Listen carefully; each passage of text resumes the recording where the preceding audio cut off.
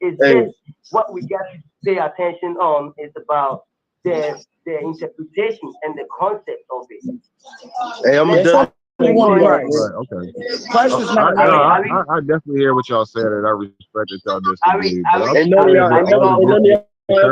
y'all ever seen God.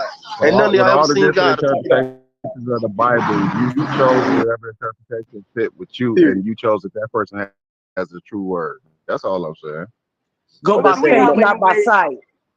All right, though, y'all. Go by faith, not by sight. Do we have any way of reading from Christ in perspective than English, than the Latin language in Bible, than the Chi translated language in my local? It's all the same. It speaks the same understanding, the same breakdown. When it says go, it means go in my native tongue. It doesn't change. I think. I mean, they see to it through translation before they approve all these things. So it's what it is. That's putting down, and nothing can change. Just like the same word being telling us that do not remove some nor add some of the words in it. So I get that. I think the Bible is the Bible. It's book. It's Bible. Let's not take it offensive if someone say it's book, because Bible is book. Yeah. See, I get that, but then we don't have to like keep arguing ourselves on it. It means nothing. It don't add no value or no interest in or profit from our conversation at the end. It's all a matter what about of the books that had? What about those Bibles that have books removed? And there's some people that really that fuck with those books that's been removed. You know what I'm saying? And they feel like they got the true spirit Christ or whatever. So it's like it really just falls back to interpretation and what you choose to follow. These are all. Forgive me. I'm just asking permission to just express myself. These are all why I put it as a programming. You know, that is why they did not bring only Christianity. They brought Islam as well. But the same from the same roots. If you are ready to get down it, they are all descendants of Abraham. You see, when we get to their roots, the same way they will always have a way to trick us. Me per se, I may have a chance to express the reason why I can tell you we don't have to take everything from the Bible, because the Bible was a copied character from our ancestors. Yes, from the original. All the good in the Bible are the doings of you and I, our ancestors. You see, the Bible is incomplete.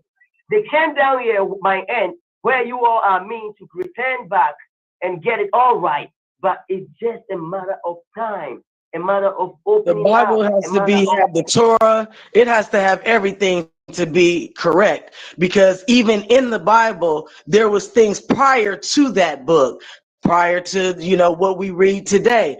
For one, you have to have an understanding of all the books, for one, and then also the history. And then after you go after the history, you go for the scrolls, the things that are written in history, right? In regards to knowing what to follow, right? Or what's true and what's not true. The education on that never ends. So we all may think that we got the sole answer, but no human being is capable of having the real true understanding of the Most High. We don't have that now. We don't have that brain capacity.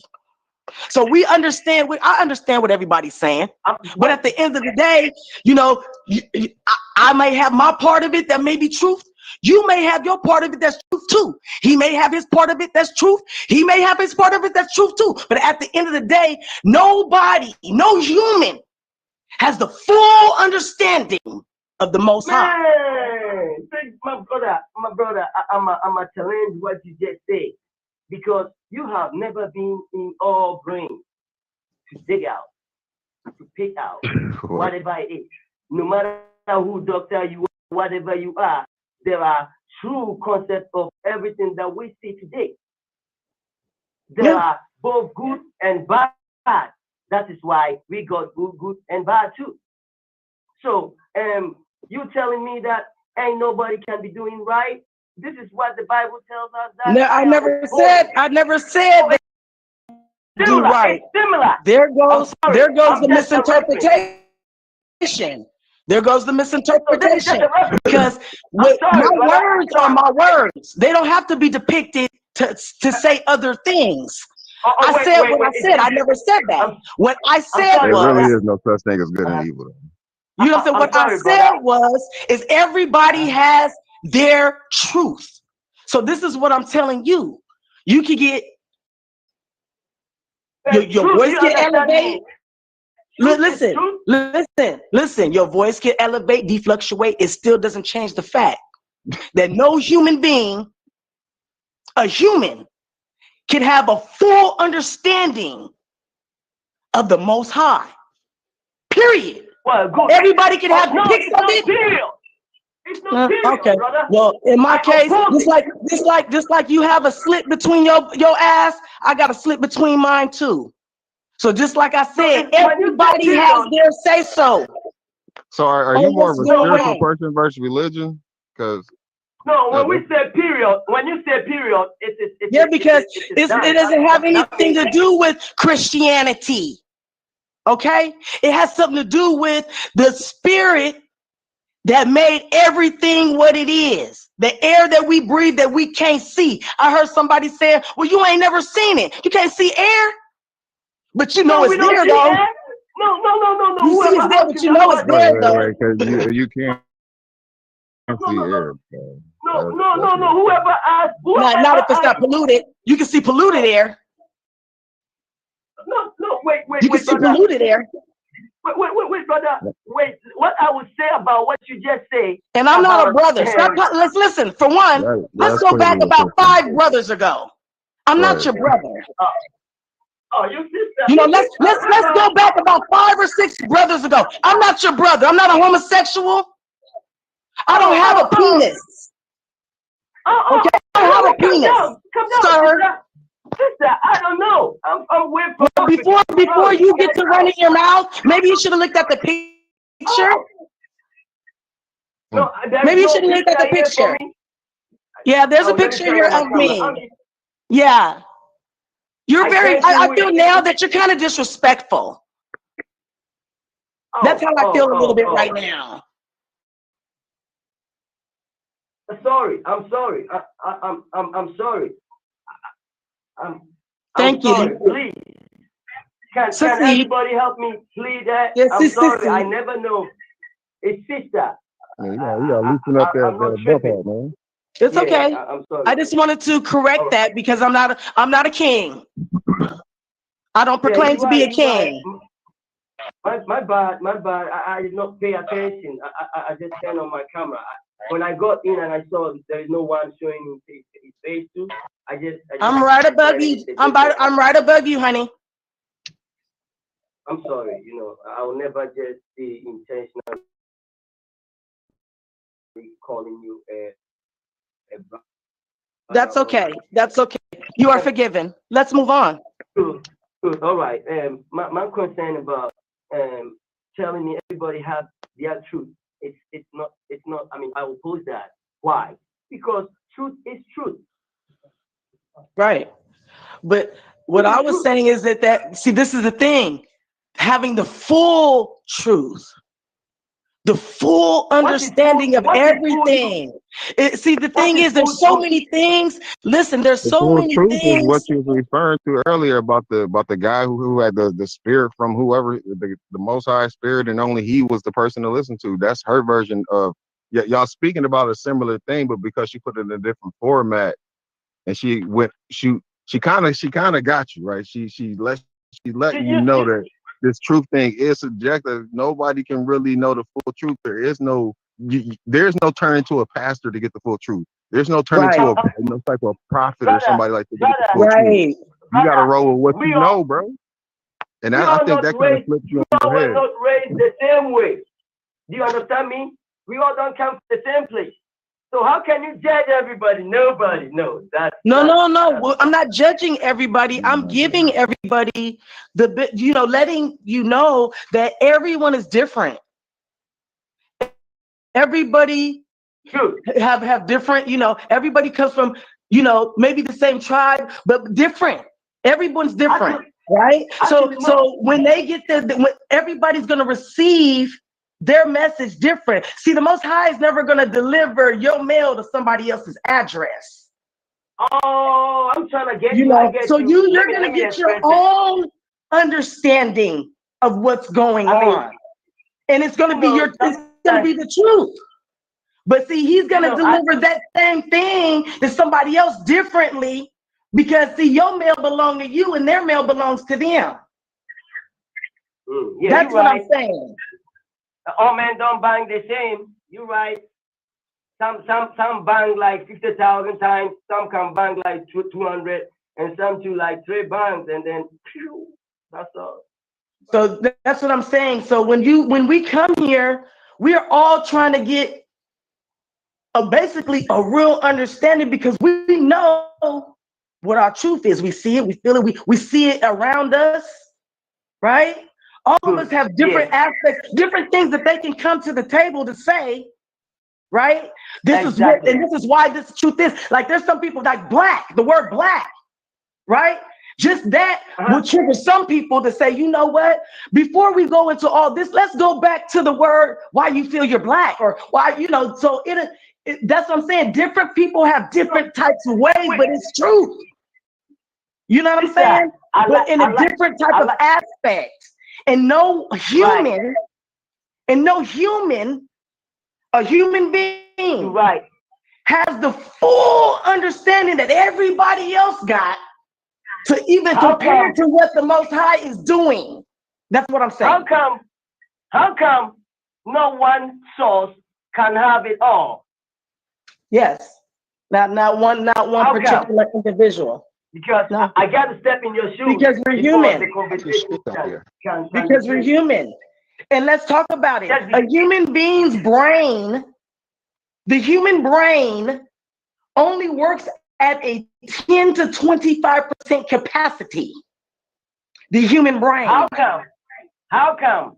What's the cause of the dysfunction, the proper function, the dysfunction of the human brain in our doings? Like, if I'm right, I didn't say anything about it being doomed. I'm giving you scientific information that you can Google or look yourself. That is why we are just kind of being like that. My source is nature, and your source is science. And I'm not judging. No, I agree with nature as well. I agree with nature as well. See, you have to get to know. Listen, you have to get to. You don't really know me. So you can't say what my true dialect is or what I believe, because you just met me just 5 seconds ago. I have so many different things that goes across and that comes to me that nobody, just like I said, you would never understand what's going on with me, because it's my mail. The same way I was trying to tell my mail. I read my own mail. You have to read your own, sir. I got you. The same way I was trying to tell you that you ain't met one that said he knows it all. So you gonna be like, there ain't nobody. And that I'm trying to just pause you and say, calm down, sister. If we all know we have a source, a root, then there might be a way automatically for our true force, our true knowledge, our true power, our true identity, our true dignity. There's no way of doing that with not unlocking certain passages, sir. There's no way to do that without unlocking certain passages. So I understand what you say. We're different. So I understand. I get it. But it's something different. Yeah. Because it's the same. But I'm saying that. I understand what you're saying. I understand where you're coming from. But you have to understand, just like everything else, it's levels to this shit, really. Exactly. Like everything else. There is one truth, but many lies. But it is. But see, there's levels to what this, like with any education. It's levels to that. It's not even a matter of it's the truth, but it's at different levels of truth. For instance, just because you go to elementary school and you learn mathematics, is that a lie? No, it's because you're not ready for algebra. It's levels to this. So I'm not going to argue with you or debate anymore. We're not arguing. I have a clear understanding of what it really is. And just like I said, it's my mail.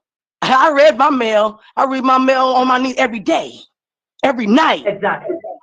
You know what I'm saying? So I read my mail.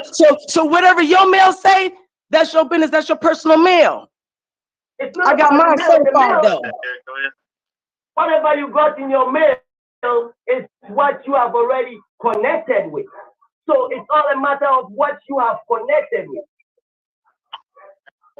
Ain't nobody gonna mail you without being.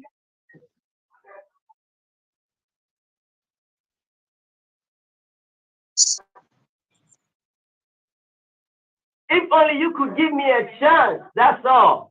You see? Exactly.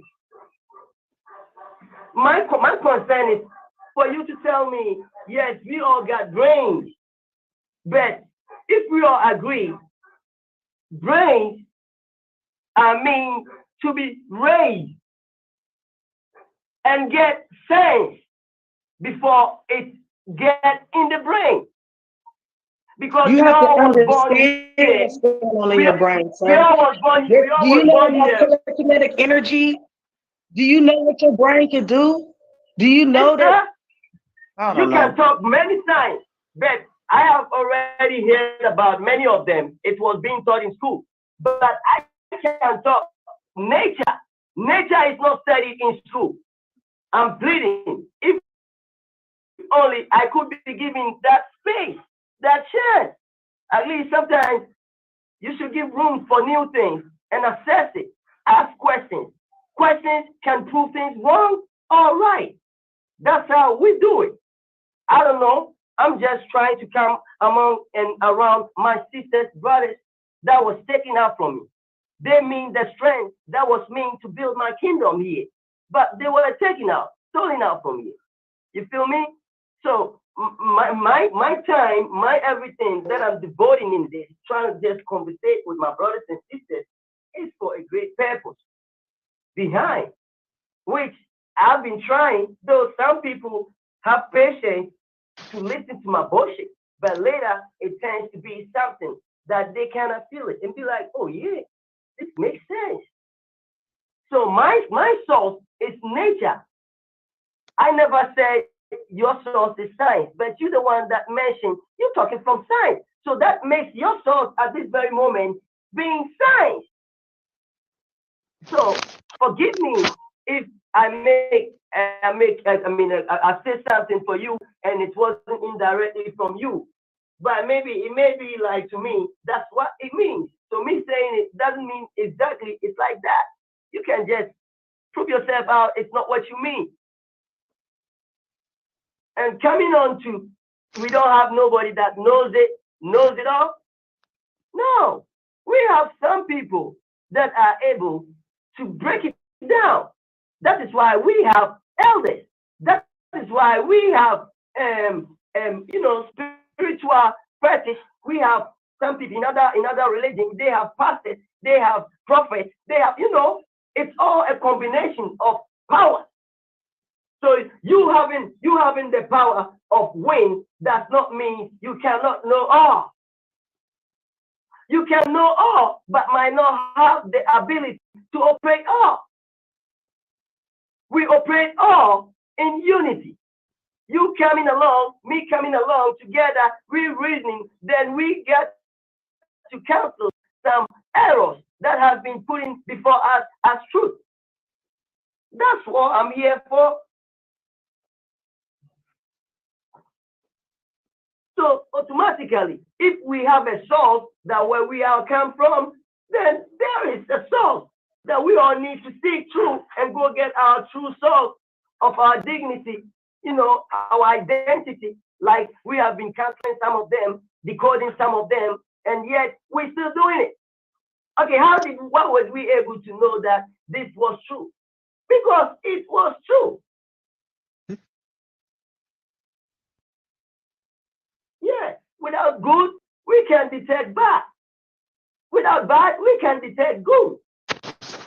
So anything that we hear, automatically, we got to witness it before we can make it a proof, existence or something. That's why I was about to dig in your shoes and let you help me find this Most High you trying to present everything belongs to. Me, I see the Most High as me. I talk to myself. I provide to myself. If I don't work, there's no way I can provide for my family and I. So this God or this Most High, I've been waiting on someone that's going to be so patient with me, humble with me, and just get me down and help me know him just as he or she been telling about. Because I've been in Christianity, I've been in Islam, I've tested all the spirits, just as when I was a Christian and when I used to study the Bible taught me so. You cannot condemn weed when you have never tasted weed before. Because there are some people out there good, they ain't bad, they're doing the good with the weed. I don't want to talk much. I just wish I could get more questions for my sayings. And that's what I'm here for. Peace, family. Peace.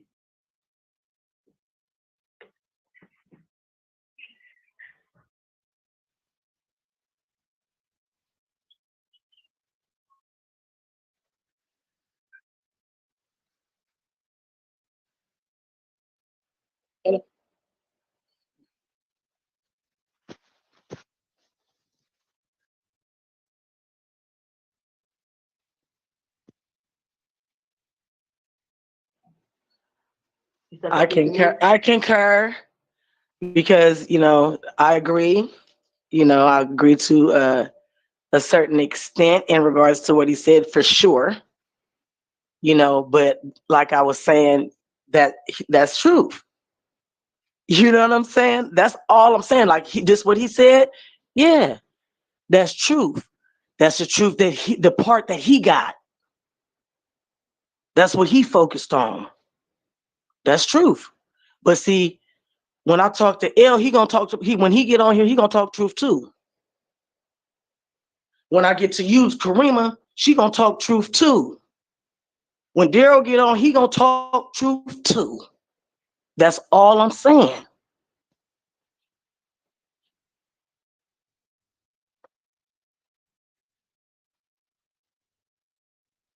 Grand Rising.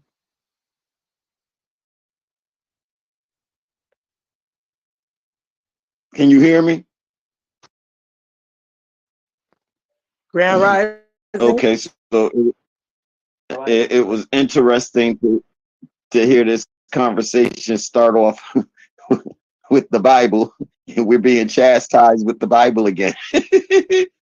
So if no one's ever studied theology, this is paganistic and polytheistic studies of religion, of God, what we call God, or what I say, they try to study the creator. They try to know that which we do not know. But in theology, they have questions like, did God make man, or did man make God? All the priests that we know of have heard that question, especially if they say, yeah, I studied theology. If what we're all saying is true in your books, that question cannot exist. If the books are what they say they are, and that's the truth. then how does that question get to be in your college classrooms? Right, from our ancestors to answer that. Could ever know the source, the creator, that which have developed anything.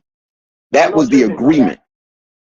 Brother, I'm not tripping right there. I'm sorry, my bad. I'm not tripping. Yeah. The question that you asked, actually, you asking our ancestors. But wait, I don't ask that question. I do not ask that question. No, I am showing us. No, I did not ask a question. I am showing us studies that people centuries, eons before us have had the same discussion that we're having now. I'm trying, and I'm seeking. I don't know, bro. I listen. No, I didn't ask a question. But I didn't ask a question, family. Okay, all right, go ahead. I did not ask a question. You are not following because I did not ask a question. I'm trying to show something. In what I'm showing, thousands of years ago, our people put that question on the table. Our ancestors put that question on the table. And then they gave an answer. And then they gave an answer. And that answer is none of us can know the source. None of us can know the creator. Not a one of us. And you know why? You know why? Do you know why they said that? I mean, way back. They said it because the source is too great for us to know. The source is the all, and none of us can know the all. So since none of us can know the all, that is the answer to the question. However, with that question, million gods. The gods were not the creator. The gods were the example of the energies that we must utilize inside of this world in order to live. They were based on nature, which is the first science, the science of self, the science of knowing self. By time we know anything, they call it an alchemic science. All children are born alchemists. See, we give them a professional title from the beginning because they're studying from the beginning. Automatically, they're trying to learn how to survive from day one. If we study all these gods, what we end up seeing is, because you know, in the Oba gods in Alkebulan, in Nubia, then in Greece had their gods. This group had theirs. Then they all went through time periods. Well, if you go to the Hellenistic period, in time of gods and read the stories of those gods, you're going to see your Bible made right in front of you. Now, this is one period, and there's a million other periods before it, around it. How is it? And I'm not really this is a rhetorical question. How is it that a one period and one group of people, the Bible is derived? The stories in the Bible, in the Hellenistic period, the garden is made in the lower earth, which we consider hell today. That's where the Garden of Eden is made, and it is made by the devil to satisfy a woman, Persephone, I believe her name was, that he wanted to, Hades wanted to satisfy Persephone, so he made her a garden. This is the first garden we ever talk about or we ever see in history that brings about life in the way that who is this talking, you? Elia. You really believe the bullshit? And I'm listen. if you Google what I say and read the stories, if you listen to the stories, then you and I don't. I ain't trying to then cut you you and off, I man. wouldn't. But I mean, sometimes, man, we gotta just step in and be like, yo, you know what you're saying is bullshit, man. Well, no, because that's why I didn't step in on anybody. In the That's why Bible, I where didn't does step it say in on the anybody Garden else. of Eden is, man? Where does it say in the Bible where the Garden of Eden is? Now, you could ask me that question, I mean, I thought and I this is just why did, it's unfair. Yeah, but wait, hey, listen. This is why your question is unfair. Okay. This is why your question In is the Bible, unfair. it says that the Eden is in the sky. I don't know what Bible y'all reading. And this is why the question is unfair. Yeah, because I'm bringing something to the table that you're not even considering, and you're cutting it off from the other people to even consider to look at by what you're saying now. And the only thing I'm simply saying is, before the Bible was written, they had this thing called the Hellenistic period. And if you read about the gods, what does tell me about the Hellenistic mean? period, and I'm gonna put it up. I'm gonna go ahead and put it up. Tell me about it. I'm gonna pull it up now. What does during Hellenistic mean, brother? Hell to begin with, because it's H-E-L. Oh man! So this is what I'm saying. It's a time period. Hellenistic just means Greek speaking Jews. That's it. Well, that's just the translation version of what Hellenistic means. Hey, look, we speaking the translation version of something. Hey, listen. This is what I'm saying. I don't want to argue with you, brothers, but this part of what I'm saying. Man, but I'm asking you a question so I can figure out what you haven't done is Google Hellenistic period and let the answer be in front of you. That's what you haven't done. And you haven't looked at the gods of that period to see what I'm saying. That if you go to study a god named Hades, you will see that this is the first time a garden was built.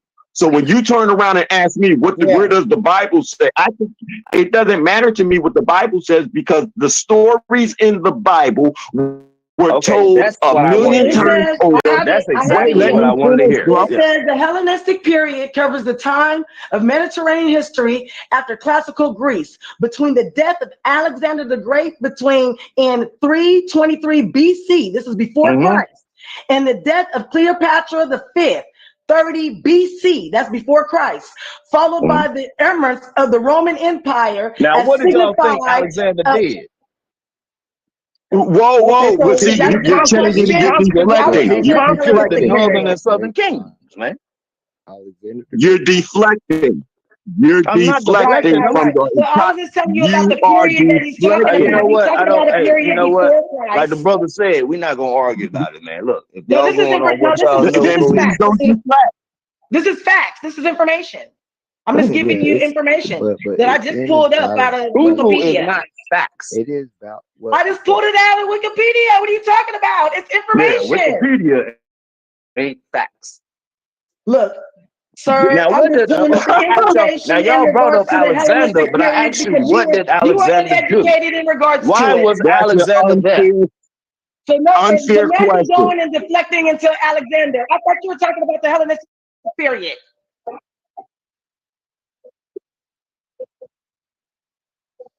Yeah, that's fine. Hey, I got you.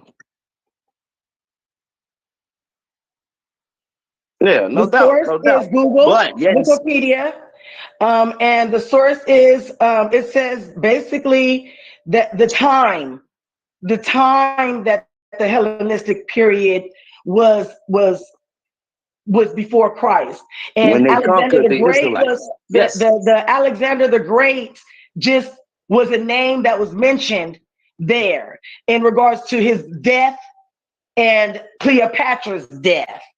That's it. It doesn't. Now, if you want to get some information in regards to Alexander, then that's something different. But I thought we were just on, focusing on what the way the brother talking, he want to talk about that Hellenistic period and what he was talking about in regards to the different gods that was during that time, which is before Christ was even thought about.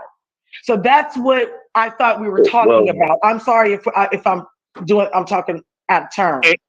Yeah, you talking out of turn. No, It's okay. no, but as Side-Star, you are like clarifying exactly what I was attempting to say. But I'm gonna say this too to the entire panel. Brothers, Side-Stars, I understand that some of us we're in fraternities, we're Masons, and we're part of that religious order. And I understand that y'all are the agents to keep this black thing going, to keep us in the Bible and stuff, to keep us in the Quran. I understand that. I respect you for it. But I'm going to ask this. I let everybody speak and get their clear on. So when I do speak, I do my best to speak to the subject without switching to something else that I could say in replace of everything else. And then I go into my Moorish thing, and I haven't even gone into my Moorish thing. The only thing I seek to do right now is to show a Why ain't you just get to the goddamn point? Just say, hey, I'm a Moor, and this is what I believe. Because, like I said, I didn't even bring up any Moorish points with you. That's why. Because I don't have to. I don't have to bring up. Listen. Hey, so what? I'm not here to bring contention, man. I'm a Moor. I'm not here to bring contention, brother. But it seems my appellation. Can I finish the words out of my mouth? Hey, all I did was show talking. Yeah, you can. Hey, but this seems all crazy. I did was show history. Niggas, hey, do people? My bad. I didn't mean to say niggas, but yeah. Do people realize that you sound crazy trying to goddamn discount the Bible and throw the Bible away? You're talking about it, and then you want to talk about some goddamn Greek bullshit, man. Can I? Okay. Hey, brother, I'll go on mute for you, brother. I'm gonna oppose you. Your last.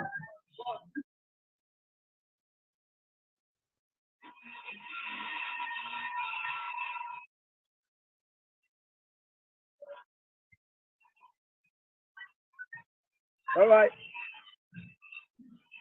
Agreed. I agree with you. My bad. So the point is that when we open up talking to each other and we start talking about the Bible, we have or the Quran or any of the Abrahamic faith books, we have to realize that there is stories that go beyond those books that led to those books. And when we study the stories of the world's gods or the pantheons that were out there, what we find in the Bible and the Quran and the Torah is these stories and these gods. So if you study the Hellenistic period in particular, you're going to find the story of Adam and Eve. So so that's that's lower self on the phone right now. See, because I don't believe in the devil. There's a higher self and a lower self. When we act in our higher self, we are attaining that God status. When we act in our lower self, we're doing the devil thing or the negative thing. So the main point is these gods, a savior such as Jesus Christ, you can find thousands of stories before you get to these books. So our way of life was decent and all of that before we ever got a Bible, a Quran, or a Torah. But if we don't study that part, then that's the part where we're missing. And that's the part I don't understand why we keep running to those books in order to talk about our salvation. Good. Anybody else want to say something before I start? All right, obviously not. Now, yeah. Now notice this brother, he's still trying to cause straight up confusion. Before we had the Bible, the Quran, what's the Quran based off of? The Bible. Yes. Yeah.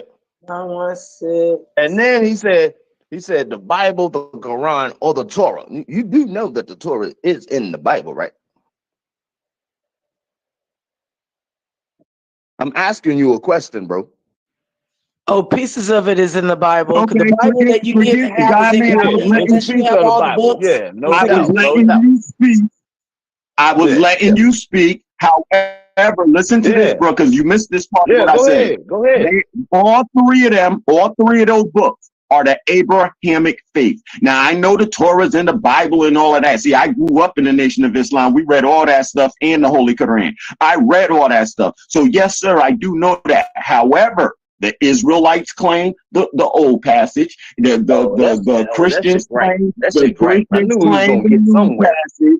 And the Muslims have the Quran, and they're all based on the same stories, stolen stories from our ancestors. Okay, now with that before said, how come nobody ever says, oh, the Quran is based on Greek gods? How come nobody ever says that? This is another question. Because, all right, so let me show you then. The Muslims make 5 prayers a day, right? Isha prayer is Isis. Asra prayer is Asur. All of these come back from Egypt. and there's the the other prayers, do they pray towards Egypt or do they pray to the east?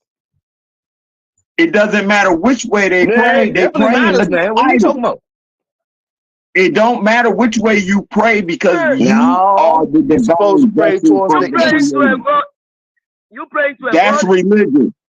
That's religious talk. And so now, see, knowing that I have the creator spirit in me, I don't have to face in any direction except inward.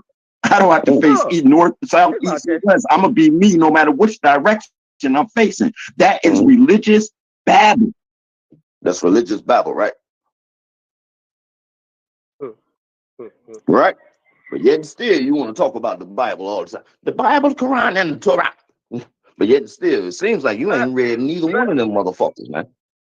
Brother, we can't leave the Bible aside. Hey, my bad for cussing, yo.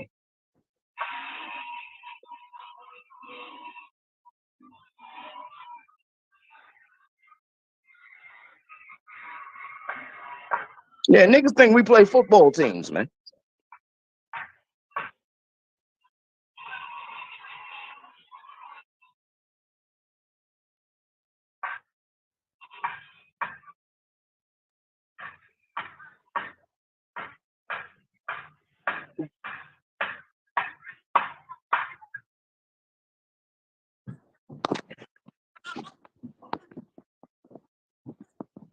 Yeah, I don't get that part. And so now I will say something, and I'm being plain about it. Now I will say something Moorish based on what that sister just said.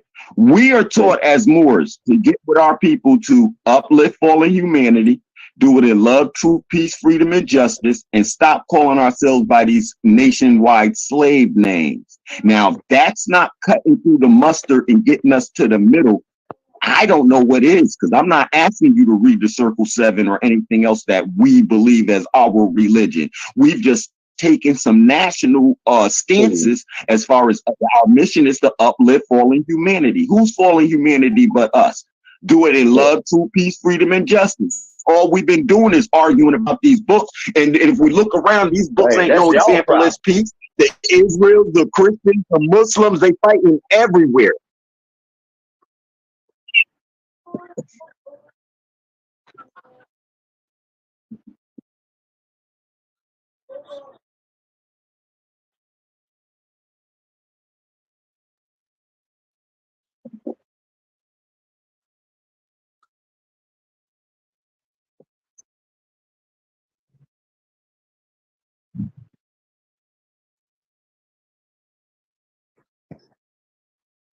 Go about your business.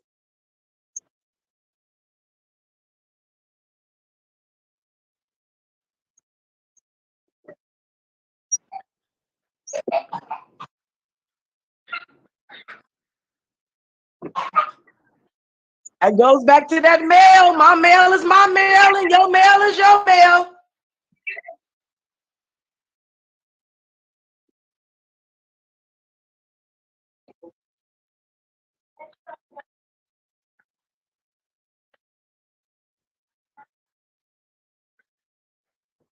Yeah.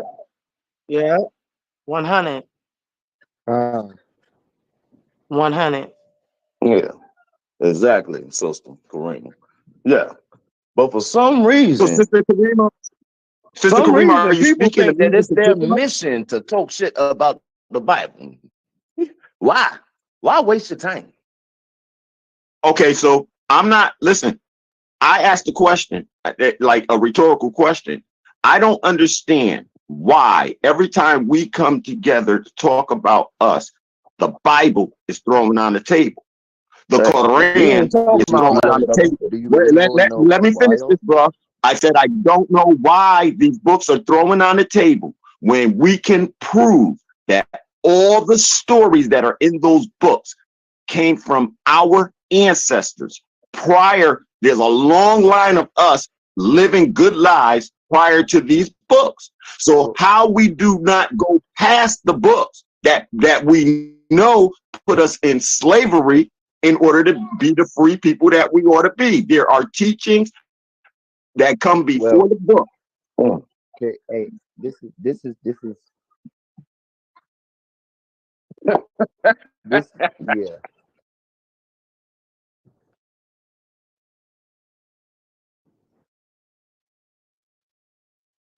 Yeah. So I wanted to kind of answer his question. All right, once again, sister, are you asking me that question or the panel, or I mean, I only answered because it sounded like a direct question. Yeah. Mm-hmm. Mm-hmm. And okay. Can I double down now? On that? Can I double down on that answer? Okay.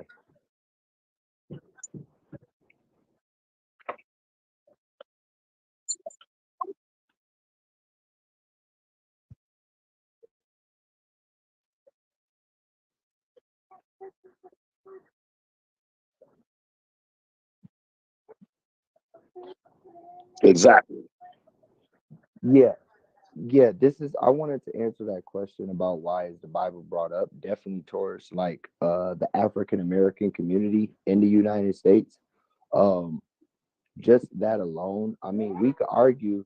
I done heard different people that's African American that was born in the United States. They say they from this part of Africa, that part of Africa, this part of Africa, that part of Africa, or this part of Africa. But just coincidentally, somehow your black butt is in the same United States, just like me, and your parents is in the same United States, just like me, and just like that, you came from the same United States, just like me. Just coincidentally, why is your ancestors my ancestors? Not even that. We all ended up here on ships. I'm not saying you was in slavery or I was in slavery. I'm just saying, how do we end up on ships? And I don't care about any different map that you put in my face. I don't care if you could say America is Egypt or not, and all this happened in America. We still ended up on some ships. We still ended up on some boats. We still ended up on some boats, and just coincidentally, why the Bible say it? Corinthians. And then on top of that, hold on, I'm almost done. Why the Bible say it? And then why the Bible say it? Why on top of that, everything we talking about in the Bible, why is it hidden? Why is it in the museum? Why does people control it? Why has it been controlled? And on top of that, why is the only race in the whole world, we don't have a culture? That's a very good question. Okay. I can answer. Go ahead. I'm gonna go ahead and let somebody else say something. I got you, Nick. I can answer. I can answer those questions, bro. Now, from the very beginning, when you started speaking, and this is my whole thing. Circle 7, man. Wait. We are not. I am not reading out of any of that. I'm answering you. We are not African Americans. We are not black people. And the majority of us, I didn't say nothing while you were speaking. I'm answering your question. Yes, sir. The majority of us can prove our family roots from right here beyond 1492.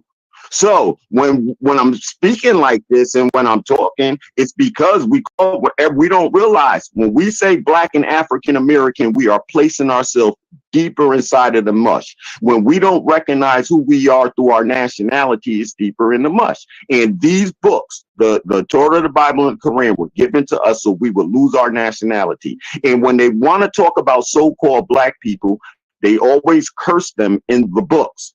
And these people were not cursed by the creator. It took a group of people underneath their own belief system to destroy us. And if we ever study Constantine and how they even came up with Jesus and stuff like that, if the creator is the creator, why do y'all have to decide who the creator is and how Jesus works within the creator? That's already told. It was already out there. And if you study the people, you'll see, well, a whole bunch of people went up against Constantine. And before we talk about any of the wars, the Crusades, people were fighting Constantine and them over their idea of this so-called Christianity that's taught today. Because the Christos is you reaching your highest self and turning yourself into gold.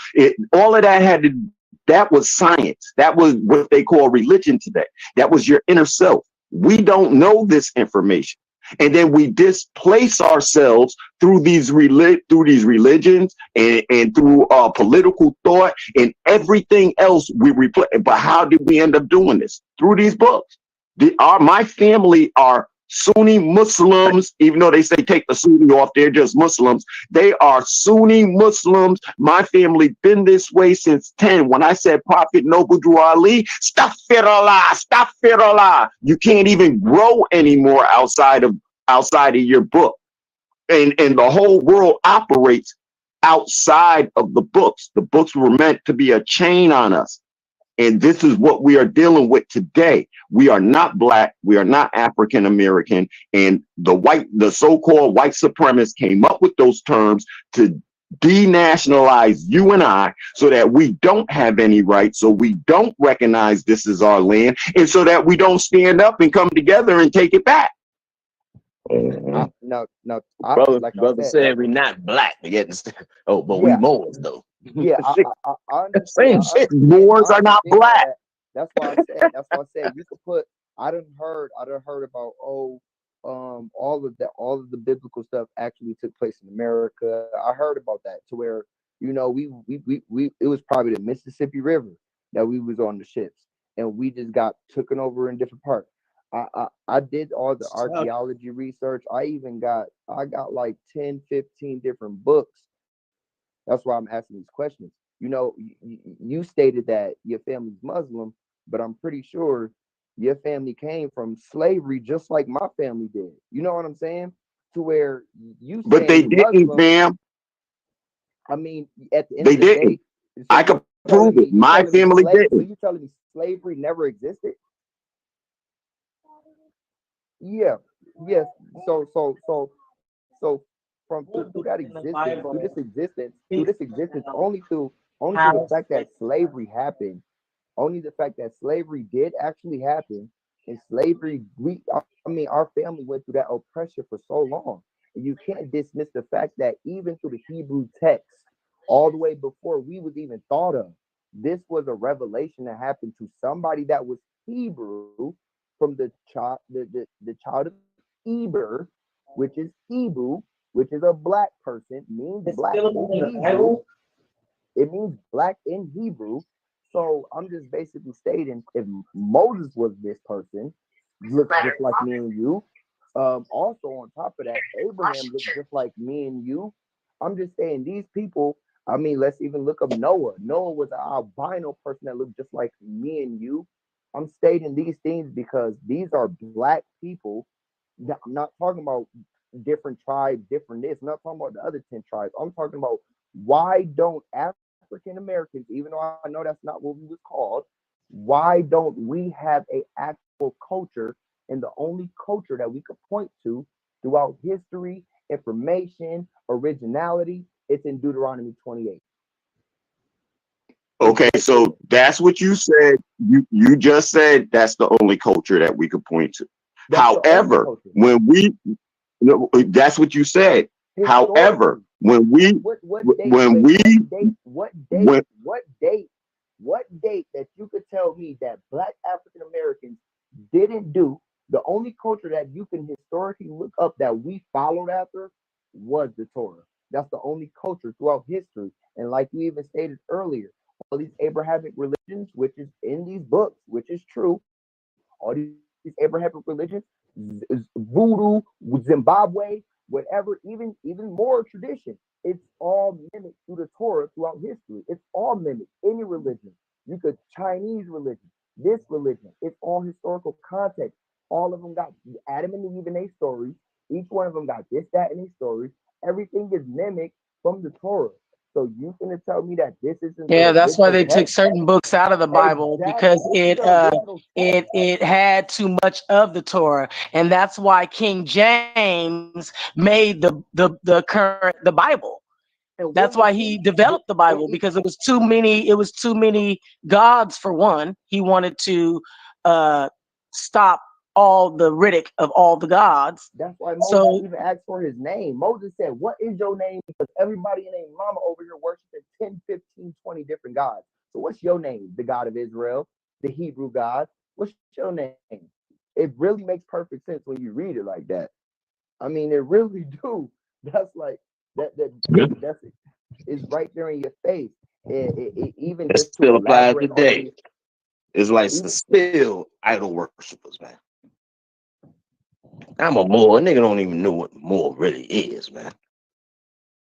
Okay, so since you're telling me I don't know who I am, that must be a signal for me to speak, because listen, when you say Moses was black, Moses was an Israelite, and he had another name before that. He had something else that he was called before he was an Israelite. That was his nationality. He didn't go by skin color. And when we talk about all those different people back in the past, they all went by nationalities, not color. And so to say that they were black is a misnomer, because black is an adjective. Black is an adjective. It does not describe people. And Hebrew is an adjective. It does not describe people. Adjectives, they're not. They're not nouns. But if they're not nouns, they're not people. They describe the noun. So, but the noun, what is the noun? The noun is an Israelite. The noun is a Moor. The noun is Aztec. And this is why we don't have culture, because we want to be in Black and African American people. So we gave up our Cherokee culture, our Aztec culture. We tried to fit in United States American culture. In the United States culture, we are nothing. That's why we don't have a culture. We've been trying to be United States citizens. And if you study Hollywood, you'll find another secret about Hollywood, where they made the Black American. They showed the Black American how to be and how to fit in. So when you ask about our culture, but now we have the African American, so-called, trying to go to his slave master and separate himself from his slave master. And I got how now, I don't now that right there, I don't understand what you mean by that. So please tell me what you mean by you have. No, I'm talking about, I'm just going off the limited knowledge I have about Moors. They want to, well, you want to separate yourself from where you are, right?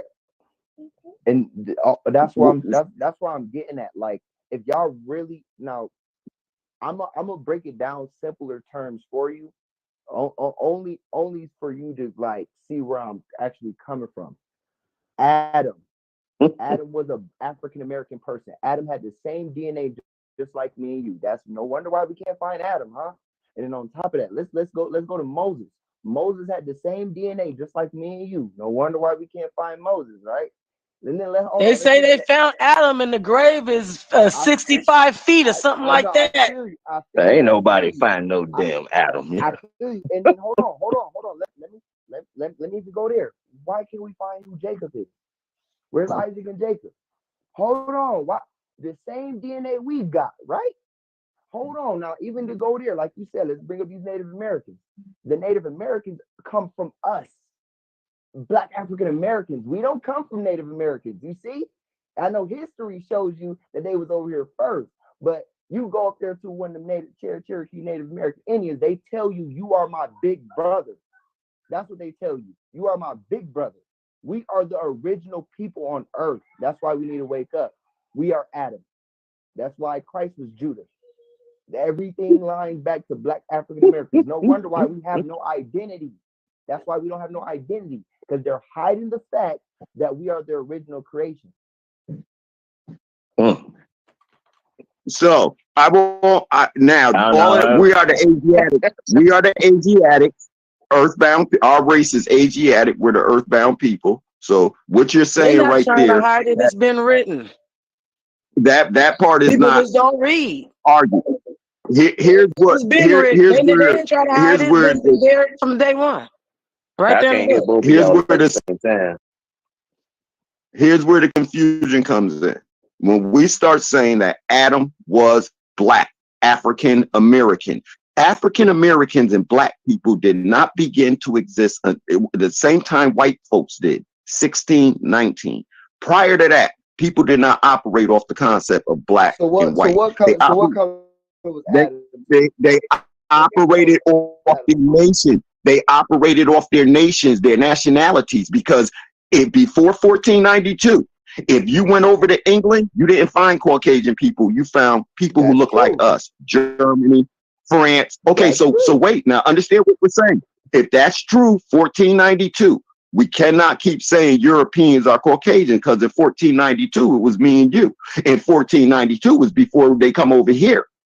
So with that being said, that with us realizing now, when we look at the history, if you ever watch, Martin did a movie about the Black Knight, and when he went there, they said he told them he was from Florence, Italy, and all that, and they was like, "Oh, you're a Moor."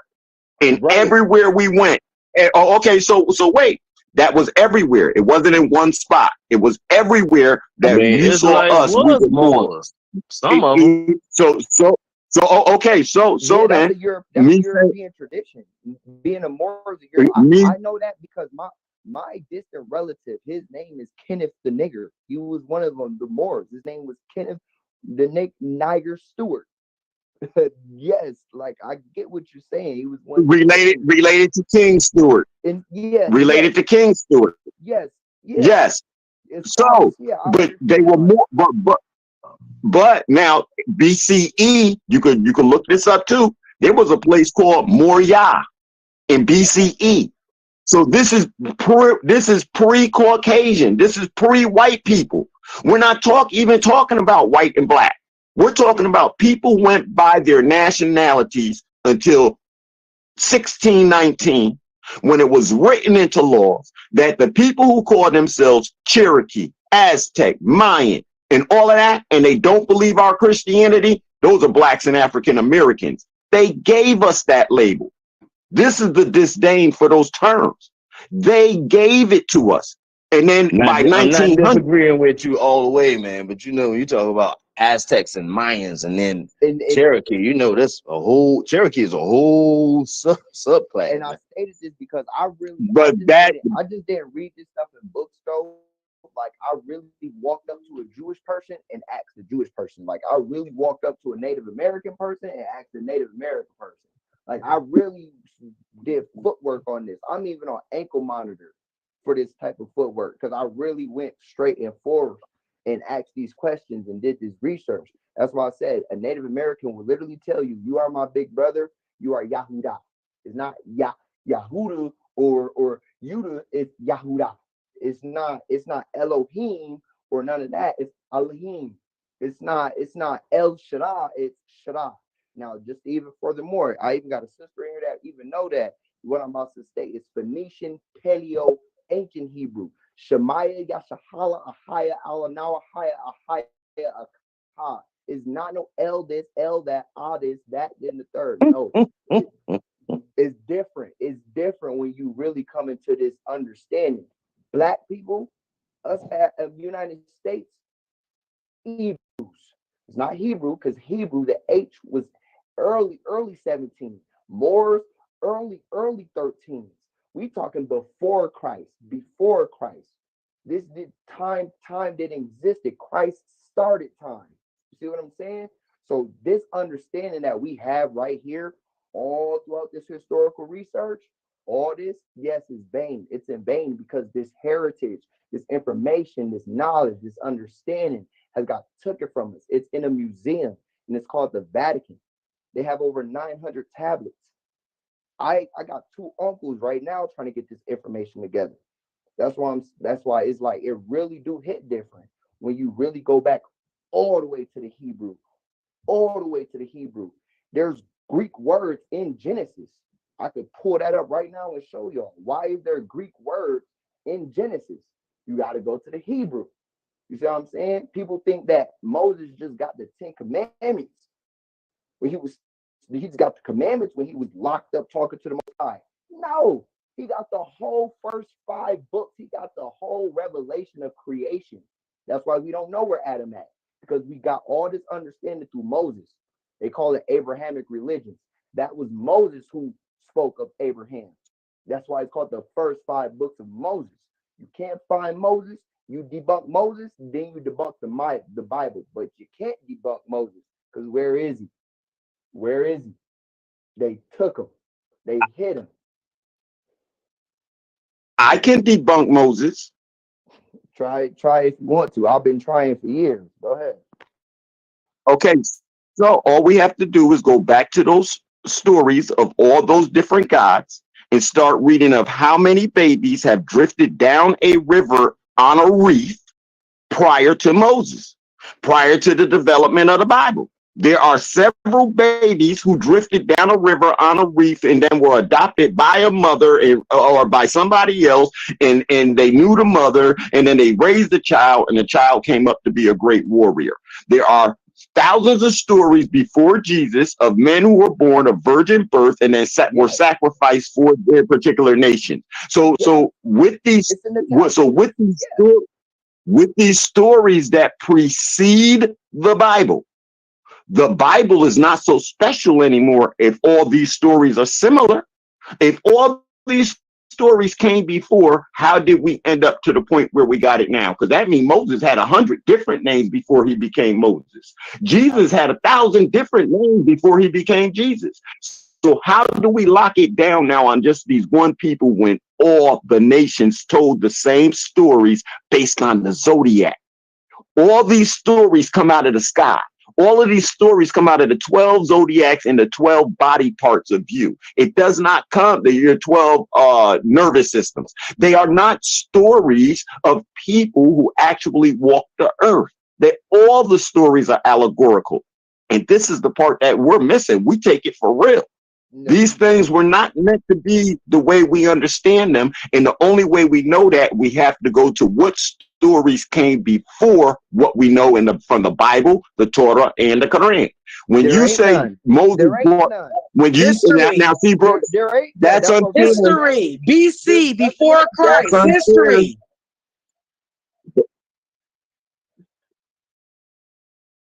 That's what I'm saying. Like, that's what I'm saying. But you can't. But that's unfair. Then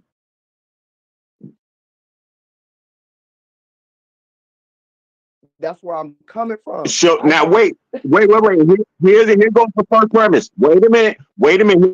Here goes the first premise.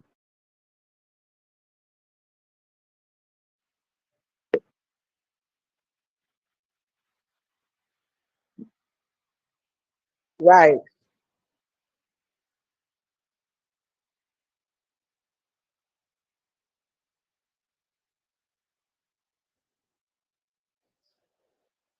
Because before you can prove a person did exist, you have to show, but didn't exist, you have to show that they did. And no one can show that he did outside of the Bible. And in order to qualify that he didn't, then wait a minute now. In order to qualify that he didn't, then we go back through the history before Moses, and we start finding out that all these stories, even the 10 laws, the 10 commandments, those are ma'ats, 42 laws broken down to 10. The whole story came from outside of the Bible. Now we have to look at all those different gods to see the story, because we're going to read all these different gods who have the same story as Moses. How did Moses end up living the same story that were told thousands of years before? somebody finally put somebody on a reef for real and put them down. It's all a story. Well, I feel like, well, let me say something. I feel like, okay, if it's a story or whatever, but this is the thing. That the basic information before leaving Earth. Yeah, it can have information from everywhere and all that. But the bottom line is, it's the basic information before leaving this Earth. You need to know this basic information before leaving this Earth. So that's where the word comes in at. So that's the basic information that we know. Now, if other people know other stuff other than that, okay, I get it. But the bottom line is, it starts from there. And just to elaborate on like what he's saying about the Abrahamic religions, it's literally in history that this stuff was Abraham practiced the Torah, all this, all that. I'm even grabbing that research too. I just literally watched a study on it not too long ago. All this information, yes, it is predated. It is predated beforehand. Abraham is the father of many nations. So he laid down in with who? And he had many children. Not many children, but his children had many children. So this stuff has been taught. This stuff has been passed down. This information has been presented to all of us. And that's exactly why you can see that Abraham right over there with Egyptians. Abraham is with a lot of other other Hamitic traits, to even elaborate on that. Who was it? Lot's wife. She's still sitting there looking petrified. On top of that, Moses. The first thing that archaeology did when they introduced theology, and I got it in the Christianity book, they went through that Red Sea and they dug under that Red Sea, found all these chariots, found a big old hole that you could still see on Google Earth. When you look at the Red Sea, it's a big old black line right there in the middle of the Red Sea. All this information is being proved that Moses existed. Why you think they took him away? Why you think you can't find no Abraham? Why you think you can't find no Moses? Why you think you can't find no Jacob and no Isaac or no Christ? Why you think they don't want to say Christ came from his father's seed and he only came from an angel? They don't want black people reading the Bible. It's all on us. It's all about us. Like, they don't want black people being like, I'm sticking to this word. Because we did everything else, right? In this world became this religion, this nationality, that nationality. But one thing black African Americans didn't try, though, was the Bible. And that's proof right there. That's not true. Martin Luther King was a perfect example of using the Bible. Malcolm X was a perfect example of using the Bible. No, and we see, but did they try the tradition? They can't unite. That's what they can't do. Did they stick to these holy days? Did they actually figure out the name of Jesus? Because I know his name ain't Jesus. I know it ain't Jesus. But did they try this? Did they try it that way? Did they try the natural Hebrew way? Or did they just pick up the Bible and tell everybody to come to church on Sunday, just like everybody else did? Hebrews are adjectives, bro, and I don't understand the Bible because they didn't. They did not use the Bible. They used Christianity. They used religion, but they did not use the Bible. You see what I'm saying? It's a different understanding. It's a different understanding. The Bible and religion is two different things. That's why I don't even jump out there and say I'm a Hebrew Israelite, because there's Hebrew Israelites that ain't really following after the Bible. Got these Star of David, these long old fringes, walk around looking like Power Rangers. That's not Bible. That's not Bible. That's not Bible. That's religion. I do consider myself a Hebrew Israelite through tradition of the bloodline, yes, but not towards religion. So you can't say Malcolm X, Martin Luther King used the Bible, did this, that, and the third. No, they didn't. They used religion. So until black African Americans could pick up this Bible, we still gonna be dealing with these same curses. You could tell me to do this, that, more, Muslim, Quran. I read them all. Trust me.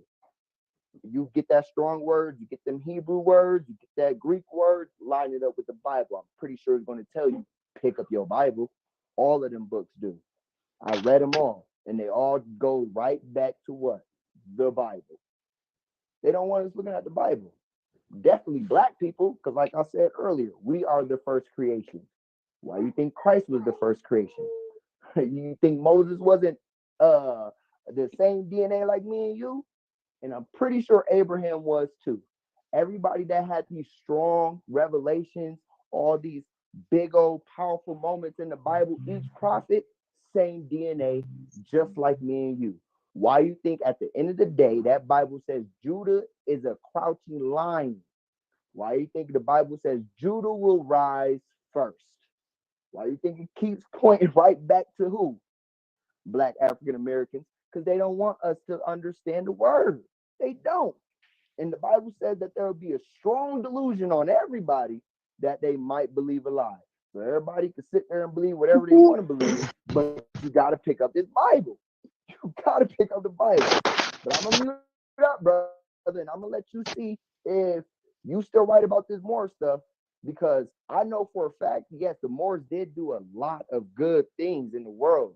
Shoot, I wish I could have considered myself being a Moor before I picked up this ID, before I picked up this birth certificate. I should have thought about being a Moor first. I should have thought about doing that to my kids first. You're right. They probably was the first ones to actually get this understanding correctly, but they didn't use the Bible. I'm using the Bible though. Well, see, bro, I'm even today, we have all three books in our libraries because they came from our ancestors' teachings. And in order for us to be able to speak to the people, we must be able to go back and show all of these different things and what you're speaking on from all these different books. However, certain terms like Hebrew, black, put us into slavery. When you say the Star of David, that Star of David is an alchemic symbol, meaning as above, so below. That star existed, that double triangle existed long before anybody calls themselves an Israelite. It had to do with alchemy. And it had to do with us telling ourselves that as above, so below. What goes on up there goes down, goes on in us here. Before that, brother, it was King Herod's symbol. It was the Star of Moloch. It was a Satanist. It was Satan, bro. It was Satan. I'm just gonna be honest with you. No, but it was an alchemist. It was an alchemy symbol. The reason why, because see, it wasn't related to the God, to the one God that everybody speaks of today. It was an alchemy symbol. That's early 1200, 1300 history right there. No, this is before then, bro. Bro, this is before then, bro. This is why this is my main point of what I'm saying. The stuff that we are studying in the Bible and stuff, all of that came from alchemy. Alchemy was the first science, the first religion that we want to talk about. It was the study of self. And all these different symbols and stuff and rules and regulations came out of that alchemy. The only difference was we knew that everybody was their own vessel. So then, therefore, would you be the own temple? The Kabbalah predates that, though. The Kabbalah predates alchemy. The Kabbalah was oneness of the Hebrews, of the Jews, bro. You could look up the Kabbalah. The Kabbalah was predates way before alchemy, bro. Like, it really do. So now we take the Kabbalah, and the Kabbalah is a study of self, inner self, and the Kabbalah was a part of alchemy. And let's, bro, we studied that too. We're taught to study all of that sciences. Those are sciences to us. Now, science of self. The Kabbalah, can I be heard on here? It predates that, bro. The Kabbalah predates that. And why I say that is because it literally says it. When you research this stuff, it's a Hebrew tradition that the Jewish people took and made it evil. Like, it's so, but the Kabbalah historical context predates that. And I shouldn't even just back this out like that. Why do you think the Kether is the top? The Kether is your I am. The Kether is Ahaya, Ashar, Ahaya. That's what that's what Exodus 3:14 means. It's your topness, it's your oneness. And that predates way before that, bro. You could look this up, man. I'm trying to tell you. So you're saying it predates the Bible. So you're saying that what you just talked about predates the Bible. No, it's the revelation of Moses. Moses asks, "What's your name? What's your name, Most High? What's your name, Most High?" He said, "Ahia Ashar Ahia. Tell them Ahia sent you. This is my name, and this is my memorial for all generations. Ahia has sent you." That means I am that I am. That means the Most High. I'm asking you a question. I want to ask you a question, bro. Mm-hmm. Do you realize that every time I speak, I say all of this stuff came before the Bible, and then every time you speak into the Bible. That's So because, you and so I'm asking the question: Are you? I'm asking the question. Yeah. I'm asking the question: Are you equating the Bible to the beginning, the absolute beginning of time? What I'm trying to equivalate to is that the Bible is the first thing that talks about creation. It's the only thing that brought up creation up forward. That's why I'm trying to sit there and let you know. That's why I even sat there and said we can have this conversation one-on-one when I get that Abraham information too, because it's on his way. It's definitely on his way to even prove more predate that the Bible it speaks of creation first. That's why everything that you sit there and say, I can literally tell you all the information that I have, because you brought up oneness. When you brought up oneness and you try to say oneness with I forgot what you said the name was. I know what you're talking about though. The Kabbalah predates that, bro. The Kabbalah comes before that, bro. Like it's anything that you could bring up through that seven name the 7-star book, the Moorish religion book. You could sit there and try to say that. No, it's not, bro, because the Bible predates everything. That's why you started off with Abraham when I came on the live, when I was sitting back listening to you. No, I didn't. That wasn't me. That wasn't me. Yeah, but that was somebody else. Somebody who also was more. They started off with Abraham. When you start off with Abraham, yes, they did. Yes, the only reason why you could start off with Abraham is because Abraham came before Moses, which is understandable. That's why the only text got written down was through Moses about Abraham. You see what I'm saying? And through Moses was about Adam. And then you got to look into the historic context through Moses' thought. You got to look into that historical context and match the proof that Abraham existed. That's why I said that earlier. You can't find Abraham. Trust me, I tried this research a long time ago, because I sat down at this table and at my house and I was like, oh my gosh, I don't believe in God no more. So the Most High wouldn't let me do that. He got my big butt up off his chair and said, go look for me, search for my face. And that's what I've been doing ever since then.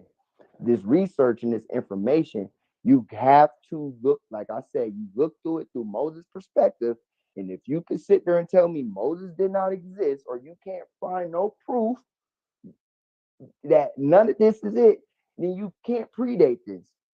You can't predate the information that I'm putting forth you, because everything that I could show you, it's in dates. It's also in tablets. It's also in scribes. And trust me, I'm not the only person. I'm not the only person who's on this hunt for God like that. It's a whole group of people. They call themselves the GOCC, and I'm pretty sure there's a sister in this chat that know who I'm talking about. They call themselves the GOCC. That's all they do is research Bible. That's all they do. That's all they do. That's why I sat there and said Exodus 3:14 is Ahia Shar Ahia. I am that I am. That information right there, that right there shows you what the Kabbalah was talking about. The predate of oneness came from, because that oneness we all have. That oneness through the Most High we all have. That's why Exodus 3:14 says that. That's why everybody takes away the Most High's name. That's why a Jewish person can't say that name. All this, and I tested. I tested all these waters. Man, that Jewish brother ran out that damn Walmart so fast. when I asked him, what is God's name? Oh, I can't say his name. You can't. I can. A higher. Soon as you can't say that. Why? Why can't I? Why can't I? That's what I'm trying to tell you. All this stuff was footwork that I'm telling you. Everything that I did was footwork. This ain't me just sitting down on my table on Google, bro. Nah, I went to libraries. So now you would apply. So now that would imply that that's what I do. So let me tell you, bro. I'm 58 years old. I don't ran. Wait.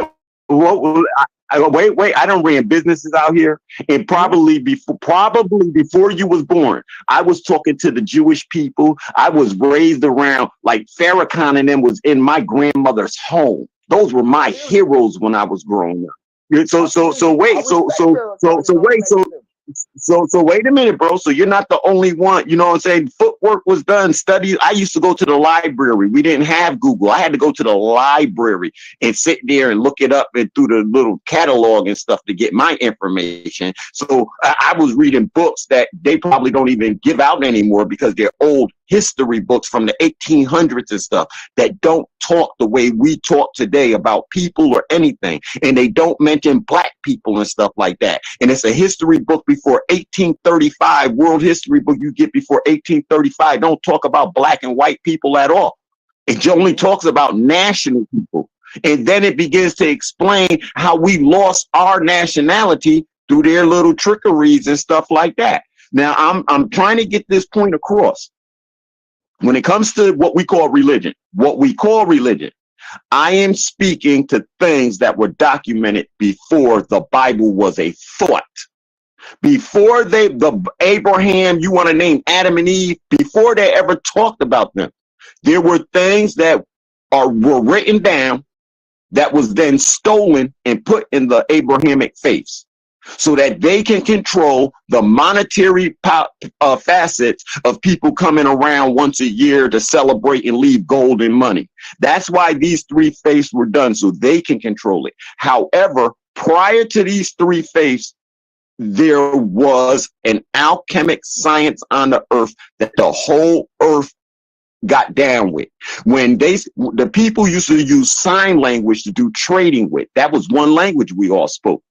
So Babylon had to be torn down so our three groups can get in here. And instead of these people trading amongst themselves, we're going to make them trade amongst us. So now the language got confused because we don't have that sign language. But see, if we only study through the Bible and then everything we go back to the Bible, we get lost in the actual history of who we are, because there was an existence prior to the Bible. And if you're not going to study the Hellenistic period and read about their gods then, and you're not going to study all the other pantheons, then you cannot understand how the Bible and the Quran got put together. You have to study all those pantheons that came before the Bible and the Quran. That's what I'm trying to tell you, brother. This is what you're talking about right here. What you said? Yes, I studied. Don't move so fast. What did it say? Hellenistic Greece? Yeah, I studied it. And wait, what year? What the Christianity, the first 3 years. All right, hold on. Let me slow down for you real quick. You see that? No, I can't see the word, bro. I can't see the word. You're too far away. Okay. Yeah, Hellenistic. I understand what you're talking about. Like, this is all I do. Like, this is all I do.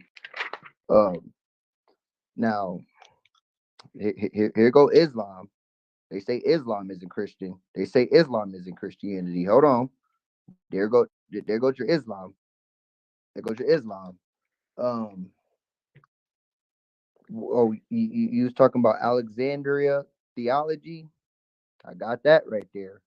Hold on. And you could bring up any religion, any ideology or theology you want to. It's all in this. It's the first 3 years of Christianity, the first 300 years. See what I'm saying? What to say? Counter Reformation in Africa, the blight of the slave. trade. Whoa. And this is before the Atlantic slave trade, by the way. It's not even talking about the Atlantic slave trade yet. See what I'm saying? Hold on.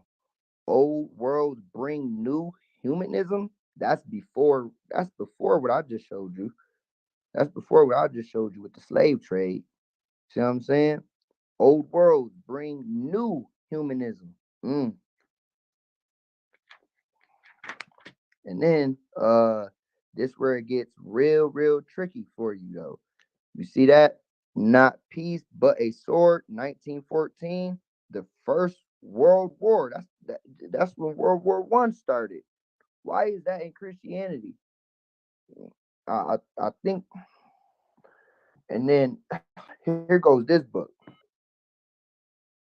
Here goes this book right here. Hold on, babe. I'm about to be upstairs.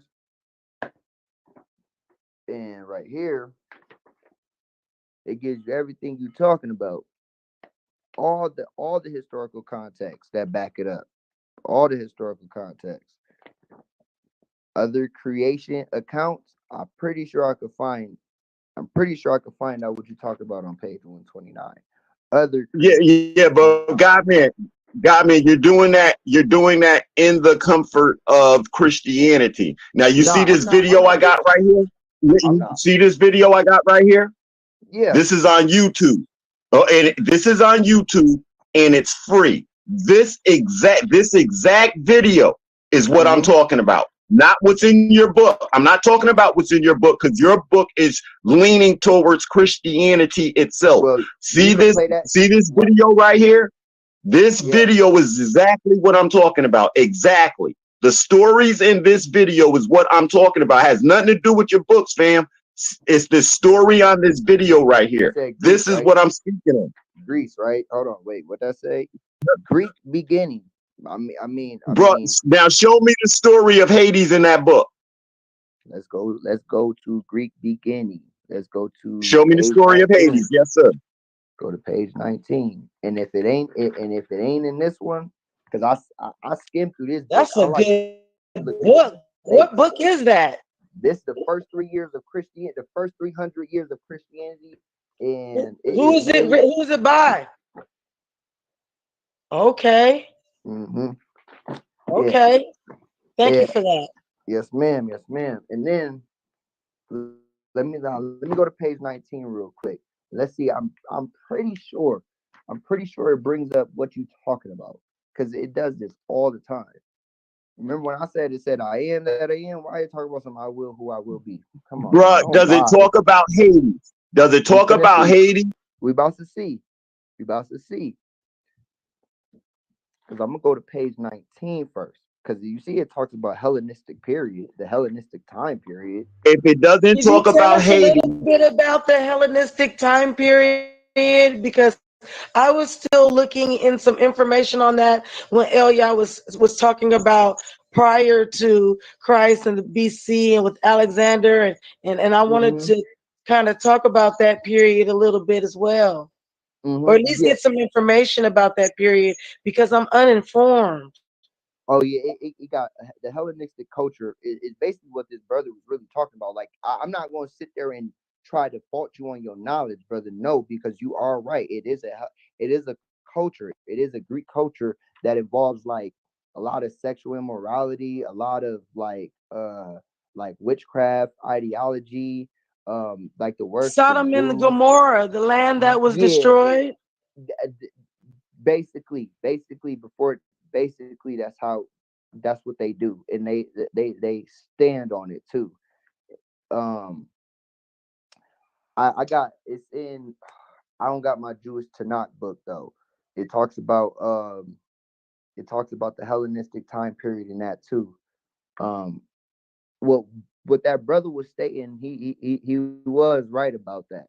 You know, it just got a little weird when he saying these things predate the Bible when I just showed you in these first 300 years, that's how the Bible was formatted, on those constructs of them taking our people and taking the tablets, and they raped and murmured a lot of us. So that's what he's basically stating. Like, yeah, the Greeks and the Rome, they are the same thing. So is the Jewish people that don't call themselves Romans, but they are Romans. It's all in here. And you said, what does this page bring up who? What's his name, brother? What's the name that you said? Hades. Hades. Hades. Oh, like what the Bible talk about, like hell, Hades. No. Bruh, see this video I have up here? Yeah. This video will tell you exactly what's coming out of my mouth right now without any other thinking or trying to explain what I'm saying. This video right here is one of the videos that will show exactly what I'm saying and what I'm talking about. Play it for us so we can see what you're talking about. Yeah, play a little. Or he looking for it, brother. Like, I don't sit there and say you lying. I don't fault you as a liar. Yeah, play it for us so we can listen to it. Yeah, all I'm saying is it don't I don't feel like it predates the mighty gods of Olympus and the mortal men and women who are unfortunate enough to get in their way. But who was Zeus, and why did he wage a war against his own father and send a great flood to wipe out humanity? How was mankind created by Prometheus, and why were the horrors of the world unleashed from Pandora's box? What awaited the souls of the dead in the realm of Hades, and how were monsters such as the Hydra, the Cyclops, and Medusa slain by famous heroes? From the 12 labors of Hercules to the Trojan War, this is the entire story of Greek mythology.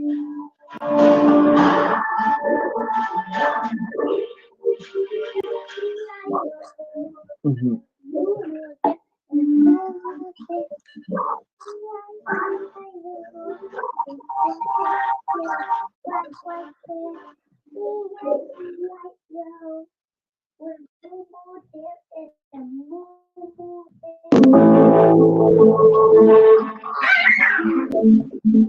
In the beginning, there was only chaos, a great void of emptiness. But from the chaos sprung Gaia Earth, as well as Eros love. They were then joined by night and day, who would put an end to the reign of Erebus, darkness, with the eternal cycle of dusk and dawn emerging.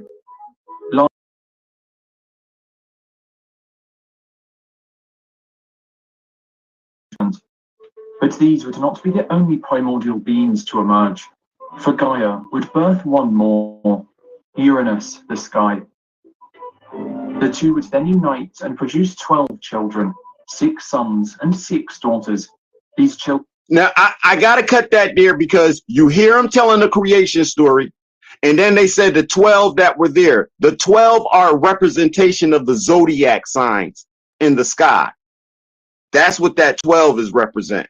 So this is a creation story, and now they're talking about the 12 stars in the sky. Children would be known as the Titans. Among them was Oceanus, a great river that encircled the world. He would be joined by his brother Hyperion, the sun, who would ride his great chariot across the sky, shining light down upon the earth. But when day became night, his daughter Selene, the moon, would emerge, shining her light into the darkness. But Uranus was a cruel father to the Titans, locking his children deep within the earth. To escape, they would look to their mother Gaia, who fashioned an indestructible sickle that she gifted to her youngest and strongest son, Cronus.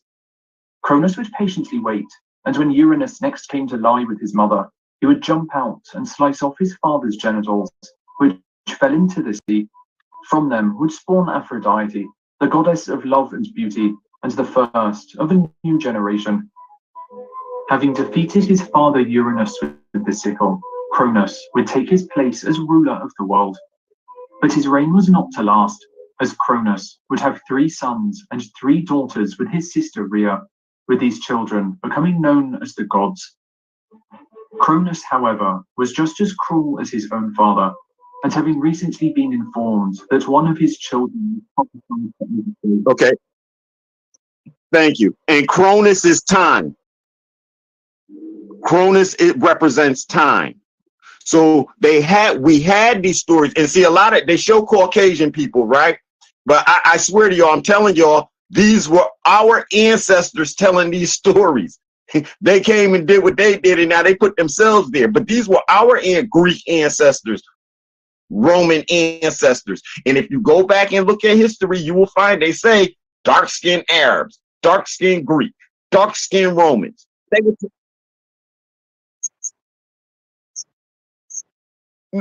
but understand that these old stories, there's no reason to lie about. This is because go check not just the Greek gods, check the Oba gods of what we call Nigeria and Ghana. Check the Oba gods. They have a pantheon too. And the Greek god, the Egyptian gods have a pantheon. The Roman gods have their own pantheon. And all of them based it on the same thing, creation, and then the 12, because of the earth and stuff, and then the 12, the zodiac signs. They all based it on the same, and that was Babylon. To the Bible and the Quran and the Torah, that's Babylon. All the people speaking the same language. They were building a tower. The people were just getting bigger. They didn't need your assistance in order to live. So then God confused the earth because you took away that oneness that everybody saw and operated from, where women were not above men, but God, women were that, because we all came from them. So we automatically bowed to our mothers, our sisters, our daughters, our female, our feminine cousins. There was no, we didn't ask questions of who did the cooking and stuff. No, men cooked back then too. Some of the greatest chefs are men. That's a historic thing, because men used to cook in the home. How do you know that? Because she got pregnant, and when she got pregnant, she couldn't carry on with her duties. So men had to step in and take over. This is just natural. But we allowed unnatural things to come into our world and tell us another story about ourselves where we are disassociated, such as in Black and African Americans. When you read it on the United States Census, Black and African Americans are the only group of people who are said not to be a part of the original peoples of the earth, because somebody came and made them up. So when we use these terms for ourselves, we are destroying ourselves. We are making it harder for ourselves. Because I'm telling y'all, I did that one time think I was Black and African American. But since I've been telling the system I'm a Moor, I've been getting a whole different treatment. I'm aboriginal to this land, not Native American. Native American is a stolen term that they use for their Indians now, because we're not Indians. Columbus was looking for India and bumped over here. Therefore, there were no Indians. In fact, when he got here, my family, that story about Pocahontas, that's my family. My mother can prove it. We weren't slaves. We were prisoners of war. Our ancestors fought their butts off. We did not lose the war until after 1865, when we decided to be a part of the United States instead of rebuilding our nations. That's where we lost. We were supposed to go back to our nations, and we didn't do it. We started trying to be United States citizens. That's why they didn't want us in there. We had this thing called separate but equal. They were supposed to go build theirs, and we were supposed to build ours. We stopped doing it to be United States citizens. We wanted that we got more into the material side of the world than our spiritual selves. And we coveted what our neighbor had, or what we thought our neighbor had, which we now know today is nothing. But if we don't study everything, and see, the reason why if I was teaching y'all about anything about being a Moor, if that was my concern, then this is what you would see in my hand. You would see this, and I will be teaching you strictly from these books. But I am not talking to you about being a Moor, because I say that if it was so right, y'all have been fixed my people. But y'all took these messages and y'all started acting like the people. Y'all want to argue and fight. So guess what? I'm bringing my people the message. I'm gonna let them decide for themselves, but they're gonna know that they're aboriginals to this land, not property of the United States, Black and African American. And I'm not talking to y'all out of these books, so I'm not talking religion. I am talking national pride, national ability, the ability to go out here and do stuff on our own without asking a senator, congressman, alderman, mayor to do anything, without taking their money. We can make mad moves, but we have to stop. We have to come from underneath Caesar's title. We have to give Caesar back what belongs to Caesar. Our birth certificate, social security cards, and all them things belong to Caesar. We got to give them back and be us. I yield the floor. And brother, you know, like I said this earlier. You know, I don't lie and I don't double back or take anything I say back. Like I said, if I had this knowledge and understanding of what I knew now than what I knew in the past, I definitely would have became a Moor. The only thing that stopped me from doing it is the fact that y'all read from the Quran. And when I personally read the Quran for myself, like I said, I lined up them precepts. And the end of that book, it's a little fishy. You see what I'm saying? Like, I don't want to be disrespectful towards your religion or anything. It just got real iffy to me. And then, you know, like the whole Kaaba stone thing, you know what I'm saying? So it's like, and I grew up in New York too. So maybe that also put a bad taste in my mouth. You know what I'm saying? So it really rubbed me the wrong way. Now, as far as the how y'all stand on y'all citizenship, definitely being all the Moors that's in the United States, man, I give it to y'all. Y'all been really doing y'all thing for years because y'all been able to live in the United States and be under a whole different agriculture to where I'm surprised the government. I mean, they've been messing with y'all for years too, man. They have been messing with y'all for years too. I can't say they haven't been messing with y'all when they have, but y'all have been standing on y'all 10 toes, still living here in America. I give that to y'all. That's why I even stated when I spoke to Native Americans, you know, they came to me and told me myself, and I live in Colorado, so I'm around a lot of different Native Americans. They told me themselves that I am their big brother, and this is coming from older Native Americans, you know. So that's what made me also cling to the Bible again, because, and I even asked them about that. I'm like, so is the Bible real? They said yes. Like, they've been, like you said, brother, they've been here before we've been here, in a small remnant of African Americans been here on the United States today. They've been here way before they came here with the Gadites. Let me put it like that. They came here with the Gadites to where, you know, like you're stating, which is true. We was in Europe first. We was in Scotland first. I got proof that we was in Scotland first. We was here in America first. I mean, we was in Africa first. We was on this. That's why I said this earlier, brother. We was on this earth first. So, you know, like I don't say you lying on any of that, because, you know, that is proof in history. I just don't believe that predates the Bible. It don't, you know, it don't. Everything you say in is facts, though. I give you that, brother. You is saying facts.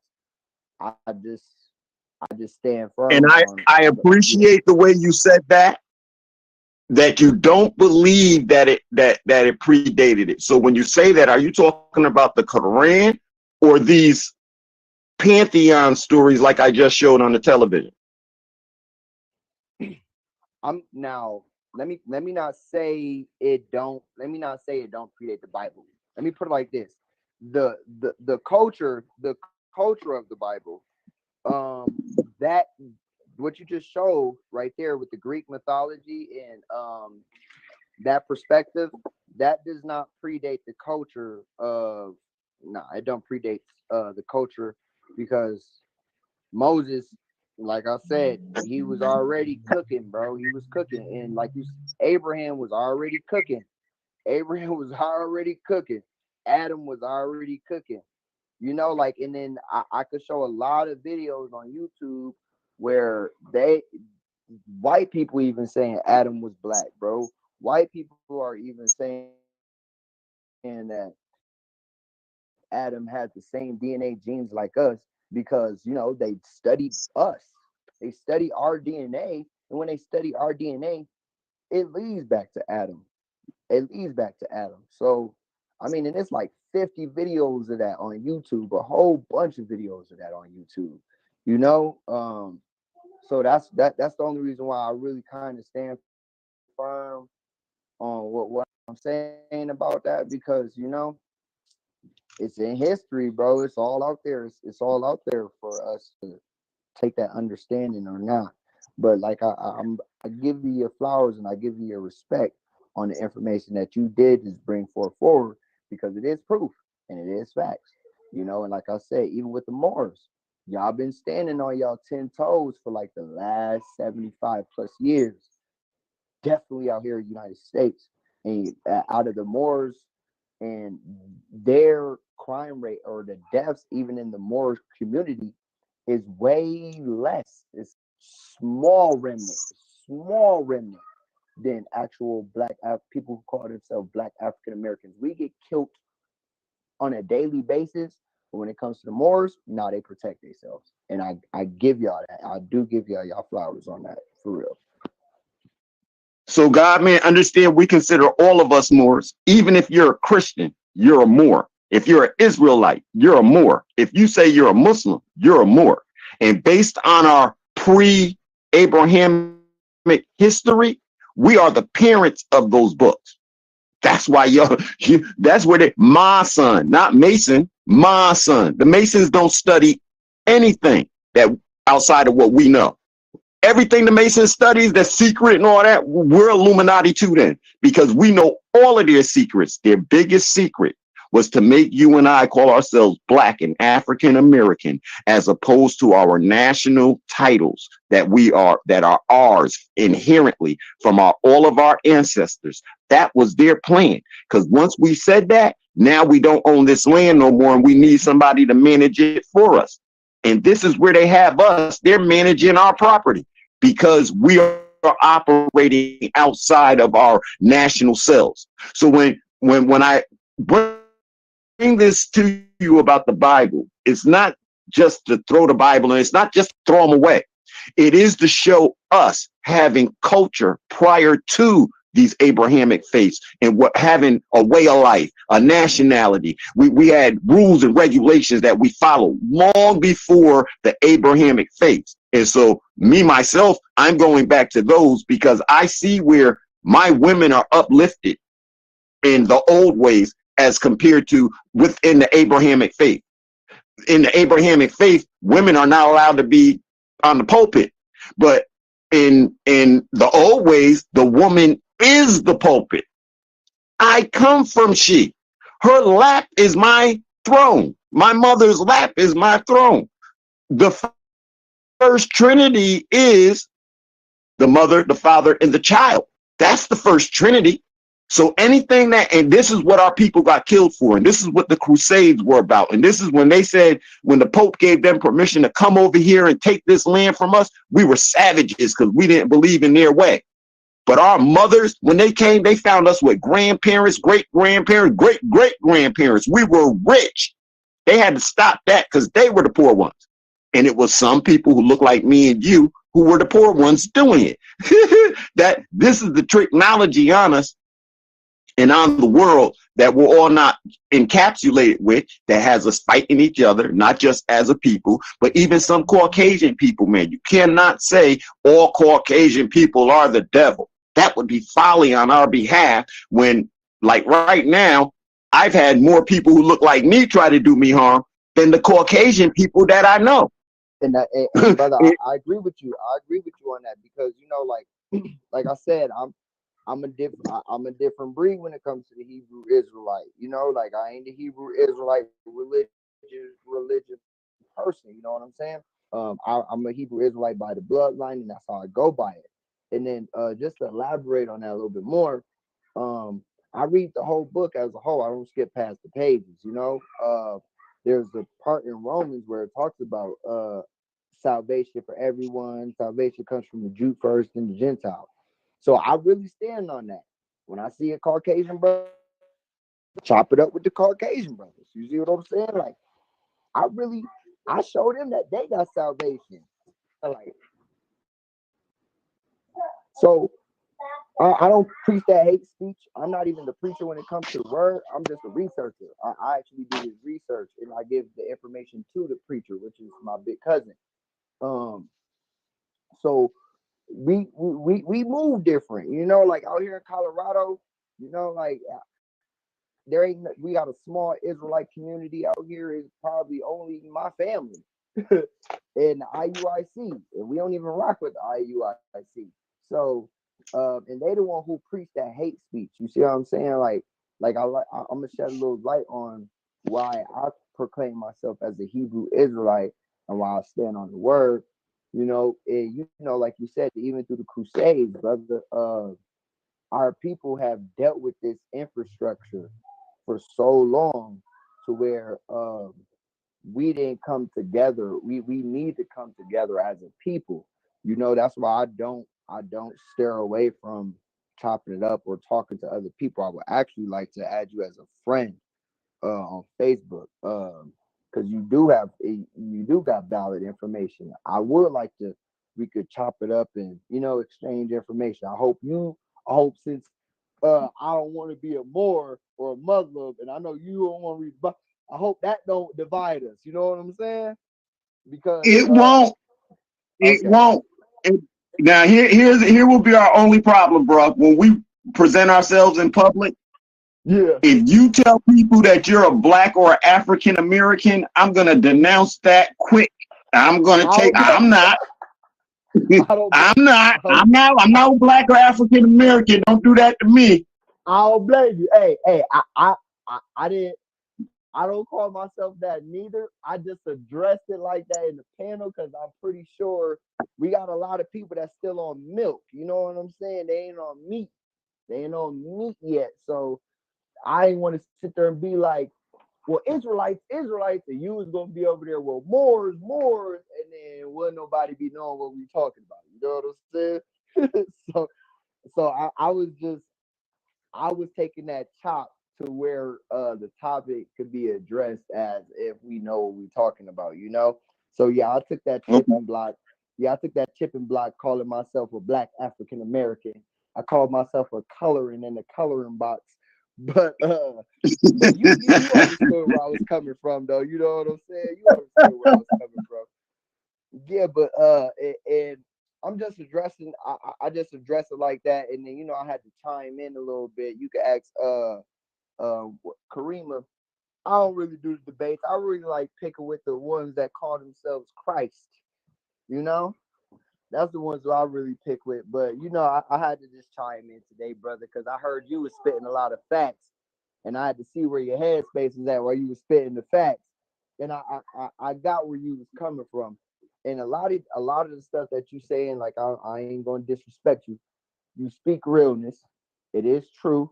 It is true throughout history. Our history might be a little, we might got time frames and we might go by a little bit of different theology a little bit because I understand you are more, I'm an Israelite. So I see where our theology is different, but I can hear on one accord that you are in the right position of understanding history, though. You definitely are. Even with that video that you just pulled up, it does talk about how a lot of other nations mimic that Abrahamic faith. You know what I'm saying? That Abrahamic religion. And that's why I brought up Abraham earlier. That's the source. Those are the sources, the remnants of our generations. It goes from, you know, I'll put it like Adam, Noah, Shem, Ham, and Japheth, Abraham, you know? So, and Abraham is the father of many nations. So it really does have that effect in history. And you kind of clarified that with me today, because I actually haven't sat down and spoke to a full-blown Moor. I haven't. I only had like 5-10 minute conversations with some of them out here in Colorado. You the first person I actually got a chance to sit back and dialect with. So I really do thank you for that today, brother. I really do, honestly. You know, you gave me a chance to go back and do some research. You know what I'm saying? And I like that, and I thank you for that. It's Islamism, bro. That's and I don't. Yes, we are friends already. We're brothers in the spirit. We're all seeking to save our people. So I don't mean to be so hard or make it sound like I'm against the religions. I'm just trying to show us that the religions, these Abrahamic faiths, have mimicked our past. Our past comes before you want to say anything in the Bible.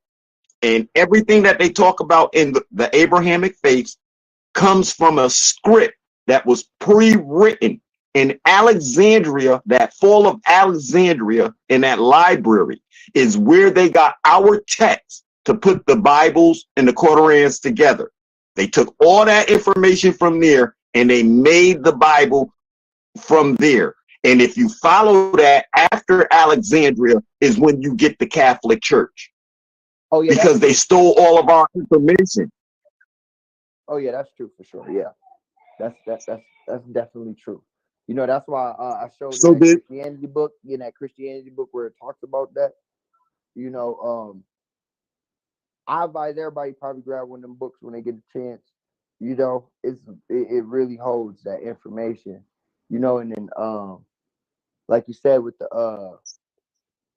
them predating us having that existence in that leadership role, we predate. That's why I was trying to get at earlier. I know some of the aspects come a little differently, you know, and I ain't trying to change your faith or nothing, or change your belief or nothing, but I came across that same information by using the Bible, you know, and I see you came across that information by using the Quran. No, sir. No, sir. I came across this information through studying. See, the Holy Quran of Mecca is not the Circle 7 of the Moors. We don't follow the Holy Quran of Mecca. And what the Moors say is their Circle 7 is when Jesus disappeared by the age of 13. The Moors have that missing story of where he disappeared to until the age of 13. And he was with all these seers and scribes and stuff, and they study that knowledge and wisdom from him, which leads them back to what they call the what they call pagan belief, polytheistic belief. Came from the Book of St. Thomas. Yes, the Aquarian Gospel. Yes. Yeah.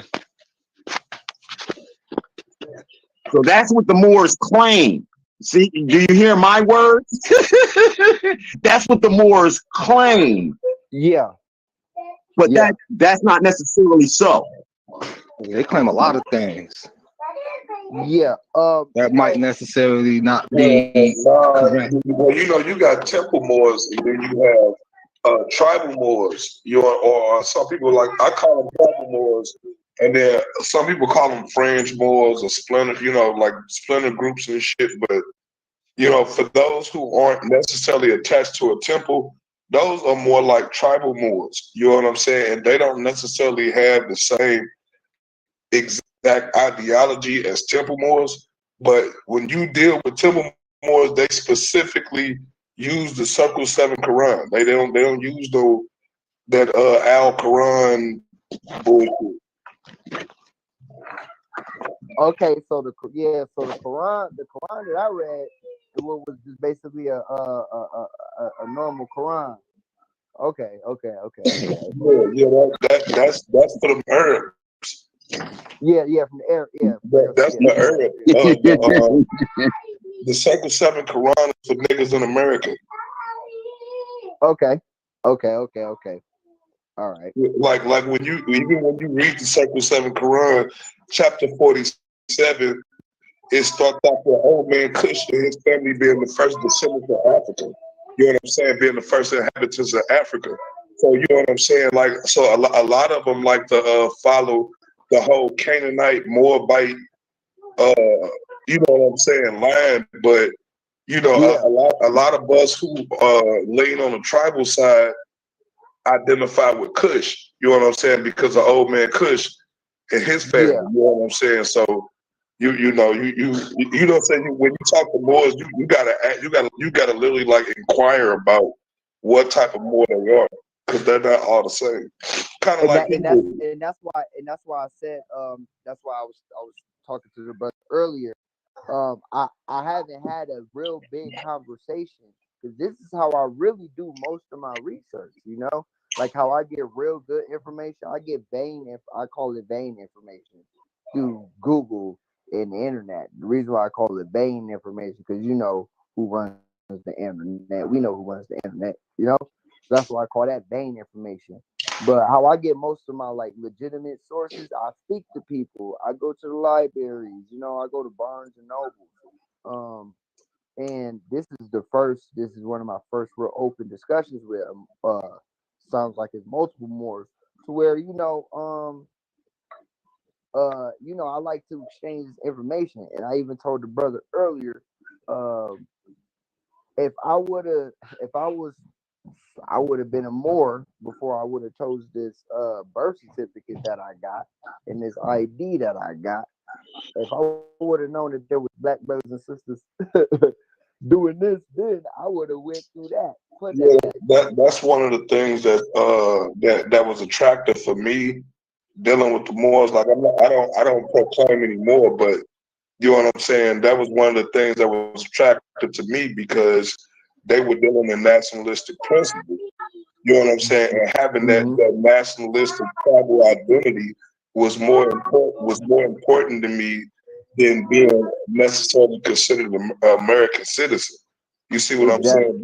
Being accepted by your own was more of an honor than it was seeking recognition from my enemy. You know what I'm saying? So that was one of the driving factors. You know what I'm saying? Because once you know what I'm saying, like I bang on Moors all the time, bro, because they be a lot of them be lying and shit,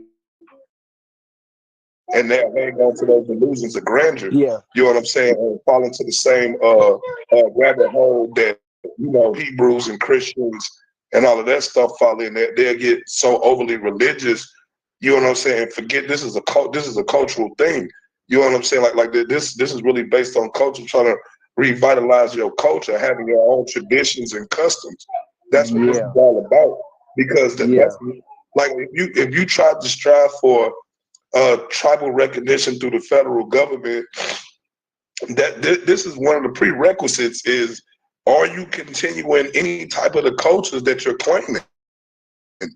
This, you know what I'm saying? It's a continuation of culture. Do you have a tribal registry? Like who are you niggas? Like you know what I'm saying? Like, you know what I'm saying? You have to have a actual tribal role. You know what I'm saying? That says, you know, these are our people.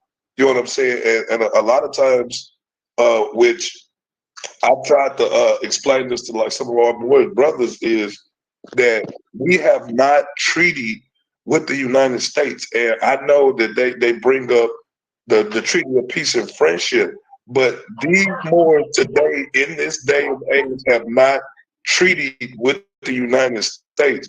And that treaty has to consist of certain verbiage, like they won't garrison enemy troops, they won't aid enemy troops, they'll help defend the borders and things of that nature, and they have to agree to quasi-sovereignty with the United States.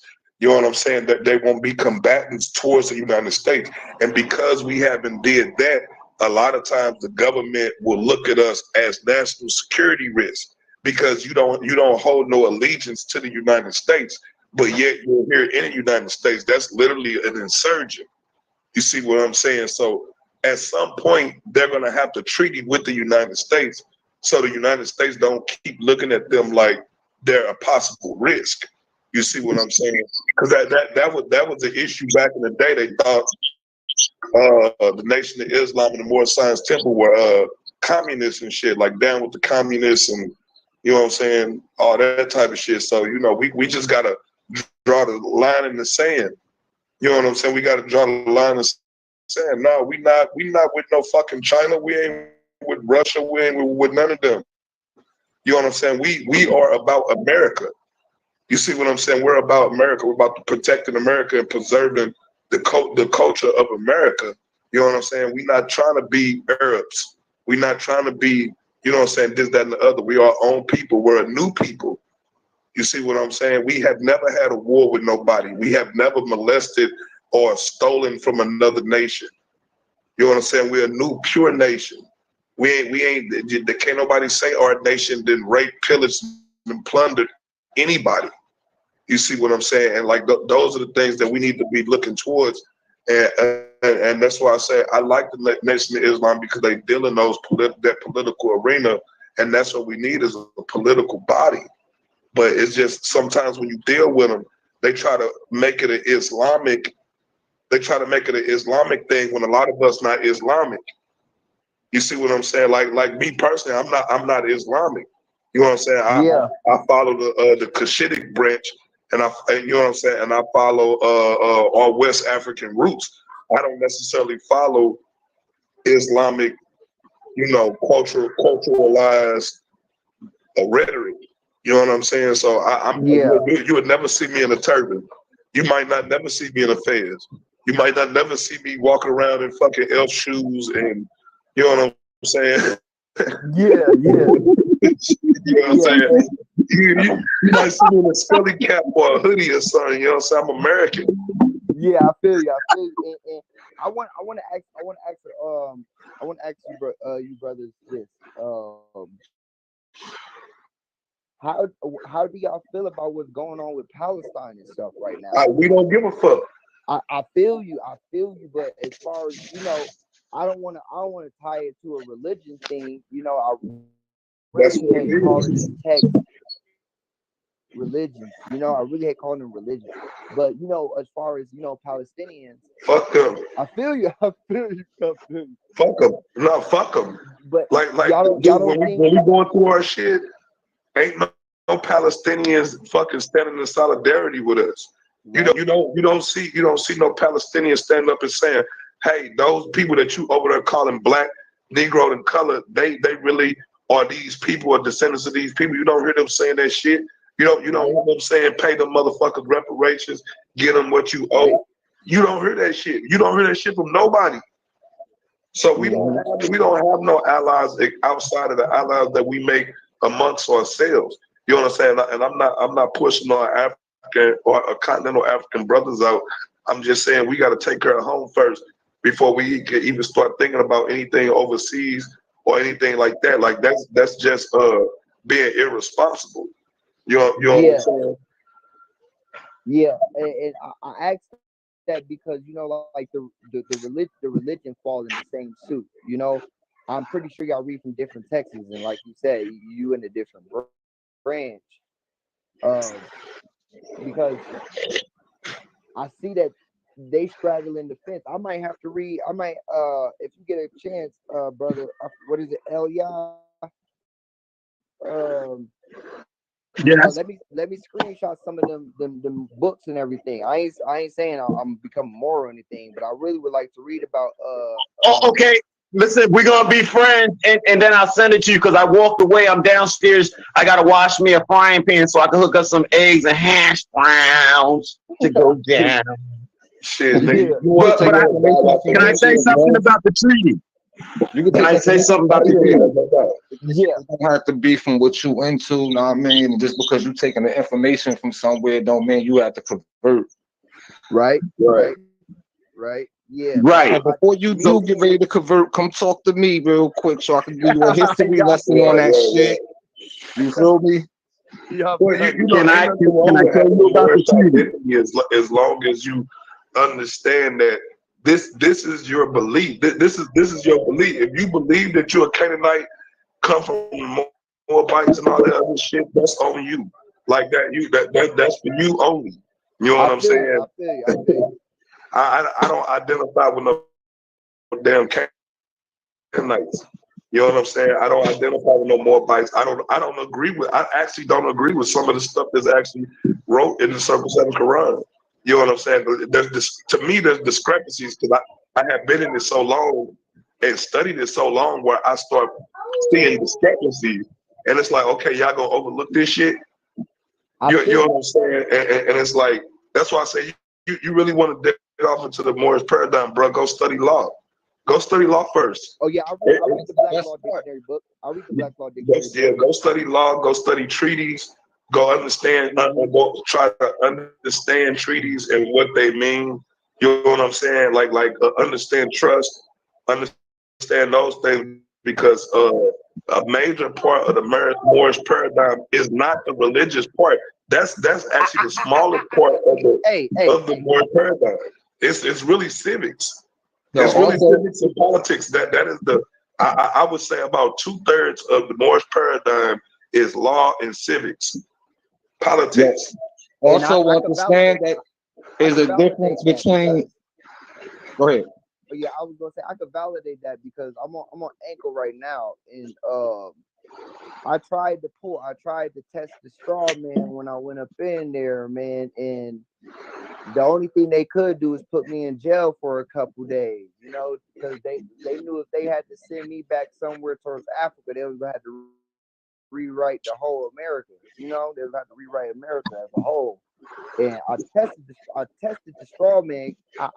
When they asked me my name, I sat down and I handed up the birth certificate, and they all looked at me. Well, they knew exactly what the hell I was doing, but everybody in the courtroom looked at me crazy when I was sitting there saying, "This is Jordan, and I am the trustee of Jordan, and nobody in here is the trustee of Jordan." Right. So you gotta prove that this birth certificate was there when I did that, whatever was said that was done. And when I did that, they held me to contempt for 3 whole days. Yeah, they body snatched you. Yeah, they body snatched me quick. That's one of the tactics they use to try to break them more is to actually body snatch you and hold you into contempt because they're not holding you on the charges that they got you on. They holding you in contempt with just some fallacious ass, emotional ass shit. Yeah, but you can fall for that because that motherfucking falls under threat and coercion. At the end of the day, they can't do that to you. Yeah, I be going in there using my shit. Like at the end of the day, I don't be playing with them. Nah, like what in our tribe, what we did was when we start declaring our shit, we declared Cahokia Mounds as our capital. You know what I'm saying? Which is like 15 minutes outside of St. Louis. You know what I'm saying? And so if they ever tried to that deporting bullshit, you're gonna have to deport us to Cahokia. You know what I'm saying? There ain't no fucking, we ain't going to no fucking Morocco. We ain't going to no motherfucking Algiers and that other bullshit. Nigga, we're Americans, motherfucker. You're gonna have to deport us back to our capital, which is fucking Cahokia. You know what I'm saying? You let them know when you come there, you came there under the presence of common law.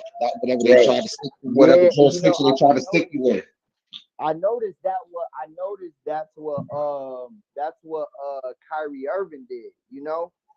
That's why I really started chopping it up with a lot of the Native Americans because you feel me? I was trying to figure out a way to get up out of this ID that I got in my wallet. You feel me? Our shit ain't even attached to the Native American paradigm. You know what I'm saying? It's just we declare Cahokia as our capital, as a tribal people here in the United States, urban tribal people here, and we declare this our capital, and we do our rituals there. We go there, we pour libations, we do all that type of shit. You know what I'm saying? Like it's certain things that you can do, and it's protected by the Constitution, the federal Constitution, and your state Constitution, like erecting shrines. Like a lot of people don't know this, but you can go to your city and find like an unincorporated area, or maybe it's a place where it's sacred to you and your people, and you can erect a shrine there. And because you erect a shrine and you pour libations and you're doing ritualistic shit, that becomes a holy site.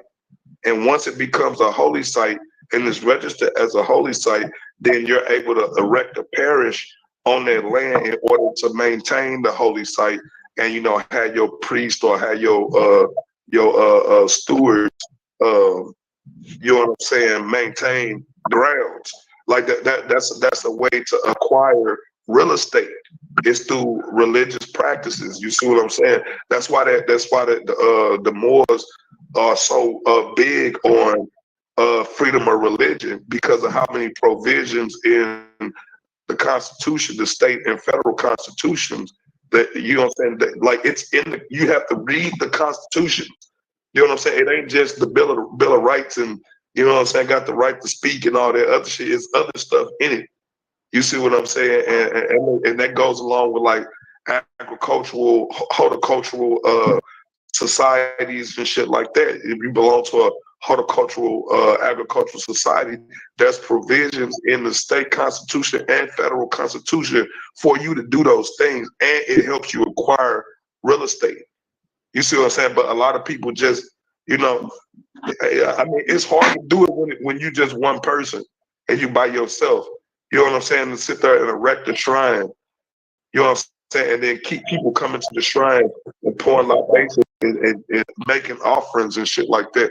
You know what I'm saying? It has to be a continuous thing that you know what I'm saying? It's a continuation of culture. You know what I'm saying? So the religious laws fall under that paradigm too. So as long as you got a dated time each week for gathering and have more than 10 people there, then there's a congregation. There's a congregation. So you got to think like even if you don't believe in the Moorish paradigm, or if you don't believe in certain religious things, none of that shit matters. You erect a shrine, you erect an altar for the gods that you fucking serve, or for the ancestors that you venerate, and you venerate there. You go there every fucking week, you go there every month. Y'all go there as groups, and you constantly do this shit, and you constantly do it. And after a while, it'll be a custom. You teach your children to do it, and they do it. You know what I'm saying?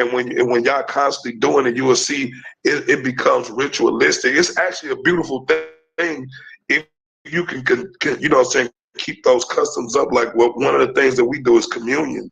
You know what I'm saying? We have tribal communion, and when we meet, we have every time we meet, we have a feast. Everybody bring portions of food. We put all that stuff on the table. We have games.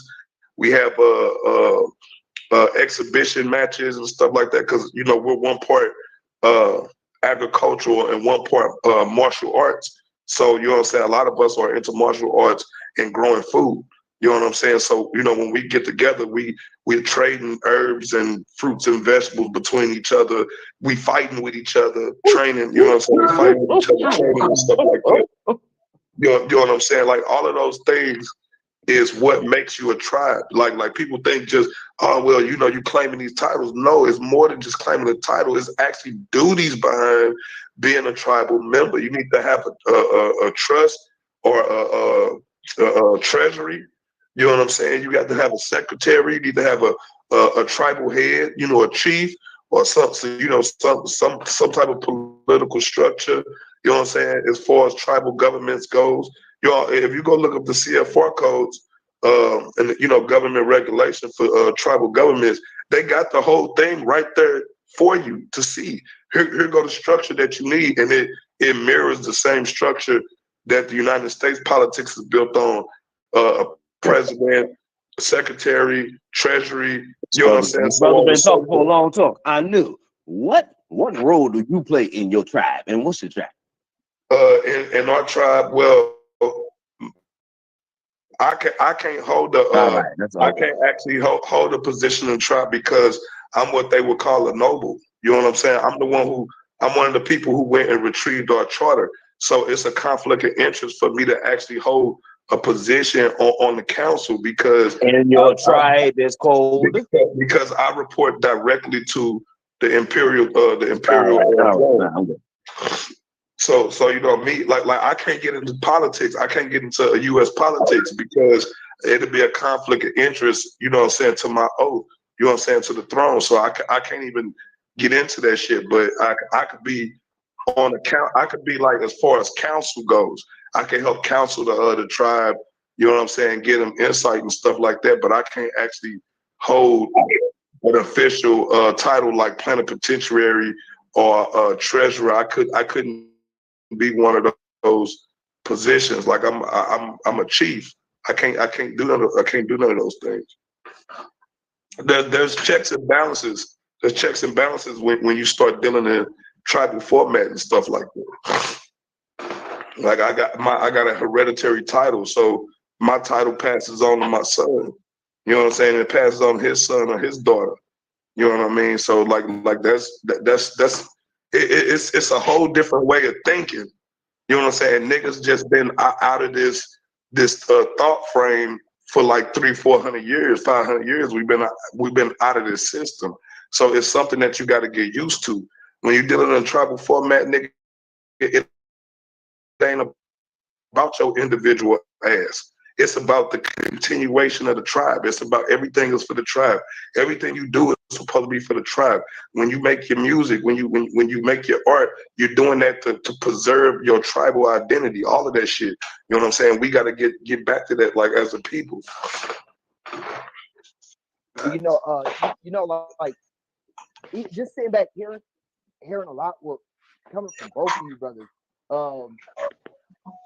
You know, I can say if the Israelites thought that kind of perspective, it was able to push the Bible that kind of way, the way the Moors did, man. They don't need to be pushing no Bible. They need to be pushing their customs and traditions. That's what I'm saying. You mean like laws, statutes, and commandments? Yeah, thank you. You can call them laws, statutes, and commandments, but hey, now that's what it's called, bro. I'm talking about actual customs, though. You know what I'm saying? Like y'all laws, statutes, and commandments is a custom, yeah, like the holy days, like the holy days. Right now, I heard the brother say when they get together, when they gather together. This is I knew. You said when you gather together, what day we together? One of our holidays, which is called Homeworld. Okay. We observe the Homeworld Festival. It's an agricultural when festival. When is that? Because somebody else might want to know. Why? They ain't part of our tribe. Oh, nigga, you could just say it. It's on this day. For what? This is not part of our tribe. But anyway, it's in August.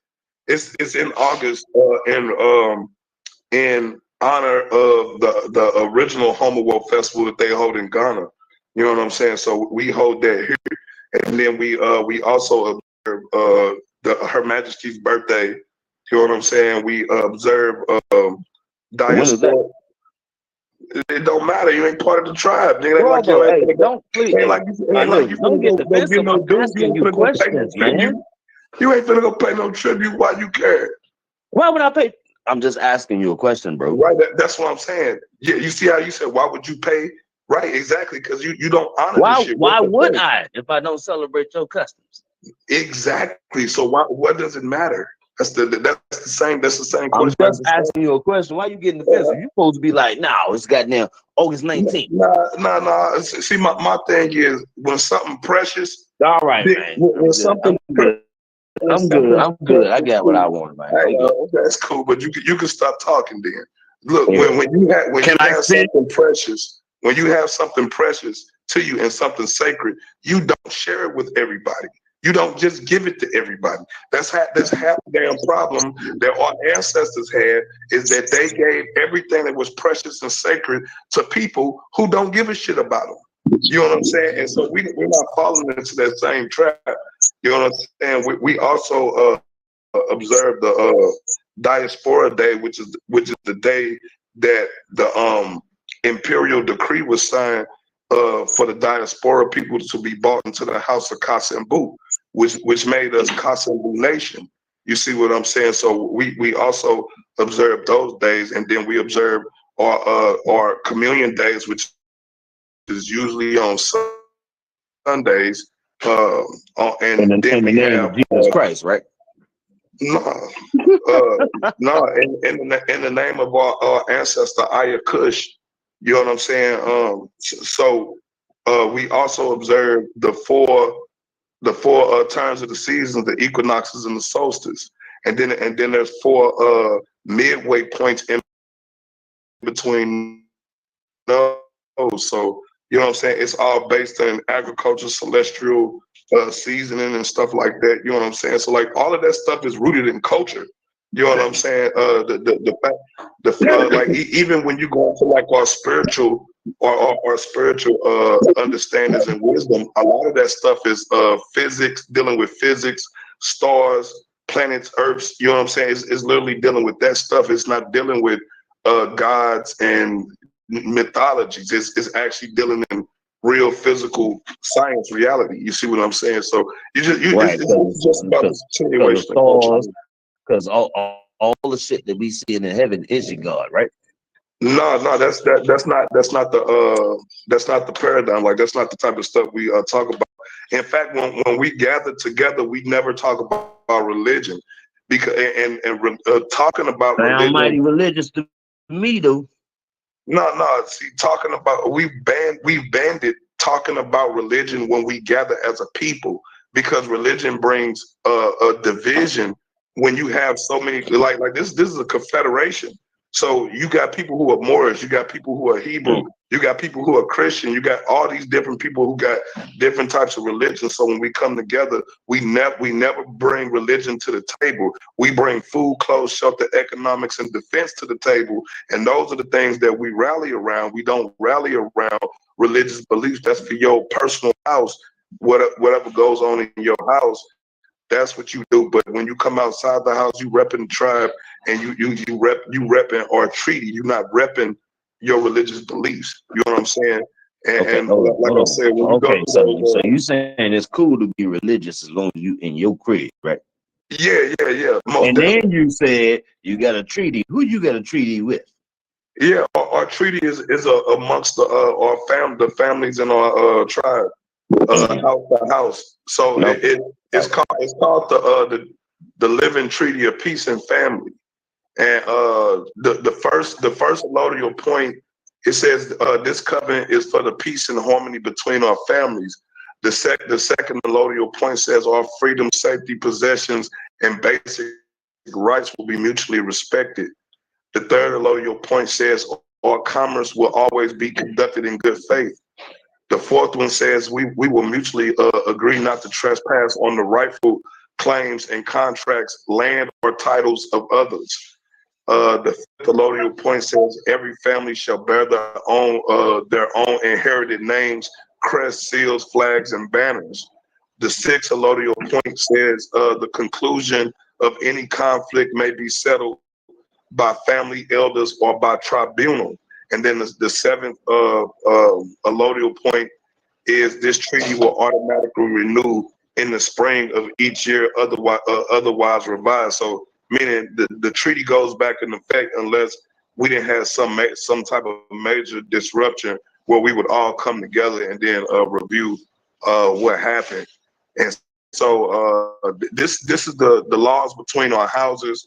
It deals with how we actually interact with each other. So you can't fight in war and bicker among houses, you know what I'm saying, according to our laws and stuff like that. And of course it says commerce will be conducted in good faith. That means you can't be charging each other interest. You can't Jew each other. You can't scam each other. Like all of that stuff breaks the treaty. And then if you break the treaty, then all of the treaty holding members have the right to regulate your ass. You know what I'm saying? So, no doubt. Now everything that you just said is in the scriptures. Well, it might be in your scriptures, but our scriptures, man. Our seven allodial points on our treaty actually comes. It's actually you shall not tax, right? It's adopted from the 7 laws that come from the God dang me people when Aya Kush set up kingdom over there in West in Ghana. So like that's it actually stems from that. You know what I'm saying? It don't stem from like the Bible or anything like that. And if you go research that, you will find out they got 7 allodial points in their as far as their laws and commandments go too, is 7 of them, and we got 7 of them. So like it's a mirror. A lot of us descend from the goddamn. You saying y'all got parallels? Okay. Yeah. It parallels because we're their descendants. We're the descendants of those people. So we got a lot of stuff that parallel. We got a lot of stuff that parallel with West Africa. We got a lot of stuff that parallel with Cushitic branches of people and stuff like that, because that's part of the imperial. You're saying West Africa, but you can't say Kush and West Africa at the same time, like it's the same place. You don't know the history, and because you don't know the history, you say ignorant shit like that.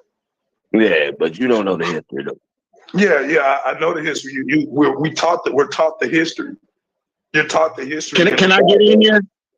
Yeah. Can I get in here? Yeah. No so now I'm trying to go quick. The treaty of peace and friendship. That treaty here on this land with the Moors still stands. And Obama and Hillary Clinton said that it stands, is still in effect. We just haven't been operating. Also, brother, that program you just described, I understand that you put it on a tribal thing, whereas the Moors are national. But even in what you just described, this is what we are telling everybody to do, is exactly what he just explained, because that's your saving grace. And you get your own IDs and you stop being United States citizens. The only difference is we do it. We're not doing it tribally. Say that again. I said, who you gonna get these IDs from? And look, please don't. Hold on. You can make the IDs. Hey, you can't make the IDs in your house. I'm only asking you, man. Okay. Yep. Now, who you gonna get your ID from? When you do your things properly, you can make your own ID in your own house. Your mama can make all your IDs and lawful papers that you need to function out here when we handle business correctly. Okay, Mommy so makes it. Make our own ID. Yeah, okay, but I get mine from a temple. No doubt. So when we dealing with the treaty of peace and friendship, you got to understand. Got a whole bunch of goddamn fed prisons out here now. So whatever. I don't have no problem. I've never had a problem with using my tribal ID. The tribal ID that we created. I've actually I've used it to collect mail and all type of shit. So I mean, like it's all upon your demonstration. If you're willing to stand on your shit, it's just like faith. If you claim that you got faith, but you're not willing to stand on it, then you the bitch. That go the religious shit that I was waiting on. Yeah, right. Yeah. You got faith. It's faith. Yeah, faith without works is dead. So if you sitting there claiming to be your own people, and that's a religion, not demonstrating as a people, that's on you. That's from your lack of faith and your lack of due diligence. That's not religion. That is manhoodness, that every man must live by his word. That's part of your faith. And that comes before. Why do y'all have such a big deal with being religious, man? I don't get it. Everything y'all say is religious.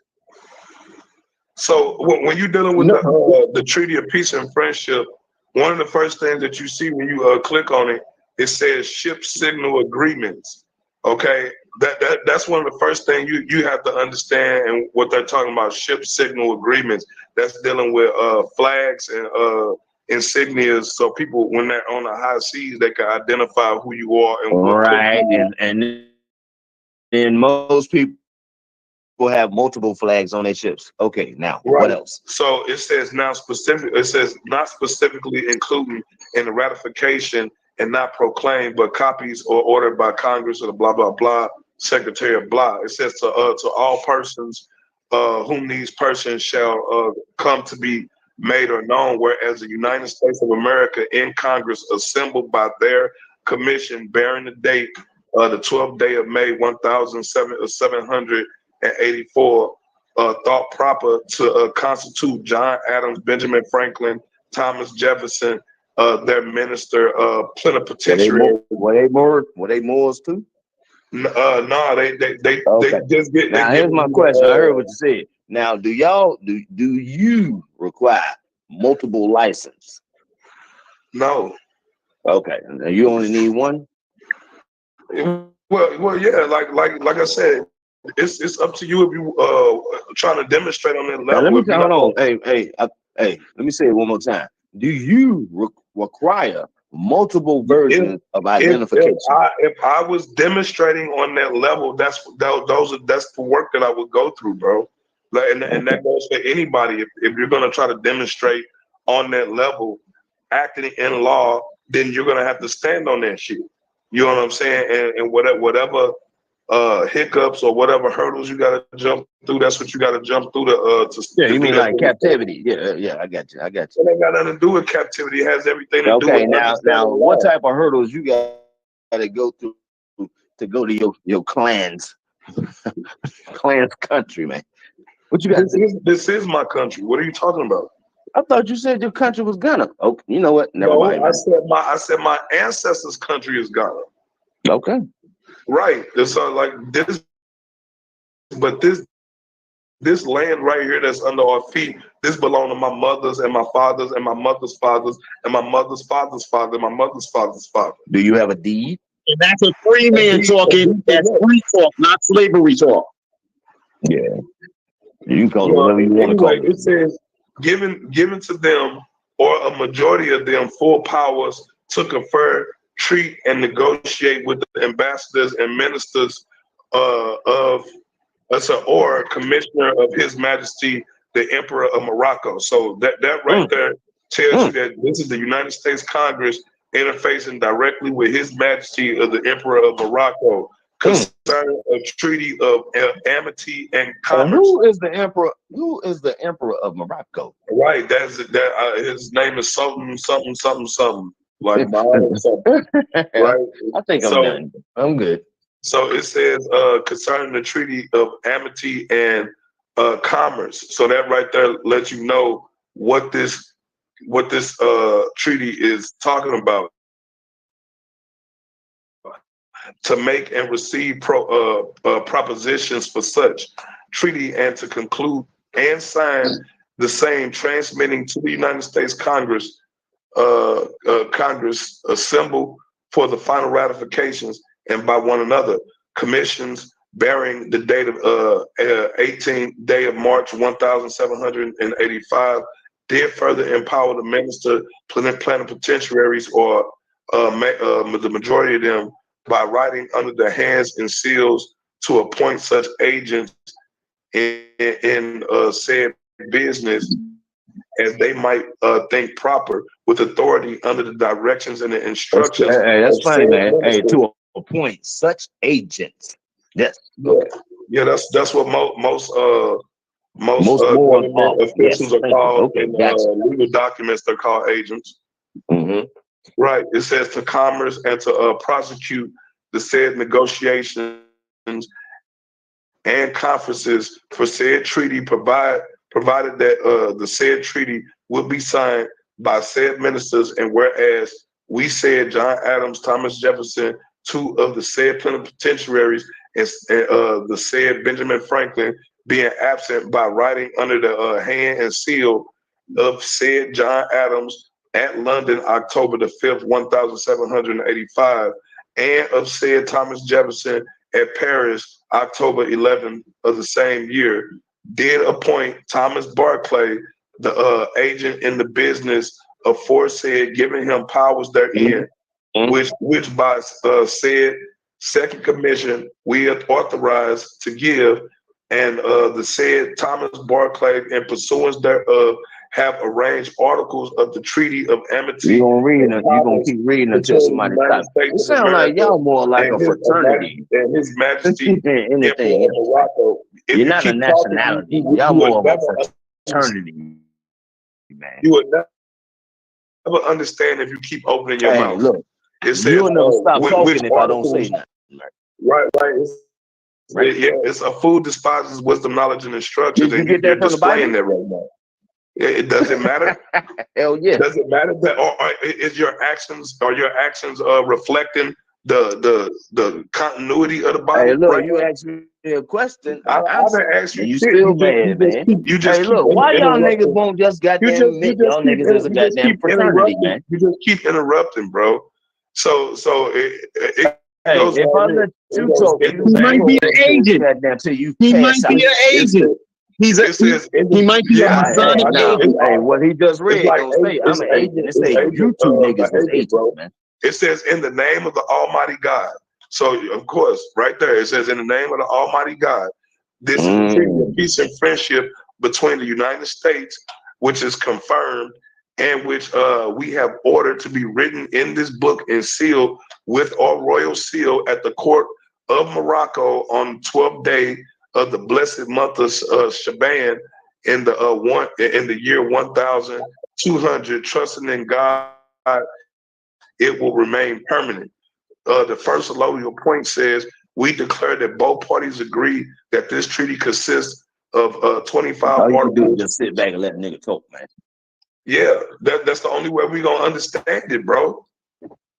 It says that this treaty consisting of 25 articles shall be inserted in this book and delivered to the Honorable Thomas Barclay, the agent of the United States, now at court, with whose appropriation it has been made and who duly authorized on their part to treat with us concerning all matters contained within. If either party shall be at war with any nation whatever, the party shall not take a commission from the enemy nor fight under their colors. So boom, right there, it just told you that neither Morocco or the United States would fight under the colors of enemy banners against each other. So that means if you get into conflict with Algiers, I will not send my Moroccan troops over there to help him, and they'll be wearing their uniforms, and you think you fighting Algiers, but you actually fighting the Moroccan army. That's literally like what they're saying. It says if either of the parties shall be at war with any nation, whether and take prize belonging to that nation, there shall be found aboard subjects or effects belonging to either party. Subjects shall set at liberty, and the effects returned to the owners. And if any goods belonging to any nation with whom either party shall be at war shall be loaded on vessels belonging to the other party, shall be set free, unmolested, without any attempt to make or take or detain them. So that right there is talking about if they find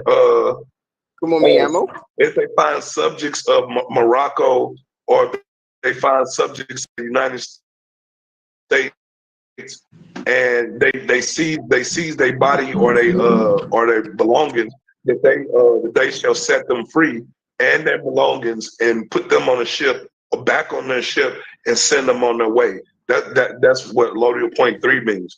It says the 4 says a signal or pass shall be given to all ships belonging to both parties.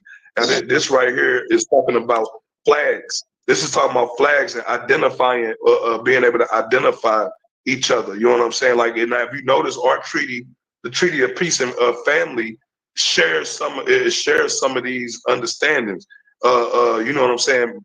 As far as respecting each other's flags, banners, crests, you know what I'm saying, family titles and stuff like that. Like this is almost the same thing. It says by which they are known when they met at sea. So again, they're talking about being at sea on these vessels, having flags.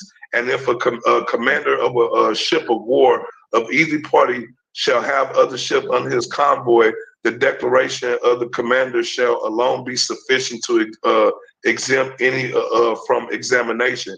So that right there says if they got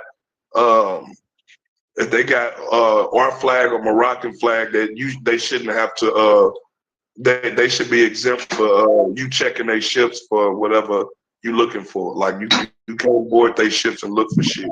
You know what I'm saying? Or else you're violating the treaty.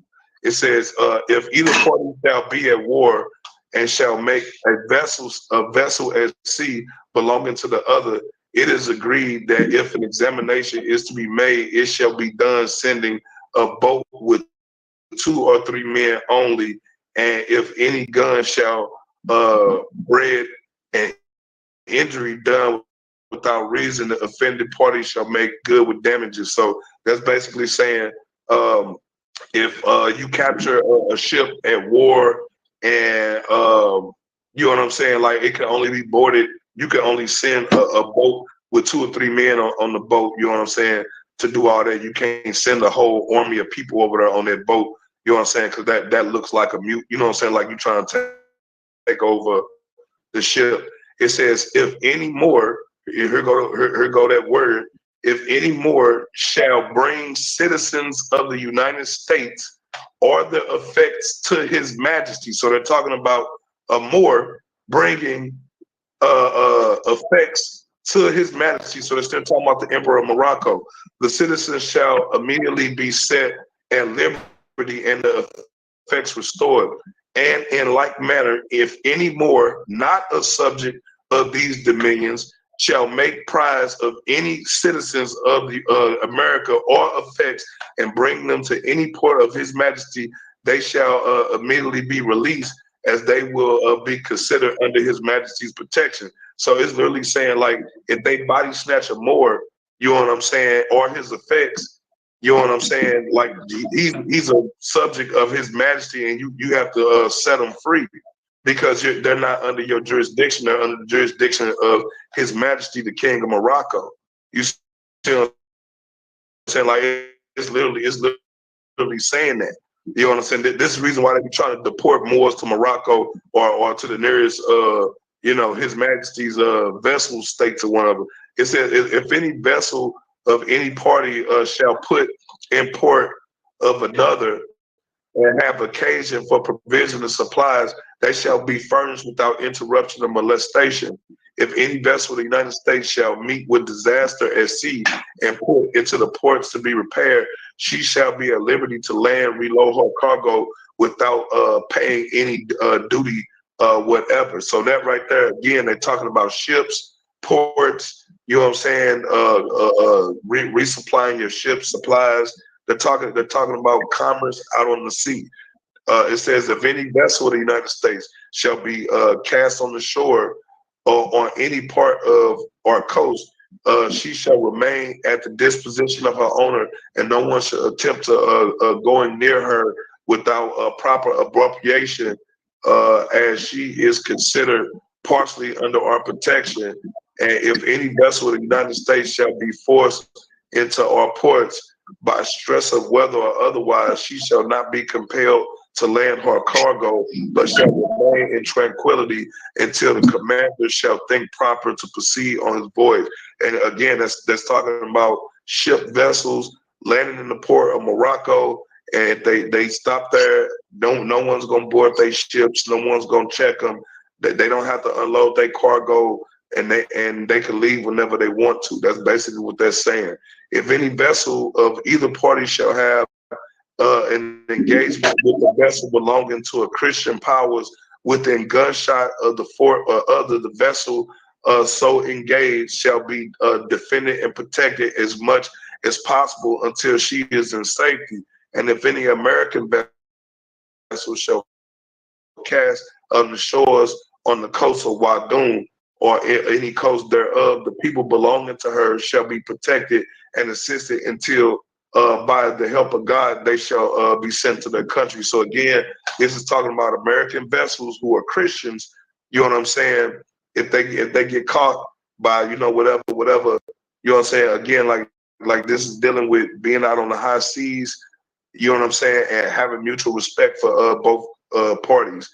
If we shall be at war with any Christian power and any of your vessels sail from ports of the United States, no vessel belonging to the enemy shall follow until 24 hours after the vessel of departure, and the same regulation shall be observed towards American vessels sailing from our ports, be their enemy Moors or Christians. So it's literally saying, if you a Christian, y'all y'all Christians, and y'all vessel ends up in the Moroccan ports, and y'all got enemies there, they won't allow the enemy to pursue you into after 24 hours. You know what I'm saying? Because they might have treaties with that other nation too.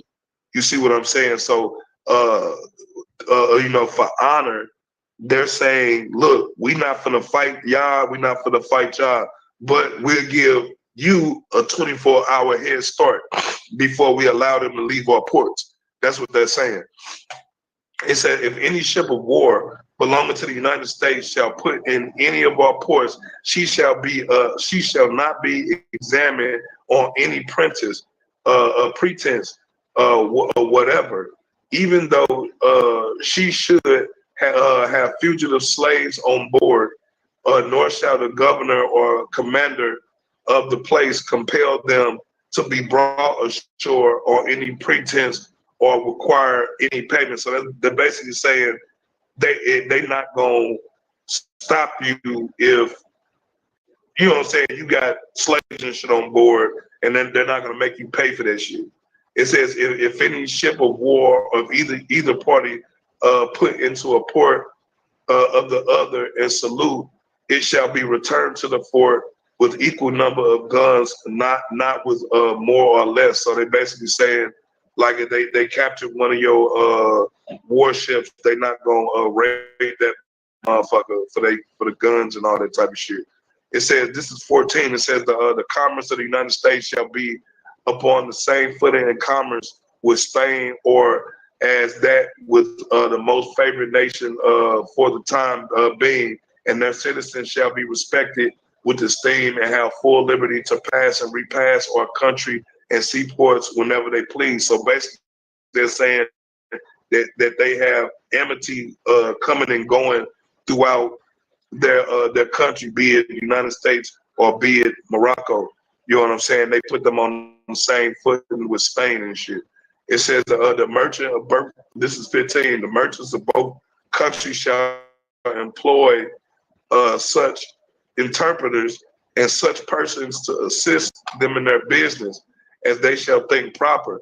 No commander of a vessel shall transport his cargo on board another vessel. He shall not be detained in a port no longer than he may think proper. All persons employed in loading and unloading goods or any other labor wherever shall be paid at customary rates, not more or not less. 16, it says, in the case of war between parties, the prisoners are not to be made slaves. So that right there says if they got POWs, you know what I'm saying, we fighting with each other, even though, you know, we fighting with each other, we not gonna make slaves out of our prisoners of war. That's what it's saying. It says, but to exchange one another, captain to captain, officer for officer, one private man for another, and there shall prove a deficiency on either side. It shall be made up by payments of 100 Mexican dollars for each person wanted, and it is agreed that all persons shall be exchanged within 12 months from the time of their being taken, and this exchange may be affected by a merchant or any other person authorized by either party. So again, that's talking about if they go to war and they capture each other, citizens and subjects, how to deal with them. It says merchants shall not be compelled to buy or sell any type of goods, but such as they think, and may buy or sell all sorts of merchandise, but such are prohibited to other Christian nations. So that right there basically saying it's a free trade. They can buy and sell and trade without being molested. It says, and again, this is talking about if you in a Christian nation, or if you're in a Moorish nation, or a nation that's up under His Majesty. It says all goods shall be weighed and examined before they are sent aboard to avoid any detention of vessel. No examination shall afterward be made unless it shall first prove that contraband goods have been sent aboard, in which case the person who took the contraband goods on board shall be punished according to the usage and the customs of the country, and no other person shall be made injured, or nor shall ship or cargo incur a penalty of damage. So they saying if somebody stole something or somebody got some type of contraband, only the person who bought the contraband aboard the ship is going to be punished. They're not going to take the ship. They're not going to hold the rest of the crew in contempt. You know what I'm saying? Only the person who did the offense. 19 says, no vessel shall be detained in the port or any presence whatever, nor obliged to take aboard any article without the consent of the commander, who shall be in full liberty to agree for freight of any good that he takes aboard. That should be self-explanatory.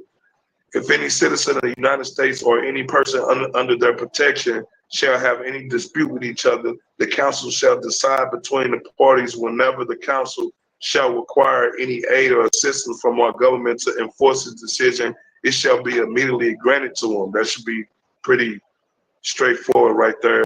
Any citizen of the United States or any person under their protection shall have any disputes with each other, the council shall decide between the parties. You know what I'm saying? Like that should be pretty simple. It says, this is 21. We almost done. It says, if a citizen of the United States should kill or wound a Moor, there go the word again, Moor.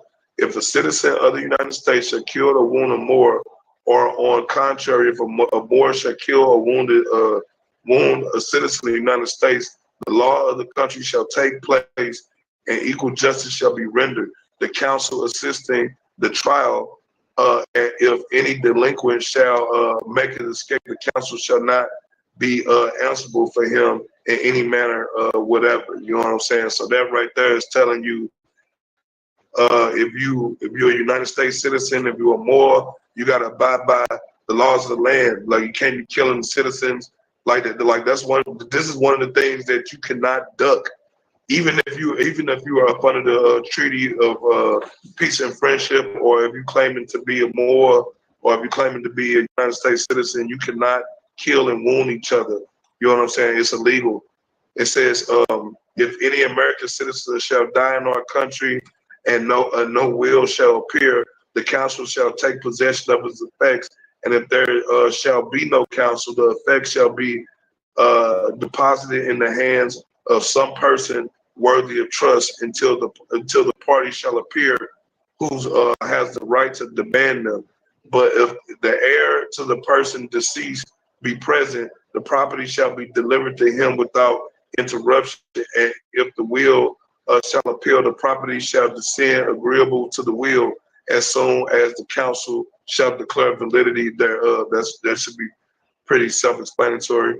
It says the Council of the United States of America shall reside in any seaport of our dominions. Okay, again, this is talking about ships being in the ports of the dominion of His Majesty, that they shall think proper, and they shall be respected and enjoy all privileges which the council of any other nation enjoy.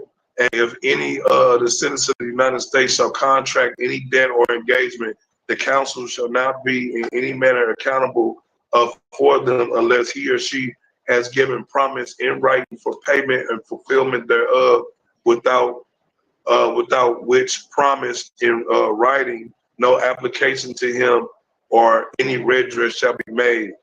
24 says, if any difference shall arise and by either party infringing on the articles of this treaty, peace and harmony shall remain notwithstanding in its full force until the friendly application shall be made for an agreement, and until the application shall be rejected, no appeal shall be made to arms. And if war shall break out between parties, 9 months shall be granted to all subject of both parties to dispose their effects and to retire to their property. And if further declare that whatever indulges in trade or otherwise shall be granted of any Christian powers, the citizens of the United States shall have equal entitlement to them. Right, so it's literally telling you, like, even if we break out in war, you know what I'm saying, that, you know what I'm saying, we not gonna do certain things to you. You know what I'm saying? Y'all gonna have a certain level of dignity, you know what I'm saying, between them. And it says, this treaty shall continue in full force with the help of God for 50 years. We delivered this book in the hands of the before mentioned Thomas Barclay, blah, blah, blah, blah, in the month of Ramadan. I certify annex. This is a true copy of translation by blah, blah, blah, interpreter of Morocco of the treaty between the Emperor of Morocco and the United States. And that is a treaty of peace and friendship. And if you listen to it, it's about commerce on the open seas. It's not a land grant.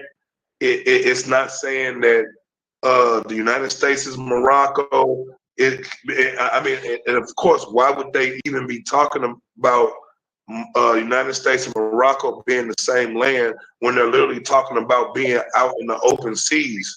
They're talking about being out in the open seas and coming in contact with each other's ships and taking a hold of each other's ships. But why would you have to do that if you're already in the United States and you're already traversing back and forth between lands? So it's literally about free passage. Can I answer that? Hold on. Can I answer your question? Yeah, hold on. It's about free passage through the Mediterranean and the Atlantic Ocean and them helping each other. You know what I'm saying? So like it's not very many provisions in there for a Moor. And Moors that this treaty is talking about are subjects of the Emperor of Morocco. They're not sovereign on their own. Their sovereign is the Emperor of Morocco. So the Emperor of Morocco has the last say. If you are under this treaty, the Emperor of Morocco has the last say on anything that you talking about, anything that you're doing, any demonstration you saying. He has the last say because he is the sovereign, and that's who this treaty is corresponding with. It's not corresponding with Moorish nation. It's corresponding with the United States and the throne of Morocco. You know what I'm saying? The sovereign of Morocco. You know what I'm saying? And I like when they go to court and some of them stand on this treaty like that. This is why they get jammed up, because this is literally about being on the open seas, and they try to use admirable law. You know what I'm saying, to back that up. You know what I'm saying? And it's like that. It's all based on the judge that you're in front of. If they're interpreting that particular law in that, you know what I'm saying, mind frame. You know what I'm saying? And so some of them don't like to even deal with that shit, and they'll pass you the fuck on, or they'll dismiss the shit because they don't want to have to. You know what I'm saying? I mean, what if you really are a subject of Morocco? Now they got an international debacle on their hands, so they don't want to fuck around with your ass. you know what I'm saying? So it's best to just leave that motherfucker alone and pass him the fuck on, because if this asshole is really subject of Morocco, then they're gonna have to bring in international representation, and you know what I'm saying, all of this other stuff. So and the only person I've ever known to do that on that level is Jerry Lewis Bay. He's the only one I've ever known, the only Moor I've ever known to get on that level and actually have direct correspondence with the Emperor of Morocco at that time. You know what I'm saying? And he had trade and commerce coming up and down the Mississippi River, delivering and importing, exporting Moroccan leather and stuff like that. So he's the only one I've ever known to demonstrate this on that level. All the other Moors, like they do other things, and some of them get locked up because they don't really truly understand it. Some of them get away with it because don't nobody want to be involved in that type of litigation. You know what I'm saying? So it just depends on what type of stress the judge want to be up under. You know what I'm saying? It's really up to their discretion, because some of them can actually fight you. You know, they can actually fight you on that shit because they know you're not a subject of the Sultan. They know that. They know it for a fact, because you know what I'm saying, if you was, they would have been put on notice that he had an agent here, or you know what I'm saying, like they know it. But then again, to be on the safe side, it's easier just to pass your ass the hell alone. You know what I'm saying, than to deal with You know, that on a legal level. I mean, I would, if I was in a judge position and you came standing on this, yeah, I would either dismiss the case or pass you along because I don't want to get caught up in that shit or get caught up in perjury. You know what I'm saying? Because if you give emotion the wrong way, it can be looked up on as perjury. You know what I'm saying? So, and we all know that shit come with weight behind it if they get caught up in perjury. And it's so easy for a Moor to catch them up on perjury because the minute a Moor brings up the fact that they're a POW, the minute they bring up that they're a POW and they're being molested by the United States, which is breaking the Treaty of Peace and Friendship, it becomes a like an international thing, man. You know what I'm saying? So, like I said, the Moors are very intelligent, even attaching themselves to this document. The shit's highly intelligent. You know what I'm saying? It's just some of them just don't know how to operate off that shit, man. But yeah, go ahead, bro. Okay, so peace and love. Thank you for your demonstration, bro. However, within your demonstration, this land that's called America is Morocco, and His Majesty was on this land signing the papers with him. Now, of course, His Majesty not only had this land, he also had lands over across the seas. So the North Atlantic, the Moors were the seafarers, the traders on the ocean and things of that nature until the other nations came behind them. So this is where we get the treaty and the focus on the sea. But now when you correctly start talking about admiralty law, you and I got to understand that since 1930, that's what we operating in. We operating as if your human body is a vessel, a ship on the ocean. The laws that they put on us, they can't put on us, which is the reason why they gave you a social security card and a birth certificate. Because see, all these laws, they're doing it to, the United States is doing it to the birth certificate and the social security card, not you. They're doing it to Black and African Americans. These are all things that they made so they can abuse you. So this is the separation of the Moor from that type of thinking. But His Majesty was on this land when that document got signed, and with the Moors on this land, which included all of the Cherokees, the Choctaws, the Aztecs, the Mayans, the Olmec, it included even the Israelites and the Christians who knew that they were Moors, were underneath that treaty right there. And that's why that treaty stands still today. Now, I do admit, like when I found all this out in 2015, they said the time is coming up where we're going to have to renew the treaty. That's why we're working hard to get in position now. This time when we redo the treaty, because the 50 years will be up, we want this, that. Oh, okay, I see forward movement. However, I admit the Moors that we have all witnessed have been stingy, selfish, greedy. They got caught up in the systems, and I don't mean jail system, I mean in the system of being just a man, not looking beyond where they're supposed to be looking in order for us to effectuate what it is that you could see today. However, now I'm on base.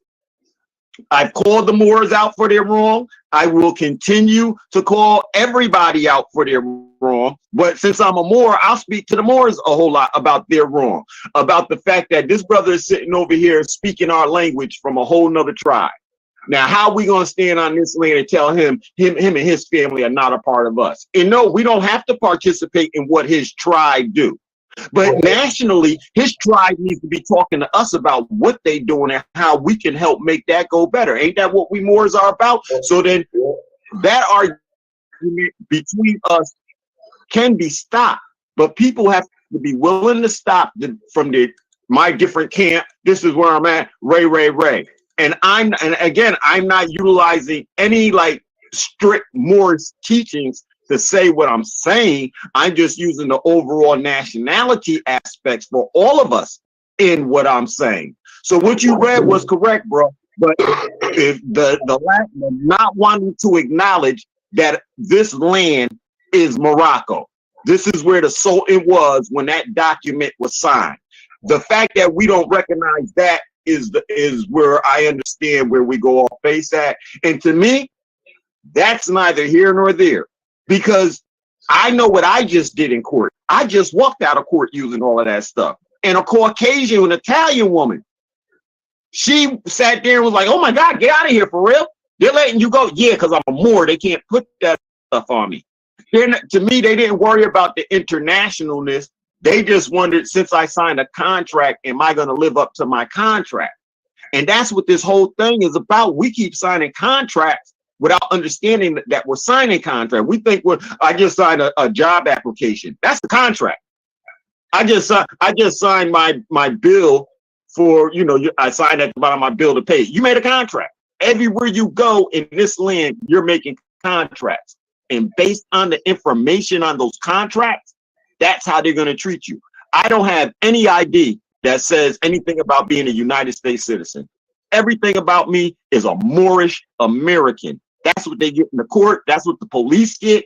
At first, it seemed like it was going to be a problem, but because I stood on that ground anyways before I even found out what I'm supposed to be doing, they respect me.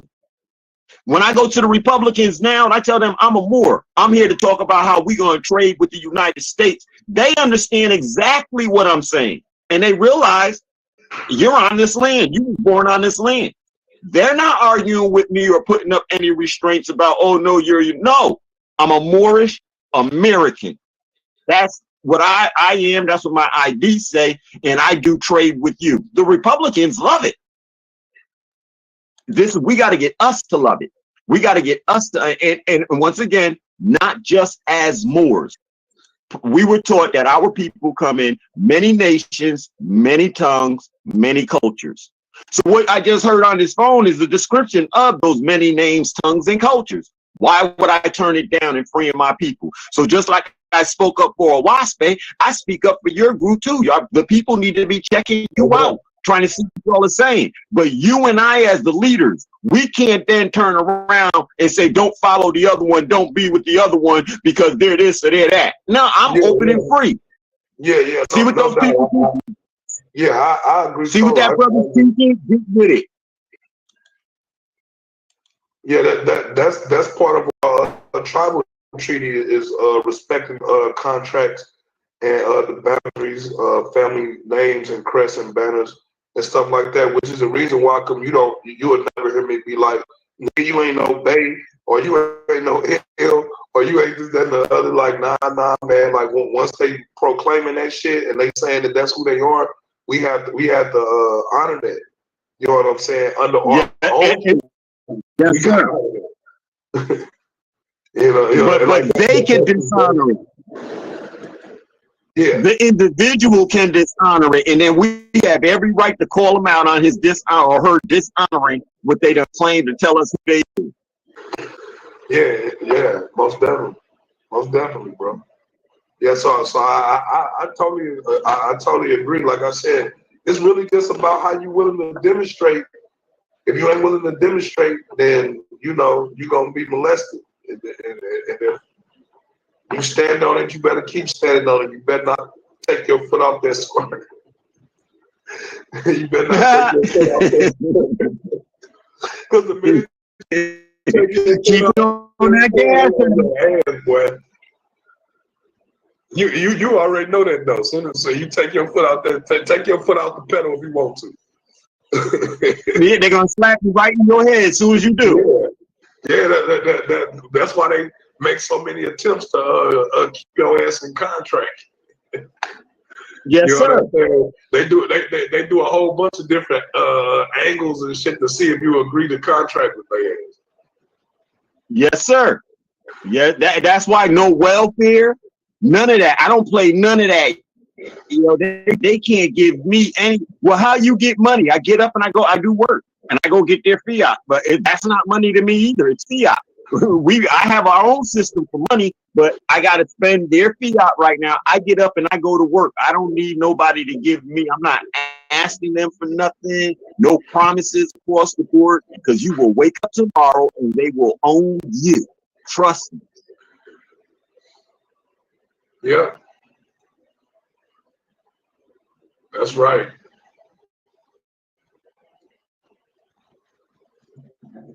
Right. I didn't even take any.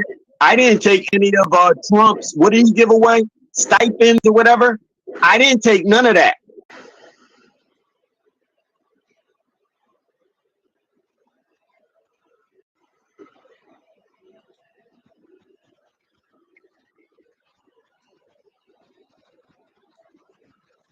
Yeah, man. Like, ooh, we grew up again. We just grew up again, didn't we? Huh? We just grew up again as a people. We all just grew up. There's some uniting on the table. There's some growth and agreement on the table that we all one people. That's what I'm here for, to get those things right. Yeah, man. That's right. That's right.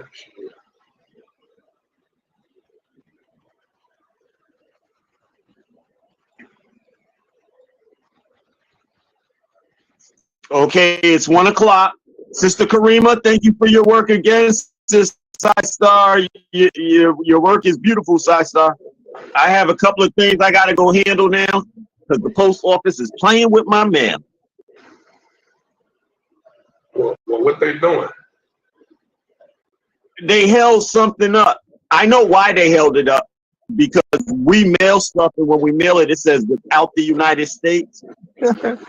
But this is one of the first one that went with without the United States to or without the United States.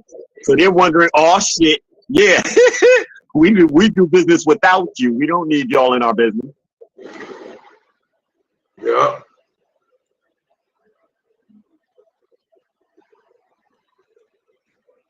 And this is why I'm trying to teach the people. A lot of stuff we do it because that's what we were taught to do. But you don't have to do it that way. I'm gonna tell you right now. You just got to, like you said, once you do it, you better be able to stand on it. Don't take no deal. You better stand on it, because if you don't, they will trap your ass. And financial penalties and everything. They ain't got no problem with entrapping you, bro. Not at all. When the police stop, they banking on them. They banking the on police you, stop. making a mistake. The police stopped me one day. I pulled out my Moorish ID.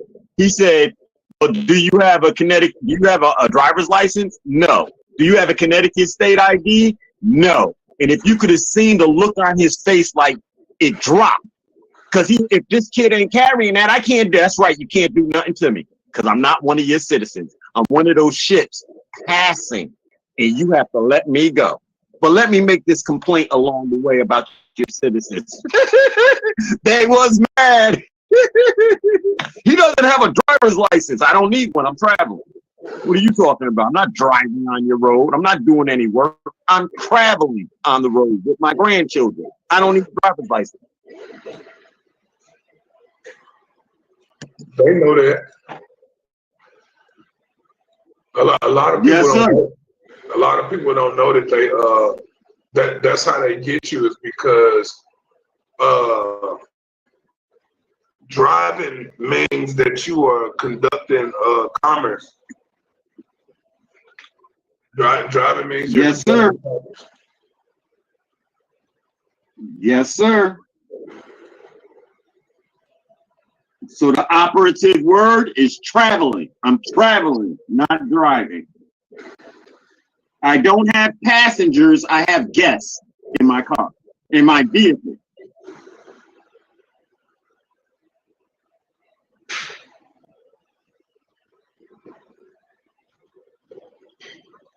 This is the only part I'm trying to say to the Muslims and Christians that we all got to grow up on. Everything ain't inside your book. Your book is missing some stuff that will help save us.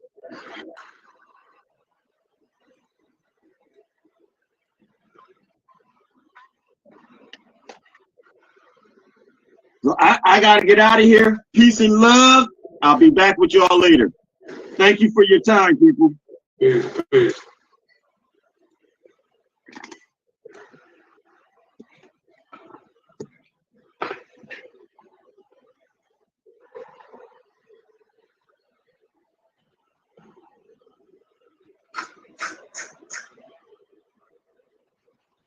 man. That's always an interesting thing. That's one of the things that made me like the Moors, man. Is the fact that they dealing that law stuff, man. Civics and politics, man. That's most definitely the way out.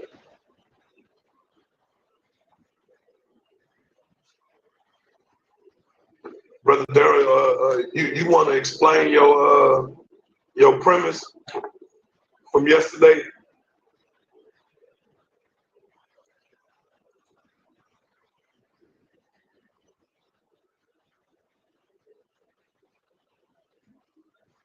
Hello?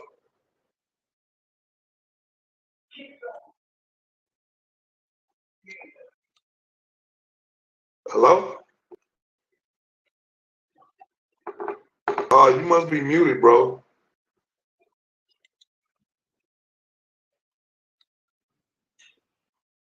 Can y'all hear me? Yeah, we can hear you now. Because I've been trying to say something the whole time. I don't know if my voice was coming through. No. If you was talking, we never heard nothing you said. Huh? If you was talking, we never heard nothing you said. Okay. Yeah, I'm at work restoring power. So, me restoring power, that kind of gives me insight as to what power restoration is about. But you asked me about my premise yesterday, based on which part of the premise? You was talking about black radiant energy. Oh yeah, that's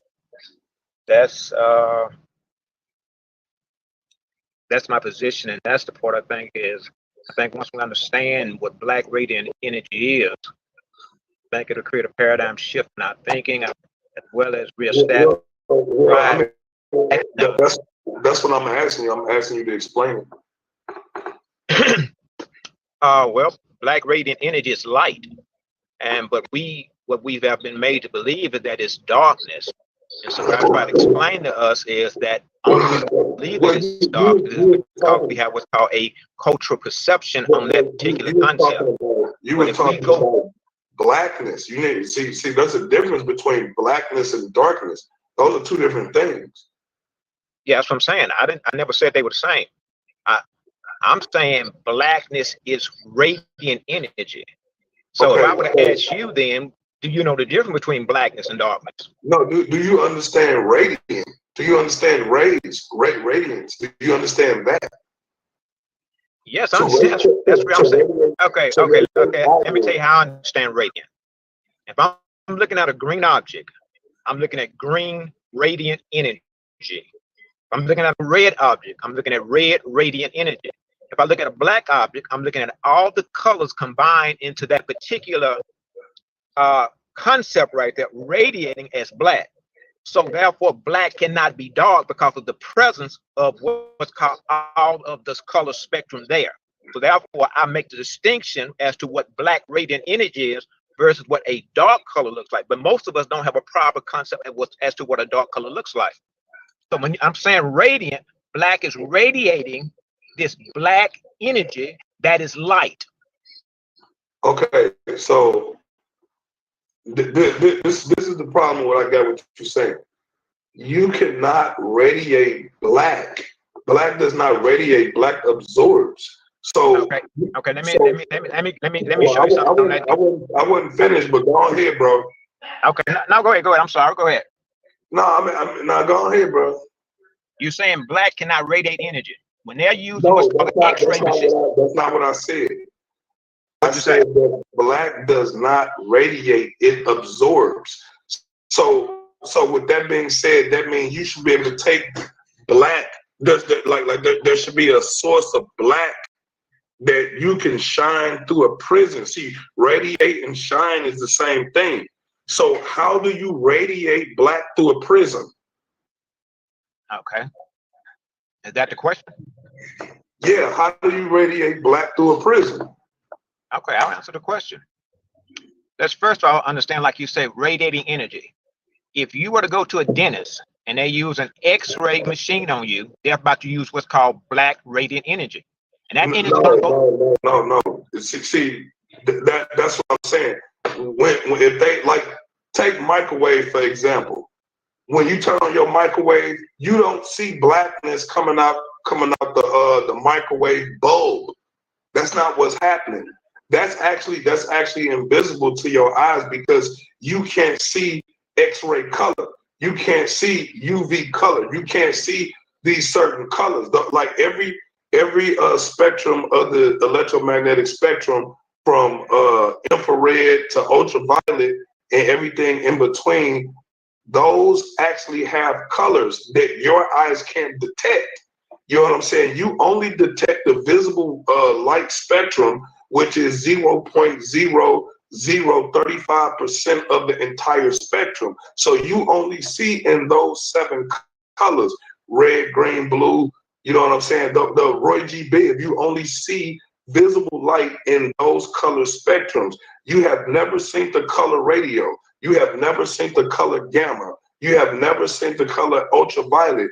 When you do see those colors, you see humans assign colors to them, but those are not their actual colors, right? So when you're using an X-ray machine, that thing is actually radiating photons, X-ray photons, and you just don't see X-ray photons.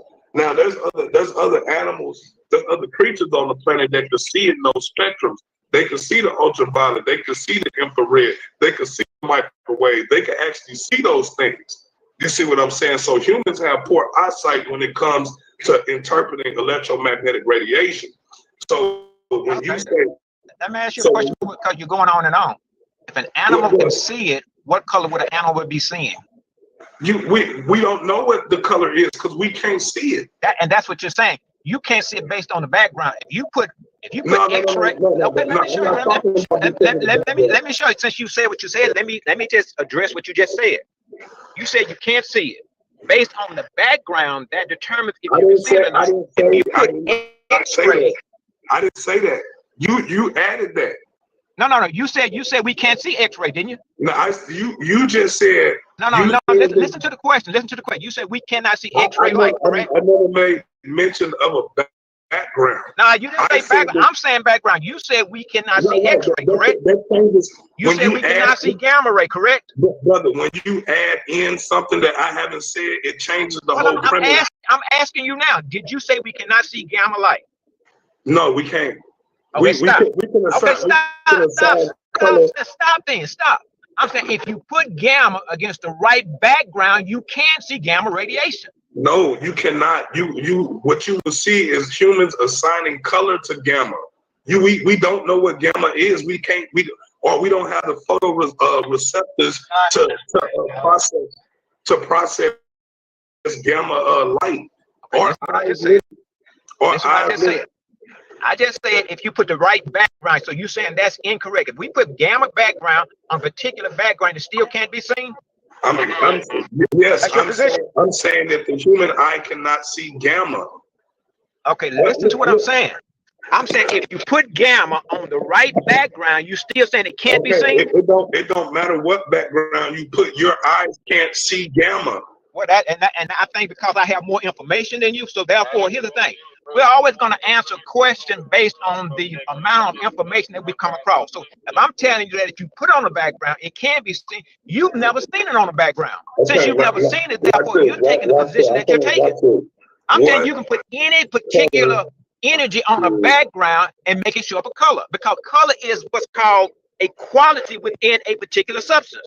You may not know gamma is black, but I can guarantee you that there are those who do know the gamma energy is black. Let me just do some deductive logic with you right here. Color is the byproduct of energy vibrating at a certain frequency. If you can make a gamma ray vibrate at a certain frequency, the byproduct of that vibration is color. What makes the color red? Red is the vibration. So even if you can't see it, if you tell me the vibration, I can tell you the color. So now you tell me the vibration of gamma. You tell me the vibration, I can give you the corresponding color of it. Brother. That's science. Brother, what I'm talking about is science. That's what I just said. Listen to what I just said. I said, if you tell me the vibration of it, I'll tell you the color of it. You said it can't be seen. I'm telling you it can be seen. But here's the thing. They don't want you to know that, because if you ever start understanding that you can really I guess, harness this black energy, they understand that you step into the arena of God. So they'll do it in technology, but they never want you to know that it's within your capability to do it mentally. Bro, this is K-12 Foundation or CK12.org. What color are gamma rays on the electromagnetic spectrum? They're black. Gamma rays. Who's saying that? Who you talking about? Bro, this science talking. What color science? What color are the scientists? That shit don't matter. Don't you think? Wait. Don't you think these scientists have an agenda? Brother. Okay, I just said to you. Okay, listen, this is the problem. It's because African Americans put race over everything. Science is not racist. So that means that I could go to India, I can go to Asia, I can go to Australia, Africa, and the science is the same all the way around the board. It does not change because it's a white man saying it or it's an Asian. If I go to a science institution in China, they're going to say the same thing about gamma. If I go to India, they're going to say the same thing about gamma. If I contact the science institution in Africa, they're going to say the same thing about gamma, because it's a scientific fact that gamma rays do not have color because they're outside of the visible light spectrum, which is the only spectrum that humans can see. It's the only part of the spectrum that humans can actually sensationalize. We cannot see, I don't care what background you put behind a gamma ray, behind an X-ray, you will not see it. In order for you to see gamma rays, UV rays, all of that type of stuff, you need some type of man-made device to augment your sight, and even then, they will assign a color to it. And that's not the actual color. They will just assign a color to it so you can visualize it. Okay, can I ask you a question? Can I ask you a question? Yeah, go ahead. What produces color? You say what? It's frequency. Okay, no, not frequency. Frequency is the counting. Oscillation is what produces color. So if you oscillate something, okay, let me ask you a question. Let me ask the question. That's what frequency is oscillation. Frequency and oscillation are two different things. Frequency is the counting of oscillation. Okay, so if something is oscillating and I count the oscillation, I then give you the frequency. Oscillation. If I just told you that frequency is oscillation, and then you turn around and tell me that frequency is counting the oscillations, you still saying the same thing. No. Okay. Can you have oscillations without frequencies? Can you have oscillation without frequency? Yeah. What? No. If you have the oscillation, hold on. Can you have an oscillation without frequency? The two interchange, but there's a difference as to what they were the same. Why did you try to correct me? Because oscillation is the movement. Frequency is the counting of the movement. Frequency is also moving because frequency is oscillation. Oscillation is frequency. No. This is what I'm saying. Frequency is the counting of the movement. Okay, again. If I tell you something is 60 hertz, that means I counted 60 times. That oscillation is the back and forward. Frequency is the counting of the oscillation. So what's being counting is the back and forward. The back and forth. Okay. We want to get let's get back to the color thing. Where you're saying, if I'm asking you what produces color, and what you say produces color? Frequency and the photoreceptors in your eyes, your retina.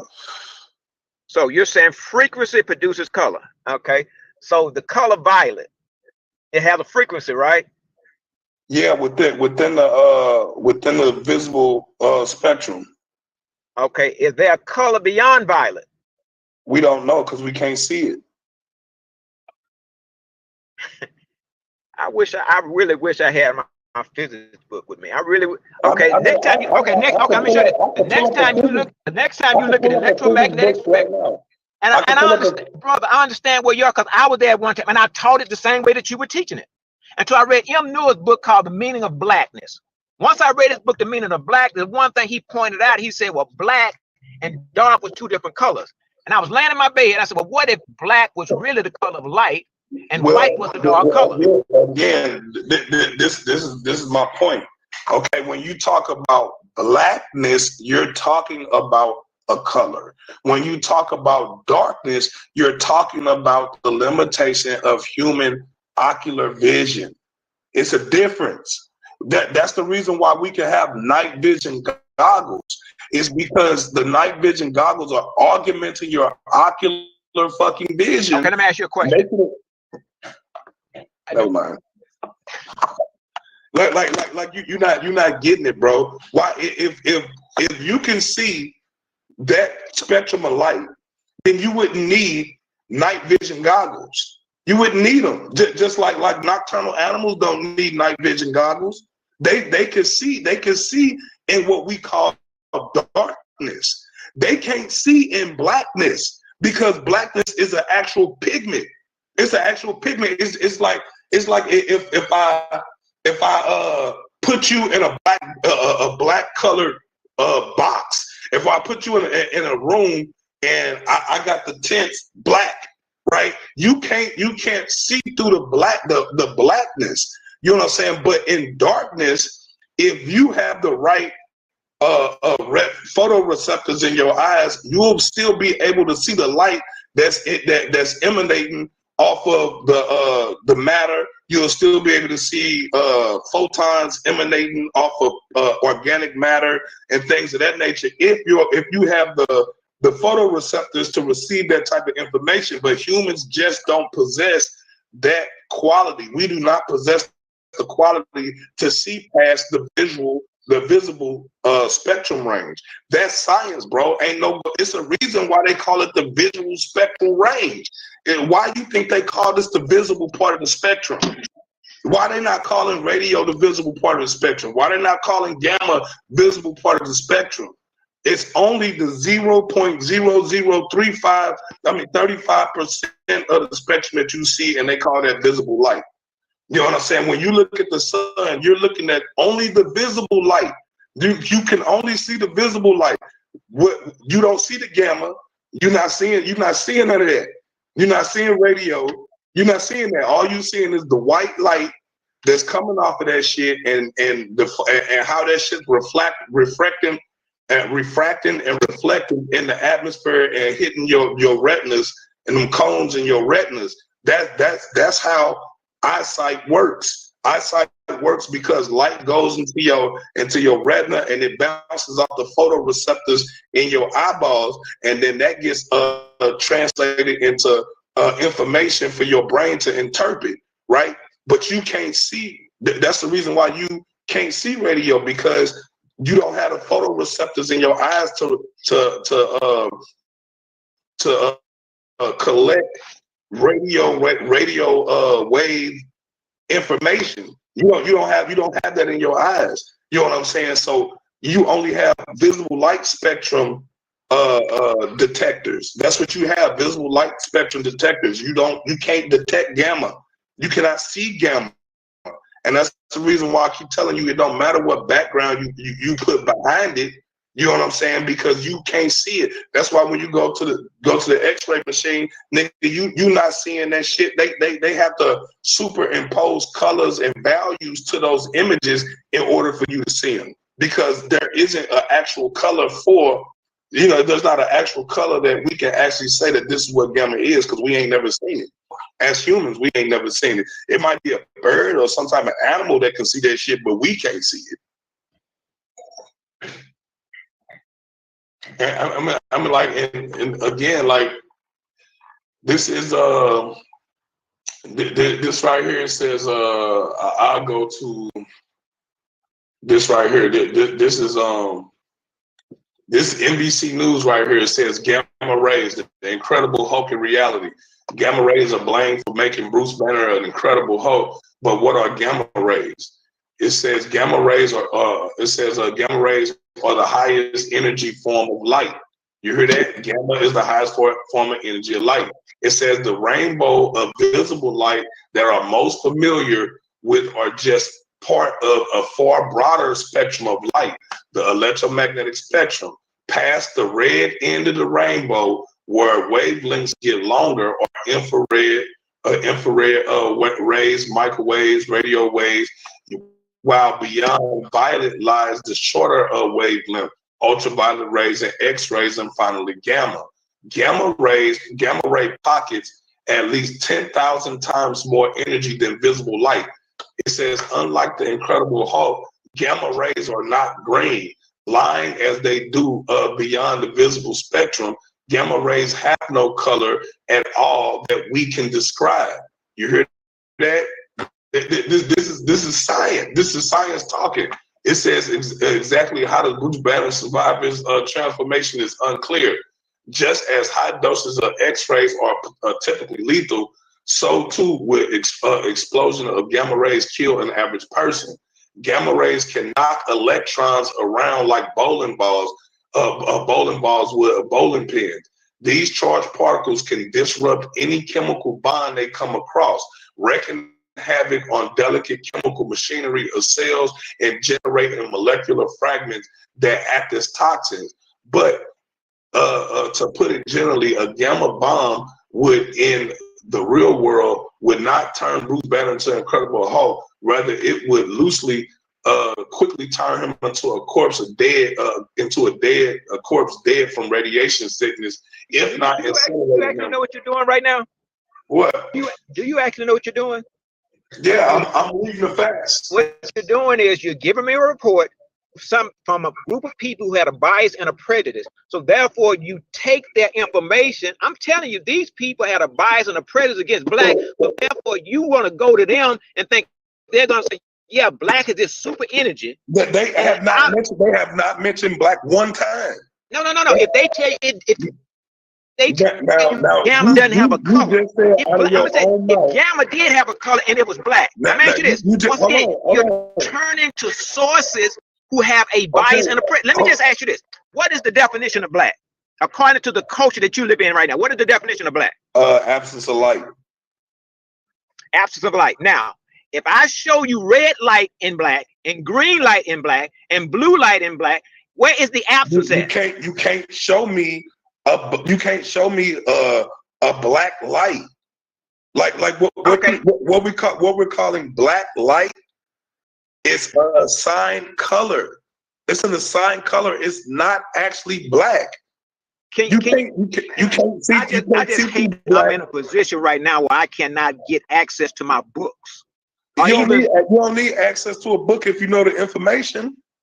No. Because what I need to do is show you pictures. Because you just told me that I'm using sources that are basically biased for I guess for racist reasons. And then, right? Exactly, and you're using these sources. And here's the thing: then you bring up the source, and I'm telling you the sources are corrupt.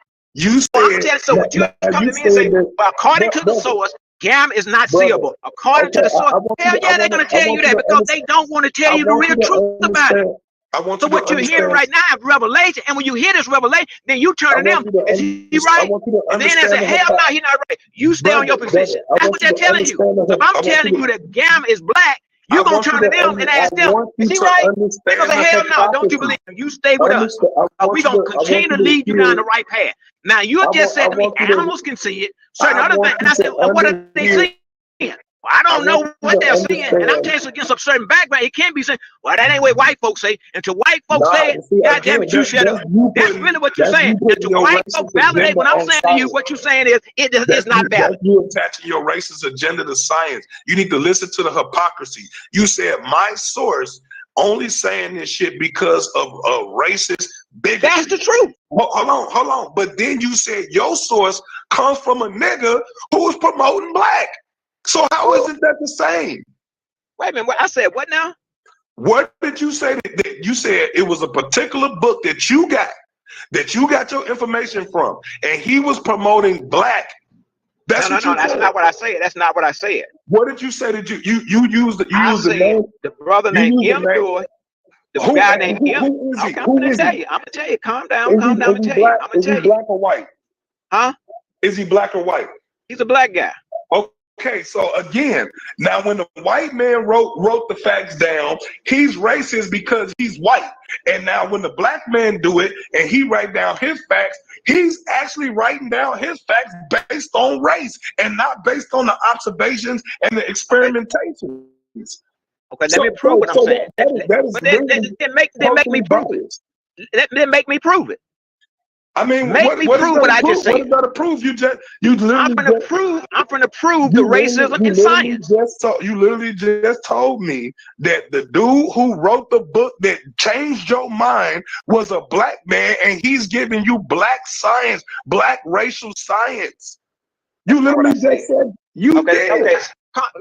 Let's scale this back. Let's scale this back. And now, because right now, let's get away from our opinions and bring facts to the table. Because right now, you're giving me your opinion, and you may think I'm giving you mine. Let's bring facts to the table. Let's bring facts to the table. So now, can you show us a picture? Wait. If we're gonna bring facts, we get into the facts, right? Wait. I'm saying, we can sing together. We can. Okay, if I was talking and I said I'm gonna bring some facts to show you the. Go ahead. If I say I'm gonna show you the bias and prejudice in science. You gotta show me, not just talk. You can't just run your mouth. You gotta show me. So you really you don't want to hear the truth. They have a part here today. Here's something called sunken cost analysis. If you say you're gonna show me something, investment in something. If you saying that you're gonna show me something, brother, I mean you're gonna present some type of information or a picture or a source or something like that. Every time I start doing, you start over talking. No, because there's certain things. Let me tell you something. Let me tell you this one thing I learned. This one thing I learned. Brother, if you're going to show me some facts, that means that you're not going to open your mouth. You're going to put the facts on the table so I can examine them. You're not going to just get to talking. You're gonna put facts on the table that I can review on my own and interpret it and come to some type of deductive reasoning. You see everything I'm showing you? I'm at work. I'm at work. So does that mean that you can't show me the facts? That just means that you can't show me the facts. All you could do is talk. Do you understand words can create pictures? Brother. If a word can create a picture, I can show you the fact. If I say the word apple to you, I don't have to actually show you an apple. I can say the sound and make an image show up in your mind. When you say black radiation, and you say that black is radiating, you don't really want to know the truth. I cannot visualize. You don't really. You don't really want to know what it is. You impede anybody else from getting the truth. It's because of the logic and the reasoning, brother. If you telling me that black radiates, right? I have to be able to see that in my head. I have to be able to imagine that in my head. And I've never seen black radiating ever. Do you know why you can't? Because you will not be quiet long enough to let me get at least 4 sentences out. Because the whole thing is what you're doing. Let me tell you this. This one thing I found out. Where your rationality is breaking down and logic ain't there. If you're telling me that you're going to show me some facts by talking, right? That means that I have to be able to see what you're saying in my head. And I've never seen black radiate. So you telling me that does not register as facts because I have never, ever seen, experienced, or witnessed black radiating. I've never seen it. Well, if you be quiet long enough, you will have a paradigm shift. No. See, again, you keep talking about talking. Did you just hear what you just said? I said, if you be quiet long, no. Because what it is, you really don't want to hear. Because what it is, it's certain things that you don't want to expose. Let me tell you something. It's really not you that's doing that. You're not talking to a woman, bro. It's really you're talking to a man. I deal with logic and reason. You see what I'm saying? So when you tell me that you're going to show me something, right, I expect to actually see something. If you tell me that you're going to tell me something, I expect to hear something. You're not talking to a emotional religious fanatic. You see what I'm saying? You're talking to someone who uses logic, reason, and physics to define the reality that he lives in. Every time I go to talk, you over talk. Well, I'm just trying to explain. Every time I go to talk, you over talk. I'm just trying to explain to you how because you over talk, then you're defending your argument. Okay, let me tell you what. I'm gonna be quiet for 5 minutes and let you talk. Then you be quiet for 5 minutes and let me talk. Okay, that's fine. Listen, all I'm trying to do. No, listen what I said. I'm gonna let you talk for 5 minutes, and then you be quiet and let me talk. I just agreed with you. Okay. So again, I'm trying to tell you this is an effective way to communicate with me, not with other people, with me, I am a person who deals with logic and reason, right? And I use physics to define the reality that I'm in.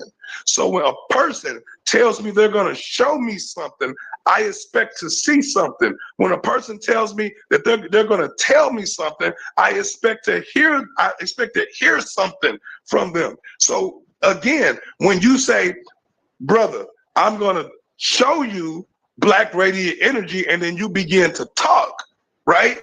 That right there completely makes what you just told me fallacious, because you're not showing me anything.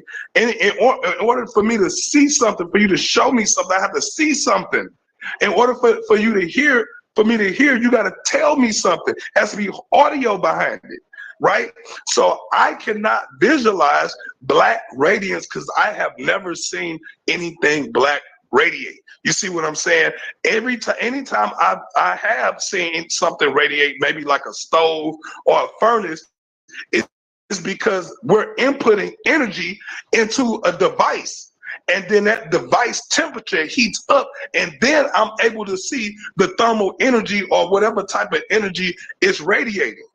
But the actual device itself, this stove, like right now, if I turn my camera on and I show you the stove black, the eye is black, right? But the eye is not radiating energy. It's only when I turn on the pilot light and I shoot that plasma through that motherfucker and the flame pop up is when you actually see something radiating, right? And this is the reason why I keep on asking you, show me a picture or show me a video where they're using blackness shining through anything, blackness shining through a mirror, blackness shining on the wall. You know what I'm saying? But if blackness is radiating, then that means we should be able to measure the radiation coming off the blackness. And we just don't do those things because black absorbs light. Black absorbs light. It's, you know what I'm saying, through all different type of methods. So again, when you talking to me, you have to talk with logic and reason. You can't just expect me to understand what you're talking about because you read something. I would have to read the same thing that you read in order for me to get a complete understanding. Man knows not by being told. Man knows not by being told, which means you have to show man. You have to show man for his own eyes so I can make an own account for my own self. You are not my brain. You do not think for me. You don't process information for me. So you have to allow me to process the information on my own. You're not my daddy. I'm not your student. You have to allow me to process the information on my own so I can understand what you're saying. But if all you're going to do is just talk without putting some type of representation of what you're saying in front of my face, I cannot completely get a visual understanding of what you're saying. Because right now, if I'm telling you that all light is contained within the white light spectrum, which is the visible light spectrum, right? If I tell you that every color I have ever seen has been in the visual light spectrum, and when you shine this visible light or this white light through a prism, you can see all of the colors that humans can see, which is Roy G. Biv, red, green, blue, purple, you know what I'm saying, so on and so forth. I can see those colors. Now I can take something that's black and put it next to a prism, and it's not going to shine through the prism and then break down each individual colors that we can see. It's not going to do that. Now, when you're dealing with pigments, you're dealing with chemicals. Now, chemicals can raise the object's frequency to where you only see a certain shade because of the transfer of electrons and the light frequencies. But that's because of a chemical change. There is no chemical in light. Light is photonic. It is not made up of atoms, protons, and neutrons. It's made up of pure electric energy. That is pure electromagnetic energy, which is photonic. It's not pigment. It's not chemical. Now, light, electromagnetism can change the properties of chemicals. It can change the properties of chemicals, which is the reason why when you put something out in the sun, it becomes dingy or it becomes bleached. because the light has changed the chemical composition of whatever material you're looking at. You see what I'm saying? And once the chemical composition has changed, it changes color. You see what I'm saying? So again, when you're talking about light, you're talking about photons. So you would have to be literally talking about photons when you get to talking about light. But when you're talking about color, you're talking about pigments. That's a different thing.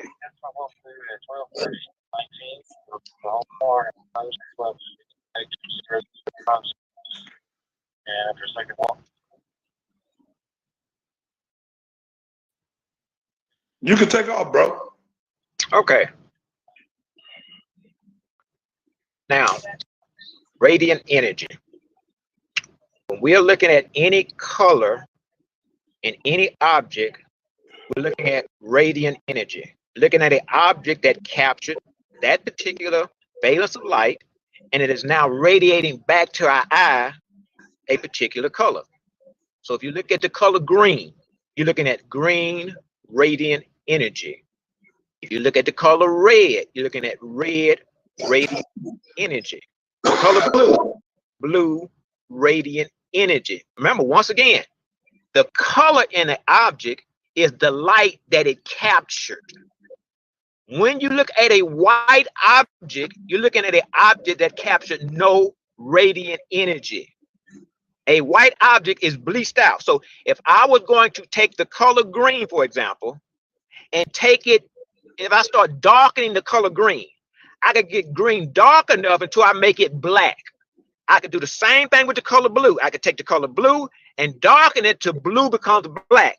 Now, if I reverse the process, now here's the thing. The blue black and the green black, even though they both are black, they have different frequencies. Now, how do I reverse that? If I take that same green again, because dark is the absence of a light. Remember now, I just said the color in there is light captured by the object. So now, let's stay with the color green. I just took green all the way till it became a black, what they would call a deep, deep green. Now, let's reverse the process. Now, so when I start removing the green light, I start getting what's called lighter shades of green. Until eventually, if I bleach it all the way out, I will have a white object, and therefore I've removed all of the light now out of that particular substance. Let me say that again, because that is not what's taught in this world. If I take a green object and get it to its deepest shades of green, and eventually it becomes a black green. If I reverse the process by removing the light, because darkness is the absence of light. So if I start bleaching out the green, I eventually will be left with a white color. Darkness is the absence of the color. So a white object is a dark color. So therefore, what they have done is they've given us a wrong perception as to what darkness looks like. When you're looking at a white object, and when you're looking at a white object, you're looking at a dark color object. But this is what it is. Because we did not understand the science, they took a white pigmented object and white light and told us that the two are one and the same. You cannot go to a white object and find red light, orange light, green light, blue light, or violet light. Roy G. Bill, it's not in a white object. So therefore, when they take white paint, for example, white paint is a neutral paint. In order to make it something, they then have to start adding the color in. Because you cannot go once again to a white object and remove anything because it's empty. It's devoid of vibration. Now, the black object has the red, orange, yellow, green, and blue, and purple, and different shades of black. So a black object and white light is one and the same, even though they don't look the same. So now you have to use mathematics to deduce that. So if I were to tell you 2 + 2 is equal to 4, the symbols on this side do not look like the same symbols on the other side. So a black hued object is a white radiant object. But because they don't look the same, we don't think that they are the same. And once again, so what the scientists were able to do, because we lack the capacity to use deductive reasoning, they start saying this white object, this white color paper, and white light are one and the same. And I'll give you $65 right now If you can prove that a white object and white light carry the same properties, and you give me 65, if I can prove to you that a black object and white light are one and the same. Let me give an example. If I take a charcoal, for example, and heat the charcoal up, it can glow white. The white glow is just what's called the radiating part of it.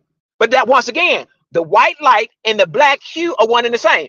That's why I say the scientists, they knew that a white object was a dark object, but they did not want white to be classified as darkness, because what it is, they wanted black to be classified as darkness. And so what I'm pointing out right now, that is, a black object and white light are one and the same. A white object is a dark object because of the absence of any light. Once again, anytime you're looking at color in an object, you're looking at light. They came up with the concept of color so that we would not be able to make the connection of, oh, this object has no light in it. So once again, a green object, green light. Blue object, blue light. Red object, red light. Black object, all of the colors combined. That's what makes black a light colored object. It's the lightest color in the spectrum. Because once again, then how do you darken the object? By bleaching out the light. And once you bleach out green, if you bleach out the blue, you're left with a bleached out color, which is a white product. And see, and I don't need 5 minutes, because once I explain that right there, there is no refuting the facts that I just said. So when you start saying, well, how is science spread? Because science never wanted white to be viewed as darkness. They wanted black to be viewed as dark. And I just showed you darkness is the absence of light or the absence of color. Because once again, if you want to darken a color, you bleach out the color. Then you're left with a white object. And that's, why am I going to that? But that's my position. And once again, so when you ask me, how are the scientists prejudiced? Because they understood that the most valuable commodity in this universe is light. And so when God said, let there be light, the blackness was the light. But let me tell you why. Because blackness puts up no opposition to energy moving through it. When there is no resistance to energy moving, energy can move to infinity instantly.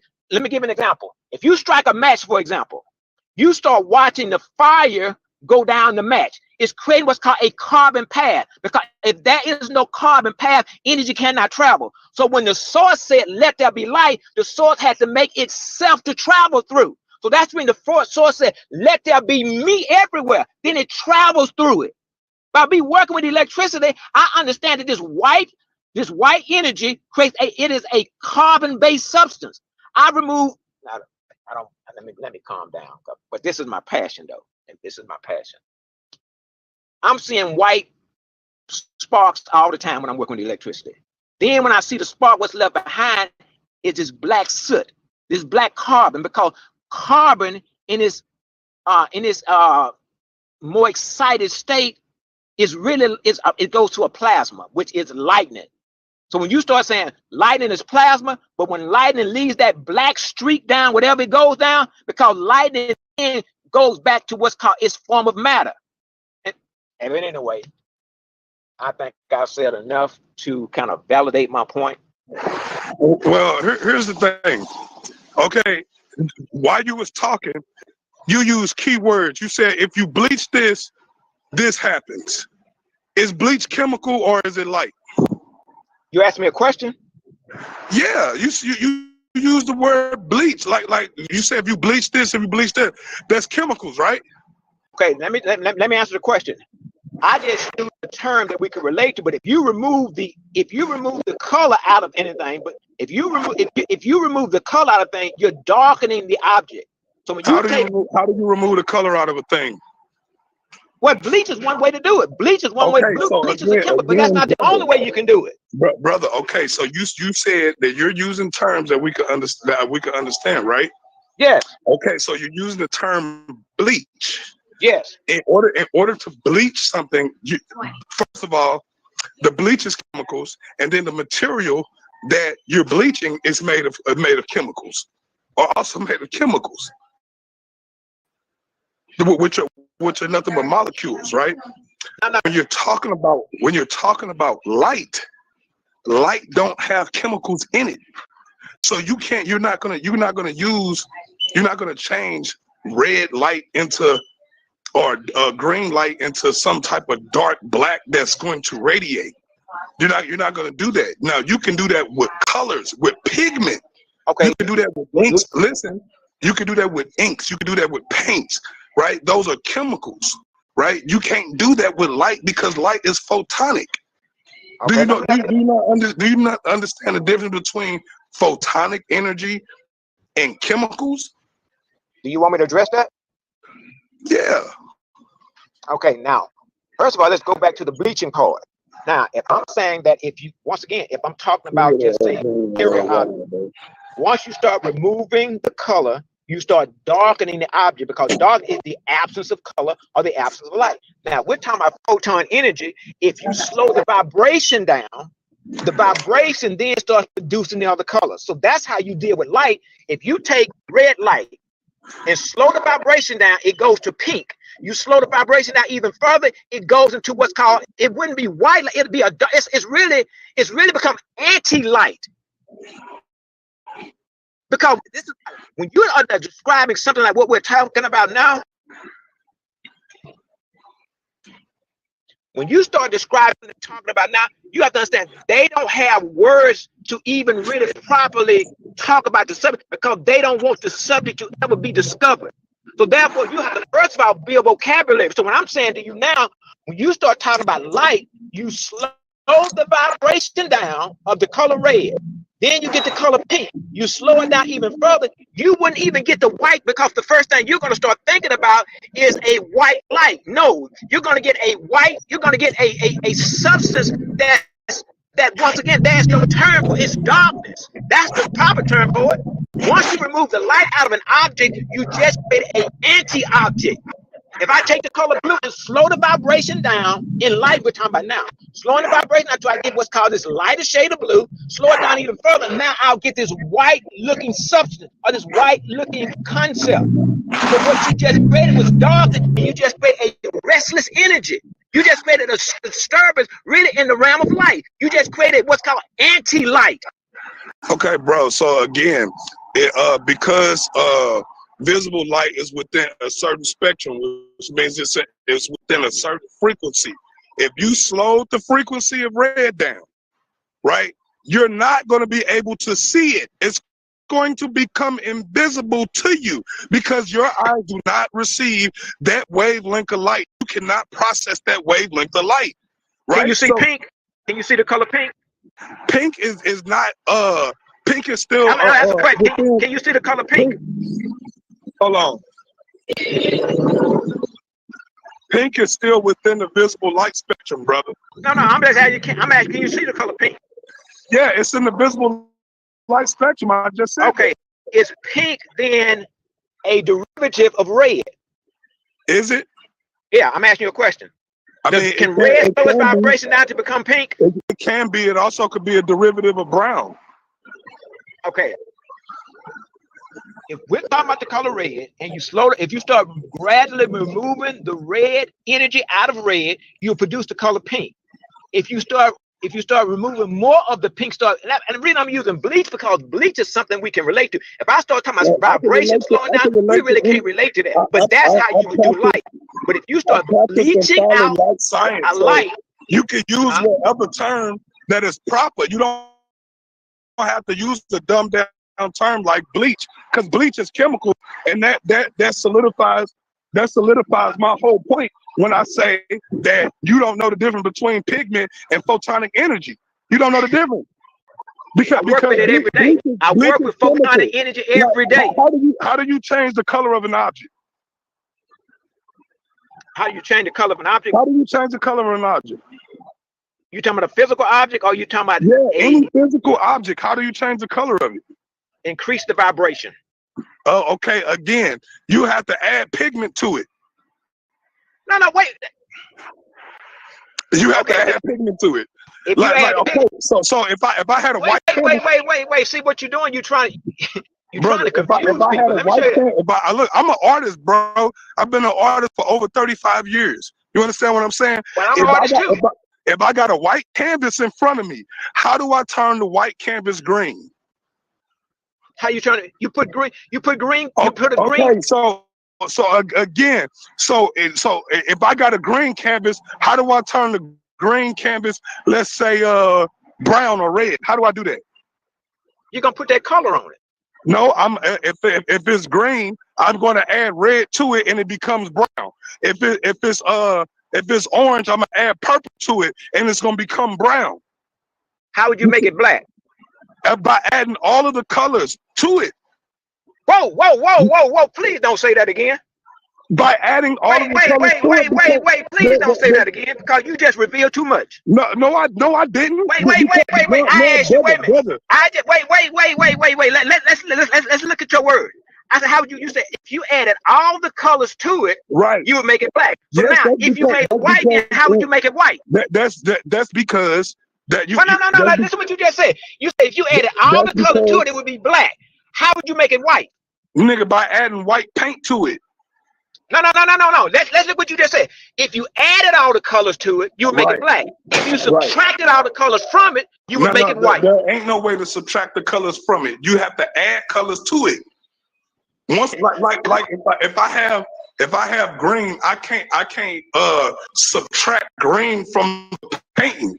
I would have to add. No. What we're doing, we're using our imagination right now. I just asked you if you were going to make a canvas black. You said I'd add all the colors. What you just said, I'll add. This is what you just said. I'll add all the light to it. No, I didn't say I was going to add all the light to it. That's not what I said. Color and light is the same thing. Color and light is the same thing. No, it's not. Let me ask you this. Let me ask you this. If you added all the color to it, how come it didn't turn white? White light.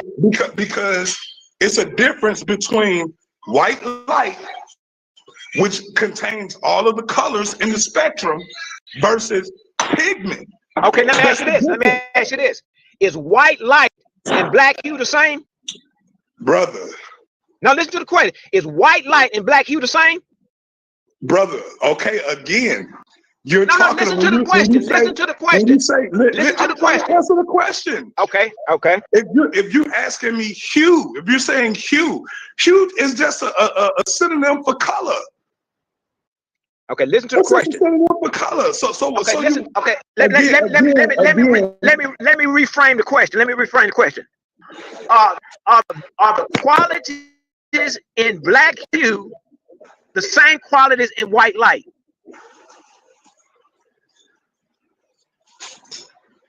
Hold on. So you're asking me, is black color? No. That's what I'm saying. Black hue, the qualities that make up black hue. Hue is synonymous with color. Huh? Hue is synonymous with color. Okay, well, go ahead and answer the question. Okay, so again, if you're asking me about does black color has the same properties of white light, I'm going to say no, because Stop. Let me answer my question. Okay. So when you asking me, I'm going to say no, because black is chemical. This is some type of chemical that you have to have in order to have this black. When it comes to white light don't have black light in it. There is no black light. Because the light spectrum is the 7 colors that we all know. Roy G. Biv. Nigga, ain't no black in Roy G. Biv. Okay. Stop. Okay, let's deal with what you just said. In pigmentations, hold on, I'm not done. So that's because in pigmentation, black and whites are shades. They're shades. In pigments, black and white are shades. You understand what I'm saying? The difference between a shade and a color. When you, in order for you to produce that black, you're gonna have to have something that's chemically black in substance. Just like if I was trying to make red paint, right? I would go collect rose petal flowers, right? I would collect rose petal flowers, and then I would dry them out, and I would beat them down into a powder, and then I would add a solution to the powder in order to make it liquid. You understand what I'm saying? This is how we make inks. This is how we make paints, right? And that powder is only red because the substance that I use is red. Now, it ain't gonna never be no other color until I add another chemical, which might be another plant of a different color, into that pot. And once I mix them up, those colors blend with each other.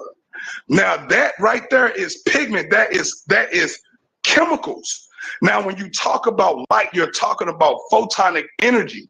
This is the reason why you ain't never seen a real black light. This is the reason why you ain't never seen I mean, damn, bro, you ain't never seen an actual black light. The shit that they call black lights are not actually black lights. They just call them black lights. Let's see. What I want to do is go back to your words. Because I asked you if you were going to make a black canvas, because we're not going to skate by this part right here, because this is what's called the epiphany, a major revelation of something that we just did not know. You just told me, I said, how would you make a black canvas? You said, I would add all the colors in there. So you saying, right. So, and if I'm saying dark, notice I didn't say I'm going to add all the lights. Let me finish. If I'm saying color, a object's color is an indication of the light it has in it. So you just said, if I add all the lights together, because once again, color and light is the same thing. They only brought in color so that we would not understand. You just added some shit that I didn't say. I never said. I'm saying color and light is the same. Right, but I'm saying, no, I didn't say you said it, but that's what I'm saying. This is what you said. You said, wait, let me finish. Let me please, let me repeat the beautiful words that you just said, brother, please. Because you just, brother, you just became an orchestra of truth. I mean, you just said, brother, if I put all the colors together, I will have a black canvas. Let me say it again. You said, brother, if I put all the colors together, I'll have a black canvas. So I said, well, then, if you reversed it, if you start removing, you said, it can't be done. It can't be done. Yeah, you can't subtract it out. Have you ever heard of color? I'm not even going out. But let's just stay right here at the orchestra, at the orchestrated word that you just revealed to the world. Brother, I don't know if you understand how brilliant you are. You just said you're an artist. And you said I can start off with a white canvas, but I got to add to it this color, because the white canvas is saying I don't have anything in me, so therefore you got to add on the white canvas. Red, Roy G. Bibb, you got to add red, orange, yellow, green, blue, and purple. And you said that when I add all these together, I'll then come up with a black canvas. You start out with a white canvas, but when you put colors on top of the white canvas, now you got a black canvas. Then I asked you, I said, those are qualities in a black hue have the same qualities of white light. White light is made of Roy G. Bibb. Red, orange, yellow, green, blue, purple. But what it is radiant energy. So a black hue radiates white. So that's why I gave the example of a black charcoal radiating a white color. And then so what the white supremacist did, white supremacist said, wait a minute, we're going to make the white hue over here, the white canvas, and the white light the same. Because we didn't know how to mathematically distinguish. They're not the same. So what I'm telling you is, and what you just said also, a black hue has red on it, a black hue has Roy G. Bibb, and white light has Roy G. Bibb. So that makes 2 plus 2 equal to 4, brother. You can't let conclude yourself. Give yourself a hand. Let me address what you just had your own epiphany. I'm gonna tell you something. And when you get out the phone, you're gonna think about yourself. God damn, I did come to my own epiphany. You won't be able to go back, because this is what Jesus said. That water that you just drank, brother, you're not gonna ever be thirsty for that truth again. Let me deal with what you just said. Let me beat my chest a little bit on that. The water that you just created, you're not gonna be ever thirsty for that truth again. So Jesus said, the water that you drank from me, you're not gonna ever be thirsty for that again. So the truth that you just revealed to yourself, see, right now, me and you kind of like two bull bumping head. But when you get out, you get out the phone in a quiet place, you're gonna say, wait a minute.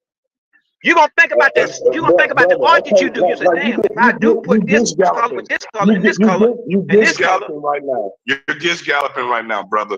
Again, I'm gonna address what you just said. You said if you take a piece of charcoal that's made out of carbon, you talking about chemicals? Yeah. Chemicals. Right. Yeah. And then you would add an accelerant to that. You would add an accelerant to that charcoal in order to light it on fire.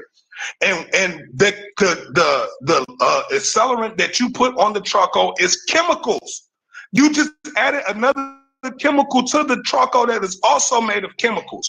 Now when you strike a light on it, then it ignites. Now once it starts burning, it's going to leave soot, which is a chemical. That chemical soot can be collected and turned into black paint. Now you cannot hold on. You can't take that soot and turn the soot into white light, because light is photonic and carbon and soot is chemicals. Those are two totally different things. Photons are not chemicals. They're not chemicals, brother. They're not. And until you understand the difference between pigment and light, you're going to be completely confused about what you're saying, what you're talking about. Can I ask you something, brother? Can I ask you something about what you just said? What you're talking about. Can I ask you about something that you just said? Anybody can go look this up right now. Can I ask you something about what you just said? Look, I like dealing with the truth, and I was taught. Can I ask you about something that you just said? I'm gonna do you a buck, and I'm gonna do Karina a buck by posting a source, not me talking, an actual source. Can I ask you something about what you just said? Hold on. I've been an artist for over 35 years, and in my career of being an artist, using pigments and light in order to render images, I know for a fact that when it comes to light, I have to deal with white light and the color frequencies dealing with those lights. When I'm dealing with paints, I have to deal with chemicals. When I'm changing the canvas from one color to another, I am not using photonic energy to do it. I'm using chemicals to do it. Do you understand? There's not. You and I are going to continue to butt heads. But now for the audience that will may hear this later. Hold on, brother. If I shine a red light on a white canvas, that canvas will appear red until the light is turned off. And when I turn the light off, the canvas will be white again because the red radiant energy has been cut off. Now, if what you were saying is what it is, when you shine a red light on a canvas, the canvas should remain red because you just introduced photonic energy into that system. But that's not what happens. When you turn the red light off, the canvas is no longer the canvas is no longer red. It's white again. And that's because it's a difference between pigments, which is chemicals, and then light, which is photons. Those are two different things. You can't bottle up a photon, a bottle of red photons. Let me ask you look, I want you to answer me this. Have you ever went to the store and seen a bottle of red light? Yes. No, you haven't. You seen a bottle with chemicals in it.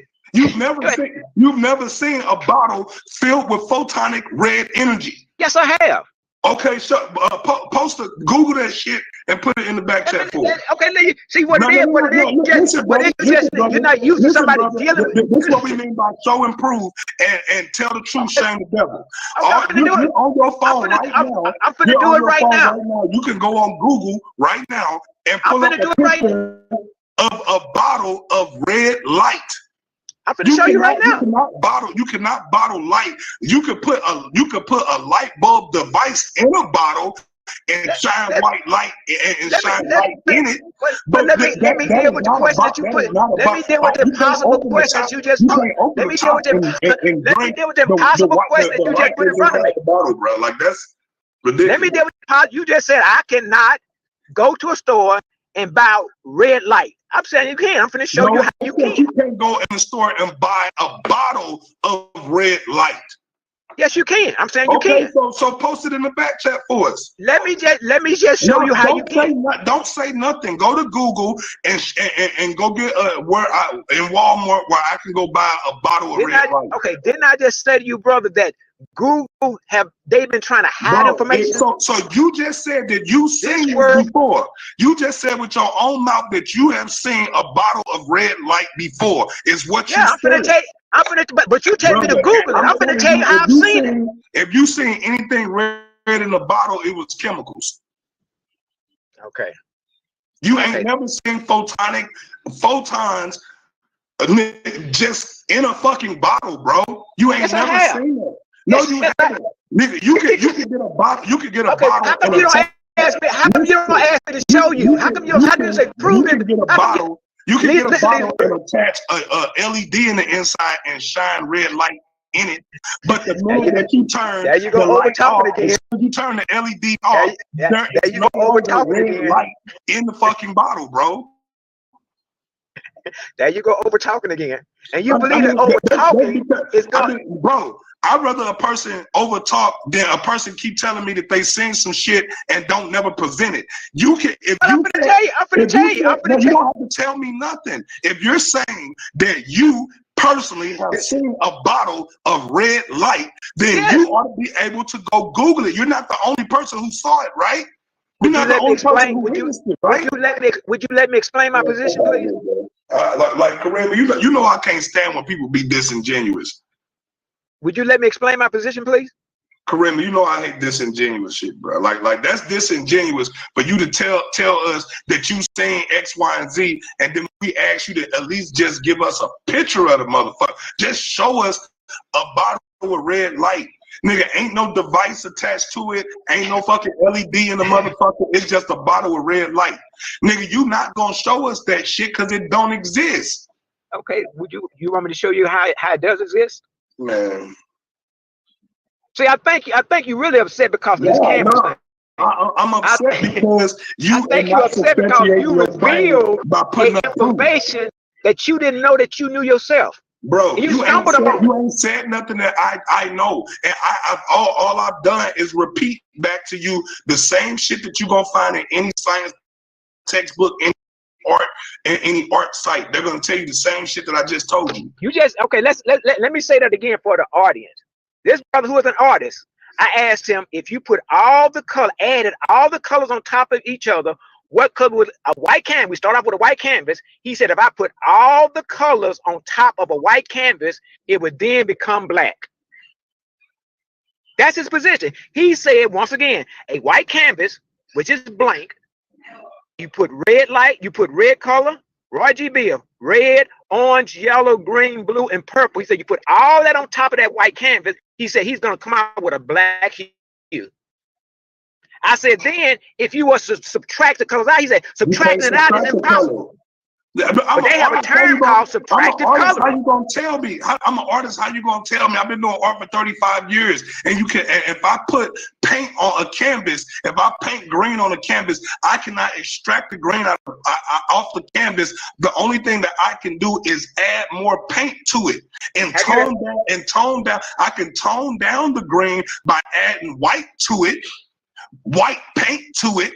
Whoa! Wait!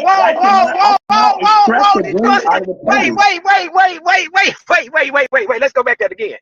You can tone down. You can start bleaching out by adding what to it? No, I'm not bleaching it.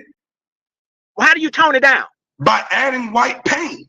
And what if you add out? What if you continue to add white paint? What'll happen? What's the lightest shade of green that you can get? If I continue to add white paint, it's eventually gonna be white. Whoa. So, and if once you made it white, I mean you removed all the green, right? I've only painted over the green. So that's what I'm saying. So you painted over the green, so you're making the green lighter. Can you make green? Make the green. Listen, when I paint over the color, it's only one color sitting on top of the other. And if I keep on adding that color, eventually you won't be able to see the color underneath. Okay, I'm saying, so if you were to put red on top of green, if you were to put red, would red produce another color? Would it start lightening the green color? The only way you're going to be able to lighten the color. Red on top of green is going to be brown. Okay, so I'm saying, if you were to darken green, if you were to get green to its darkest color, what color would you use? In order for me to darken green, I have to add black to it. Whoa, man, don't reveal that much truth on this thing. You don't get What do you mean? That ain't profound. Again, wait. You just said if you're going to make green stronger.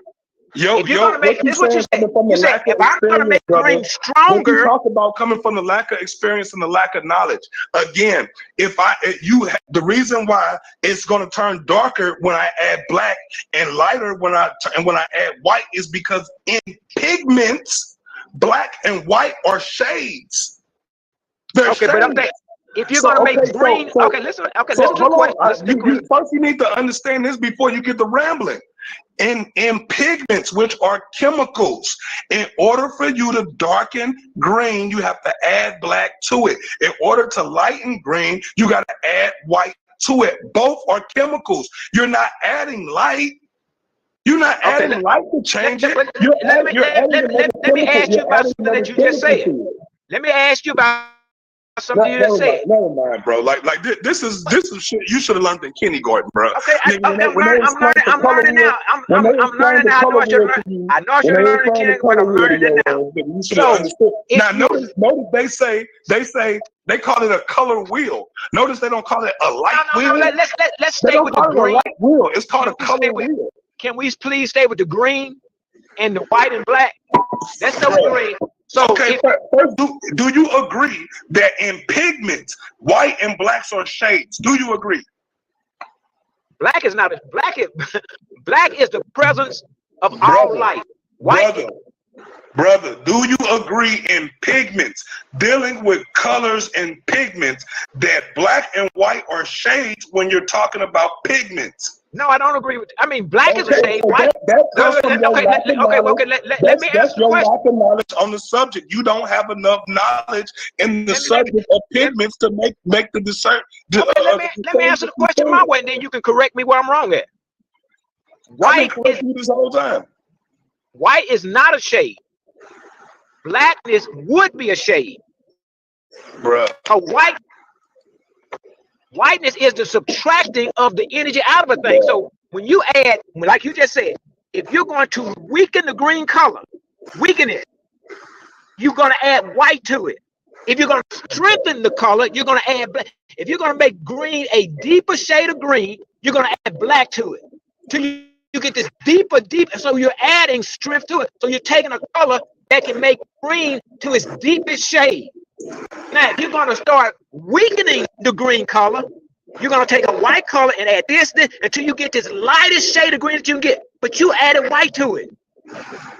To weaken it, you add white. To strengthen it, you add black. That's what you just said. You didn't say the words, but I'm pointing out how blackness is the energy color and white is the color that subtracts from it. Now, I'm going to read this. And like I said, when you not be disingenuous, you actually come with actual sources. This comes from Adobe.com. Now, Adobe is the image rendering program that almost everybody uses. Adobe Photoshop, Adobe Illustrator, Adobe Animate. We all use these things dealing with colors and images, right? This comes directly from a company that deals specifically with colors. That's all they do. It says black and white. It says black and white and shade, or is black and white a shade or a color? It says some consider. Now when they say some consider, they're talking about the layman, the person who don't know, like yourself, a person who doesn't know. It says some consider white to be a color because white comprises of all the hues of the visible light spectrum. They're lying about that. Hold on. It's not over. They're lying. I'll tell you right there, they lying. That's a damn lie. Brother, this all this company does. They don't do nothing else. Adobe ain't got a dog in the fight when it comes to fucking science or when it comes to yes, they do have a dog in the fight. No, they don't. This is an Adobe. If you just told me Adobe, if you just said to me Adobe said that white color artists who use their programs to create images, they don't have no dog in the fight when it comes to science, bro. I tell you what, then this is what I want you to do. Then hold on, add all the colors up and make white. Then, listen what I'm saying. You cutting the source. Listen, okay. if they are telling the truth, they are telling the truth. Adobe is telling the truth. Let me Listen what I'm saying. reading. Let me finish reading. It says, some consider white to be a color because white light comprises all hues on the visible light spectrum, and many do consider black to be a color because you combine other pigments to create it on paper. But in a technical sense, black and white are not colors, they're shades. Anyone who has dealt in art knows this. Anybody who has dealt in Photoshop knows this, that black and white are shades, they're not colors. Anybody who has a deal in multimedia, dealing with building websites, anybody who's done any type of work in this field knows that black and whites are shades, they're not colors. This is the reason why when you go on a color wheel, black and white are not on the color wheel because they're shades. You got monochromatic shades that go from white to black, and then you have colors that go from red to violet. Roy G. Biv.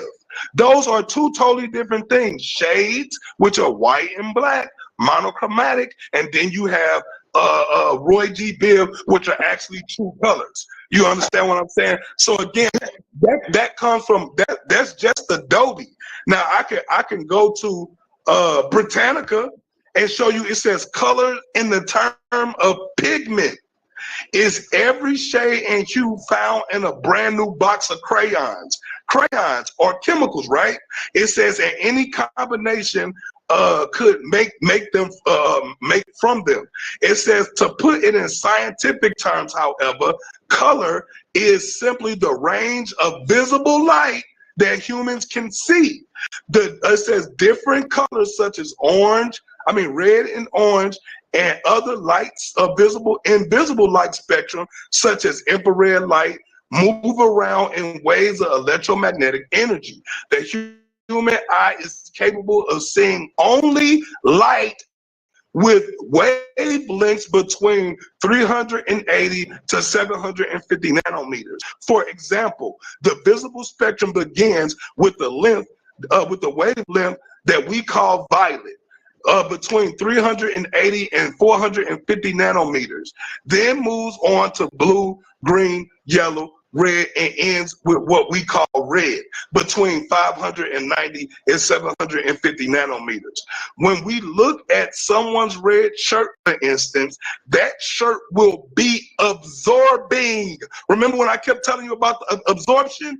It said the shirt will be absorbing or scattering light wavelengths of light lower than 500 nanometers. So those waves will not reach your eyes, but a red shirt will be reflecting some wavelength between 590 and 750 nanometers, which your eyes process as red. The trouble in the scientific approach is that some colors considered important in a crayon box are notoriously missing. Black and white, as well as colors like pink, don't seem to have a place in the visible light spectrum that goes from violet to red. So does that mean that black and white are not really colors? It depends on how you want to define color. If color is solely the way physics describe it, the visible light spectrum, then black or white are outcast and don't count as true physical colors. Colors like white and pink are not present in the spectrum because they are results of our eyes mixing wavelengths of light. White is what we see when all wavelengths of light are reflected off of an object, while pink is a mix of red and violet wavelengths. Black, on the other hand, is what our eyes see in space that reflects very little light at all. It said that is why if you enter a room, when the lights are turned off, everything is dark and black. If you include the definition of color, however, all the ways in which the human eyes process white and black of it, then black and white as well as pink earn their place in the crayon box. Now notice they keep on bringing up crayons because when you're dealing with a color, you have to be specific when you're talking about pigments or you're talking about photonic light, photonic energy, because they're not the same. Nigga, you can change the color of pigments by adding more chemicals to it. When you deal with photons, you have the actual frequency of the light. You have to change the frequency of the light. You don't add chemicals to light to change the color. You understand what I'm saying? You change a frequency, which is an oscillation of energy. We both agree with that. When you're talking about pigments, you have to change the chemical composition. Can you do me a favor? Set me up a debate with them, not you. I'm gonna prove that they lying. I see what it is. That's your source. Set me up a debate with them. I'm not because you closed-minded on the subject to show you that your source is lying. Well, no. Set me up a debate with them. Tell you got a guy right down in Shreveport, Louisiana, saying they lying. Set me up a debate with them, and I'll prove that your source is a liar. You heard what he want. He want us to set up a debate between him and Britannica. Adobe, Google, what they lying. That's what I'm telling you. What it is. This particular article is he want to set up a debate with Britannica. Yeah, because what I'm gonna show you how the culture is complicit in keeping a lie going. And they got this lie going around the world. That's what makes it when you get scientists lying to you and philosophers getting together, when they lie at that level, that means that there's something special about the people who they don't want to get the information. Britannica been lying for years. Google lying now. These folks lying. When they start talking about color like that, they lying about it. Humans been using pigments ever since the dawn of man, brother.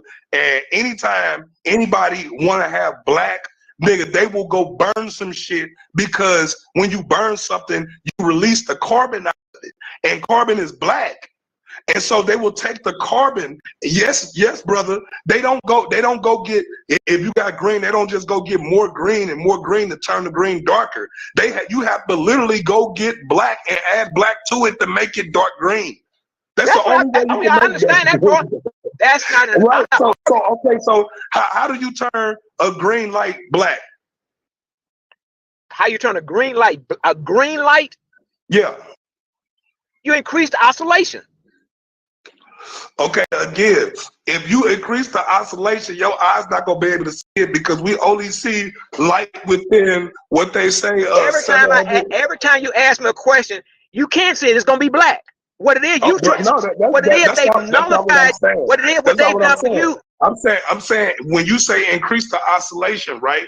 They're telling you that the wavelength.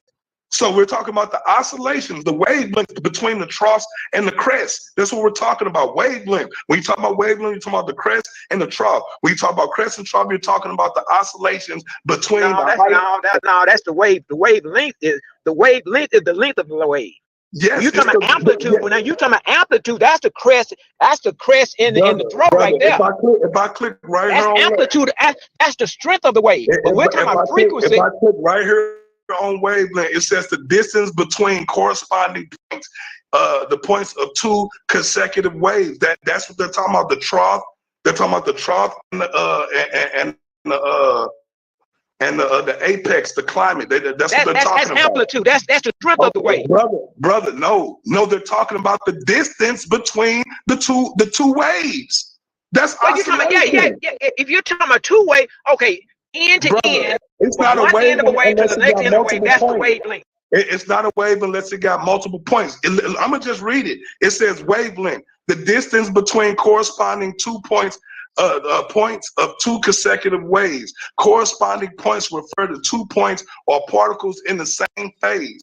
That means points that have complete identical fractions in their periodic motion, usually in transverse waves or waves with points oscillating at right angles to the direction of their advance. Wavelengths measure from crest to crest, or from trough to trough. This is the same shit I just told you before I even read this shit. And this is what I mean by when you know the information, you don't need no book. You don't need any of this shit because it's off the top of your head. I do this shit. Do you really think you? Do you really think you just? Brother, I think you're an intelligent brother, but I think your problem is vocabulary. I think your problem is vocabulary. My vocabulary does get off understanding how words relate to each other.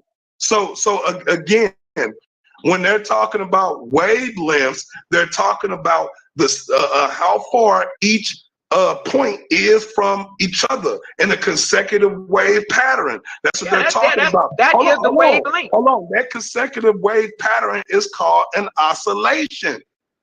That oscillation of that wavelength is called a frequency. This is the same shit over and over again. I've been saying it for hours. You pointing out quality on a wave for what? I'm pointing out the fact that listen, what I'm pointing out is this. You said if you wanted to change the green light to black, you would change the oscillations, is what you said. Yeah, you speed up the oscillation. Okay, again, the visible light spectrum is between 380 and 750 nanometers. That's Roy G. Biv. If you speed up or slow down the oscillations, you're going to be outside of the visible light spectrum. What I keep telling you, it is visible. It's black. You keep bringing your source, and I'm telling your sources are lying. I'm gonna show you this. I'm gonna give you this. Watch this. Can you see the color black? The frequency. Watch this. The frequency. You keep saying you can't see. You can't see the color black. Watch this. The frequency of black. You cannot see the color black. What's the frequency of black? It said the frequency of black is not not a well-defined physical quantity. It says, hold on. Who's saying it?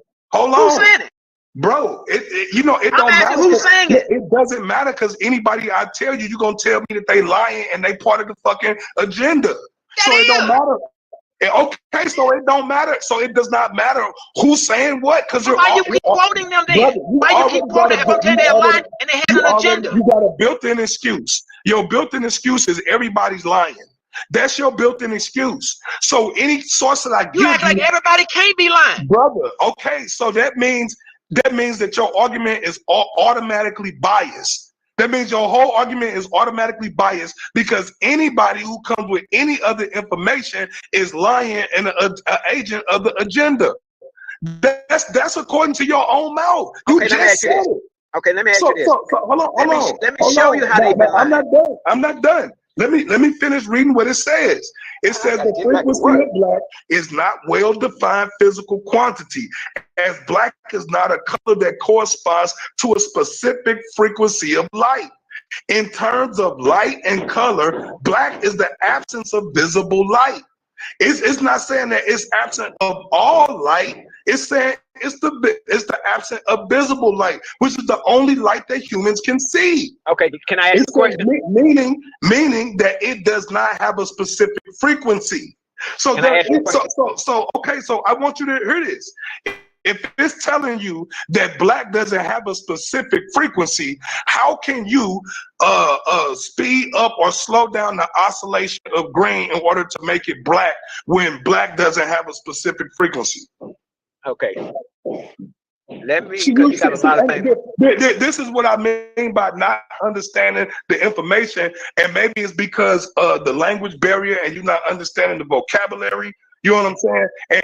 And this happens all the way around the board with our people, because when we talk in layman's term and we talk in slang. You talk in colloquial terms, and you talk in connotations. You're not talking in denotations, which is what science requires. Science requires you to talk real talk according to what it is. What science requires What science requires is what's called écoute, répéter, listen and repeat. And there's certain things, and there's certain paradigms they don't want challenged. And when somebody challenge, see what's happening with you right now, you experience what's called cognitive dissonance. Adobe not into science. Adobe's not into science, brother. Adobe's into art. What you're experiencing right now is cognitive dissonance. I'm saying something against what you already believe. So now it's creating distance. So now you're trying to protect what you already think you know. Nah, man, you already then told the whole world, the audience, and anyone who's listening, that anybody who comes with any information outside of what you're talking about is lying and an agent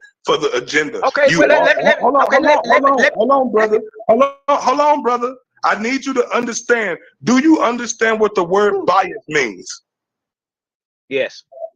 Do you not understand that for you to present an argument and any information that is to the contrary of your narrative is automatically deemed unworthy or illegitimate because you say that they're an agent to the agenda? That automatically makes your argument completely biased, and anybody with any common sense wouldn't take a debate with you just because you have already falsified every single bit of information that can be presented as being a part of the agenda. You see what I'm saying? So it don't matter what a person says. It don't matter what source a person brings because they're automatically an agent.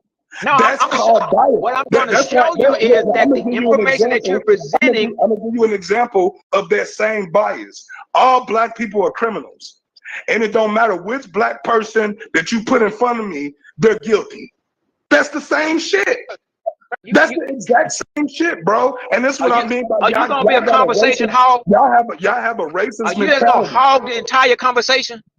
I'm just saying that you just gonna hog the entire conversation? No, I'm not. That's what you're doing. I mean, you just going on and let me at least address some of the stuff. I'm sorry. But well, you need to address your biasness first. Okay, first. Okay, let me give this example right here. What? You just read a source that says blackness is. Address your bias first. Okay, you just read something saying that blackness is the absence of light. You read a source. Now, I always use this example. If I have deal with your bias first. Don't attack no sources without dealing with your bias first, because we already know. We already know. We already know. Be a conversation. How you just gonna hog all this kind of conversation, brother? As soon as I say 3 words, make sure you do this first. Make sure you do this second. Are you just? I don't like people being disingenuous, brother. So you have to address your biasness first before we can even go further into any type of discussion. We need to talk about your bias. Anybody hearing this will understand that it's certain thing that you're trying to prevent me from saying. No, it's not. Anybody that's hearing this from the outside will say, "Damn, he won't even let the brother get out his bias." Look, in the nature I'm letting you say everything that you need to say, but if I just as soon as I say something, anybody that hears this, I want to see that you are attempting. I want to do this in the nature of peace. Sister Karima, could you please explain to this man that what he just did was just made his entire premise null and void by deeming any other source that comes to the contrary? He's already claimed them biased because he thinks that they're part of the agenda. So how can anyone have a debate with him if everybody in the world is part of some mass agenda? Like that means that the only way to prove your point is your point. That means you are the source of your own information. That's what that means. That means nobody else can check or verify. Are you still just gonna hog the conversation like you're doing? You came into a slick way to do it again. Now you want to Karima, what you get? Karima, let's not let him talk. Karima, you come and say the same thing. That's what you're trying to do. Karima, say the same thing I'm saying. Nobody's gonna debate you because everybody's gonna say that you already coming. Let me at least say what I'm saying so people can evaluate for themselves. Go ahead. You're trying to influence the jury. Now go ahead. Don't just gallop. Go ahead. Okay. I use this example right here. If I had a black t-shirt on in the summertime and somebody else had a white t-shirt on in the summertime, I usually ask people, well, which shirt would be the hotter of the two? Most people will say that the black t-shirt is the hotter of the two. And I said, why? They said, well, black holds heat. What the black shirt is doing, it is absorbing the sunlight. The white t-shirt is deflecting the sunlight. So if you came to my black shirt and asked me, well, what levels of light did your black shirt absorb? It absorbed all of the light. So darkness is the absence of light. So you could come to my black t-shirt and find red light, orange light, green light, blue light, and purple light. It absorbed all of the light. If I went to the white t-shirt, say, Mr. White t-shirt, how much light did you absorb? The white t-shirt, I'm cool because I did not just absorb it. I deflected all of the light. So now, when you just said what you just said, your source said that blackness does not have any color, does not have any light. I'm proving you right now, blackness is a perfect absorber of light. And the reason black people were even made black so that they could absorb the light of what's called the creator perfectly. That's when we have this black skin, so that we can absorb the essence of God and then reflect God perfectly. This black skin is not a sun barrier, it is a sun absorber, a light absorber. So therefore, when we made this body right here that we're in, we made something that could absorb the essence of what we were in our other state of existence, which is light. So now, once again, let me calm down, but I get passionate, righteous indignation. So once again, your sources is saying that a black object is the absence of light. I use the t-shirt example to show you that a black object absorbs light, and anything that absorbs something perfectly can reflect it perfectly. But what it is, because the white light and the black hue don't look the same, we mathematically did not know how to show that the variables in the white light are the same variables in black hue. I can stop right there because that's all I need to prove. I don't have to go on and on and try to stop you. And I'm telling your sources that you said that black is the absence of something, your sources are lying. In your mouth several times, brother. First of all, in the beginning of the conversation, I told you that black don't radiate, it don't reflect, it absorbs. That was one of the first things I told you when I got on here. Is it not? But I'm saying it's reflecting too. No, yeah, you no, just no, you cannot reflect light off of black because black absorbs all light. So how can it reflect? Because the black is the reflection. That's what you don't understand. No, it's not. Black ain't the reflection. It's already black. No. Okay, once again, let's go with your canvas. Let's go with your canvas example. Listen, let's go with your white canvas example. Let's go with your white canvas. Okay, look. Okay, so obviously you don't understand how reflection works. So when light hits an object, it will bounce off the surface and be cast to another surface, and you will be able to see that color, or you'll be able to see that light on whatever surface it's reflected off onto, right? When you just said that black reflects, but nobody has ever seen black being reflected on something outside of a shadow. You don't see black people? Black people, bruh, that is not the same thing. That's pigment. That's melanin is pigment. That's chemical. Again, that's what I said from the beginning, is that you're confused about pigmentation and fucking photonic energy. I said that from the beginning. I tell you what, brother. Hold on. I'm not done because I like I just said, you put your foot in your mouth several times just within that little itty bitty space of time.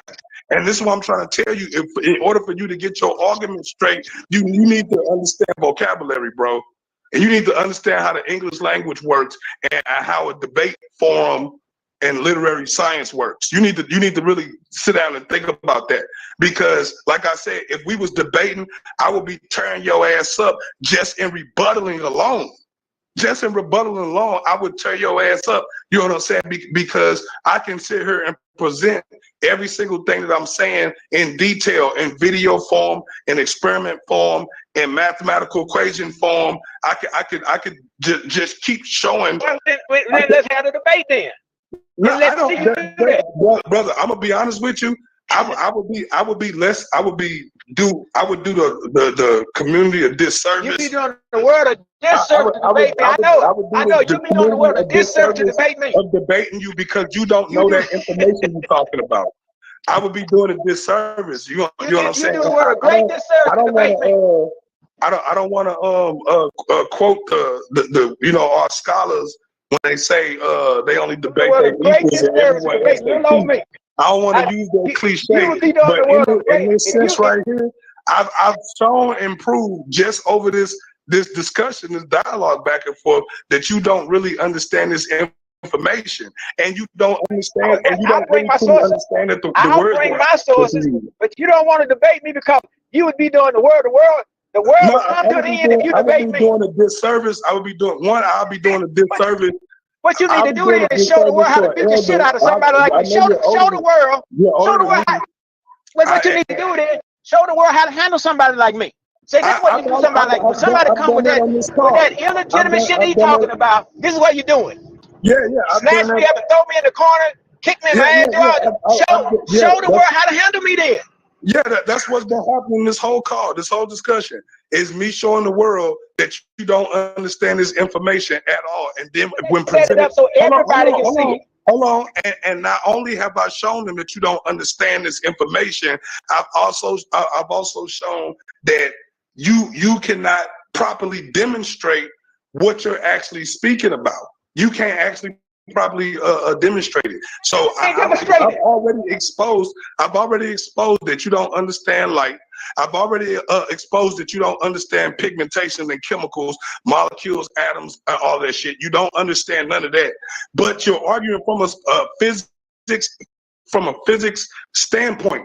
You're arguing from a physics. This ain't about religion. None of that shit is about physics. So this ain't got nothing to do with what one feels. It don't got nothing to do with what one believes. This has to do with physical facts, physical proof. And the stuff that you're talking about, you're not going to be able to prove otherwise when I'm telling you that chemicals, pigments are chemicals. You know what I'm saying? And the minute that you brought black people in, see, that's the reason why black people see, boom, right there. Black people are made up of these chemical substances. You see what I'm saying? And when you get to talking about melanin and carbon, that's all chemical too. You see what I'm saying? Which strengthens the point that these things are not photons. Now those things do radiate photons. They do. They radiate photons. Everything in life radiate photons. You know what I'm saying? Everything, if it's matter, it radiates photons. You see what I'm saying? So the world is filled with light. You know what I'm saying? And the darkness that we see is because humans have poor eyesight. We have poor ocular vision, and we can't see all of the spectrums of light. That's the reason why everything looks dark to us when we look up in the stars. You see what I'm saying? So you have never actually been in darkness, even in the deepest, darkest room or in a submarine in the Mariachi Trench. You know what I'm saying? Even then, you are still emanating photons, and everything else is emanating photons off of you. Life emanates photons. It's called biophotonic energy. Everything radiates. The piezoelectric effect. Everything is radiating photons. You see what I'm saying? So what you're talking about, I actually agree with on a certain scale. It's just that I'm dealing with physics. I'm not dealing with any type of racial bias or any type of school of thought bias. You know what I'm saying? I'm just dealing specifically with physics, what I can measure, what I can calculate, what I can document. That's the only thing I'm dealing with right here at this moment. I'm not dealing with any other like metaphysical, you know what I'm saying? Like the metaphysics, to me, metaphysics is just a creative way to teach dumb people physics. Like it's an introduction to physics, you know what I'm saying? And you teach it to them like a child by, creating allegories and all of this other fucking dumb shit that come along with it. You see what I'm saying? And that's what metaphysics is for. You know what I'm saying? But if for something to metaphysical. If you can't translate it into actual physics, then it's just that. It's whimsical religious nonsense. Bullshit. If you can't translate that into a physical application. You see what I'm saying? So like that's what we're talking about, being able to put things into a physical application. You know what I'm saying? For it to be a science, you need to be able to put it in a physical application. And saying, oh, black people are this and black people are that, you can't really put that in a physical application because, I mean, it is what it is. You see what I'm saying? So that's all I'm saying, brother. Like if you want to make that argument and you want to go out there and fight that, I'm just saying you need to tighten up your stance just a little bit, because a person could pick you apart if they can recognize fallacies. Like I'm recognizing fallacies all through the argument. You're saying, oh well, they don't do this and they don't do that. You know what I'm saying? You're dealing with emotional fallacies. You're dealing with straw man fallacies and appeals to the mob fallacies. You know what I'm saying? It's all different types of fallacies all throughout the conversation, because it's not completely rooted in actual physics. You know what I'm saying? It's rooted in like your belief of these things, and then it's like you're changing words and meanings to things that mean an absolute thing in the real world to everybody else. You know what I'm saying? When you say, oh, white is really black and darkness is really light and this, that, and the other and stuff, and it's like you're just reversing it, but trying to give it the same properties and stuff like that. The shit's weird, bro. You know what I'm saying? So I'm just saying, like, if you're trying to make that argument, you need to tighten your shit up for that. You know what I'm saying? On that alone. Because everything that I've been hitting you with and coming at you with is the same thing that somebody else, if they were debating you, they would use that exact same information that I just hammered you down with. You see what I'm saying? And even if you went and got your books and your sources, right, the amount of evidence that can be put forth towards your claim, you know what I'm saying? You actually fighting a losing battle. You know what I'm saying? So when you say black is light, when you say black is light, now me, I would take the word blackness out and put darkness there. I would say darkness is light. You see what I'm saying? And that way you would be able to play off into the fact that when you look up in the sky, when you look up into the space, it's black, but it's only black because you can't see gamma, you can't see X-ray, you can't see all those different wavelengths of light, so it all just look black. You see what I'm saying? So darkness, you know what I'm saying? Yes, it is how they describe it. You know what I'm saying? Which is the reason why you have to put down the meaning of the words that you're using. You have to put that down on the table first, so for other people to understand. Because when you say certain things, we're automatically going to associate those certain things with what we already know. You know what I'm saying? And what we don't know. You know what I'm saying? We're going to associate those things. So if you change black into dark, it would make more sense. You know what I'm saying? That darkness is light. You know what I'm saying? And then you can argue that outside of the visible light spectrum, all the other combination of spectrums, light spectrums, ultraviolet, gamma, X-ray, radio waves, you know what I'm saying, so on and so forth, all of those combined makes this blackness or this darkness that we see.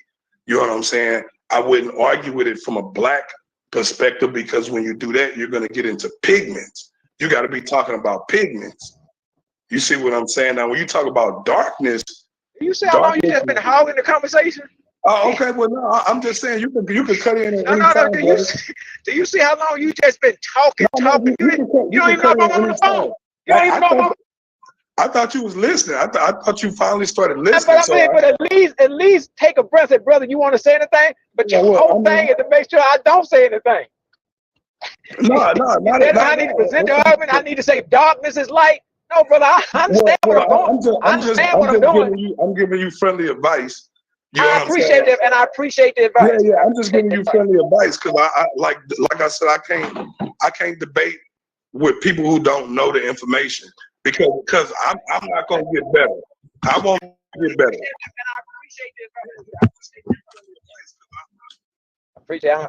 Hopefully, I'll try to get better, and people will say, man, at least give you I want both of us to eat, so at least if both of us come with some hardcore facts and stuff like that, you know, we both can eat. You know what I'm saying? We can actually get a real good sparring session off. You know what I'm saying? But I'm gonna go in there just destroying you in the first round like that. I want you to that would not be the gentleman thing to do, just to destroy me in the first round. Well, I'm just saying, yeah, that's usually what I do, first round knockouts. I don't play with them. Okay. Yeah. I'll hit you with a documentary. I'll create a documentary on your ass, and that'll be my first round. And then you'll have to sit there and argue with that damn documentary. You know what I'm saying? So I'm just saying, you're gonna have to argue with the documentary, and then I could just use the rest of my rounds rebuttaling you. Okay, all right. Most definitely don't want to get beat up in the first round. Hey, Sister Kareem. Hey, nigga, you talking about you know what I'm saying, kung fu, a debate shit. It's kung fu. You're gonna have to debate that documentary. Oh yeah, bro. I'm really going against the world. I understand. It's like David and Goliath. Because anytime I'm bringing the information I'm bringing, I'm going in.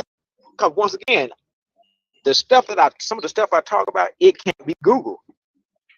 But that would be a time here when the world would be in a darkness. But the Bible, what it says, that would be a time also when truth would come back to the earth. And that's what's coming back now. But what's going to happen is truth is going to sound strange in an atmosphere. Why are two girls? Okay.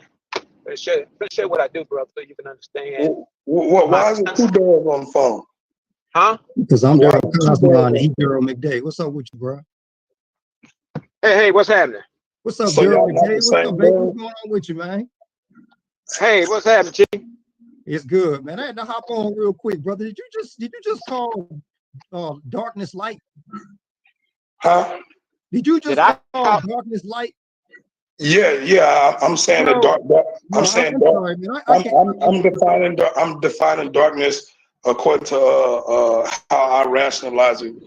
And you can say it's my own belief or what, but yeah. Yeah, bro. I'm sorry, man. Come on, man, because I couldn't let you get away with that one, man. But if that's your personal belief, then that's your personal belief, man. But you can't go around. You can't sit there and say darkness is light, man. And light I could say that that the light, that the whole universe is filled with light, and it's light that we actually can't see. Like, I mean, it's trillions and trillions upon trillions of stars. Understand what I'm saying? Why they call darkness, man? And understand what I'm saying? It's trillions upon trillions upon trillions to the trillionth power of stars in the universe, and they're all shining, radiating light that's moving out 186,000 miles per second all the time, every day, nonstop, and the light don't stop moving and traveling. It don't stop. You know what I'm saying? So we're surrounded by light, but it's those frequencies of light, we can't see them, and because we don't see them, they all register as darkness to us. You know what I'm saying? But it's actually light. You know what I'm saying? So it's only light because we can't, you know, it's part of the electromagnetic spectrum. We just can't see it.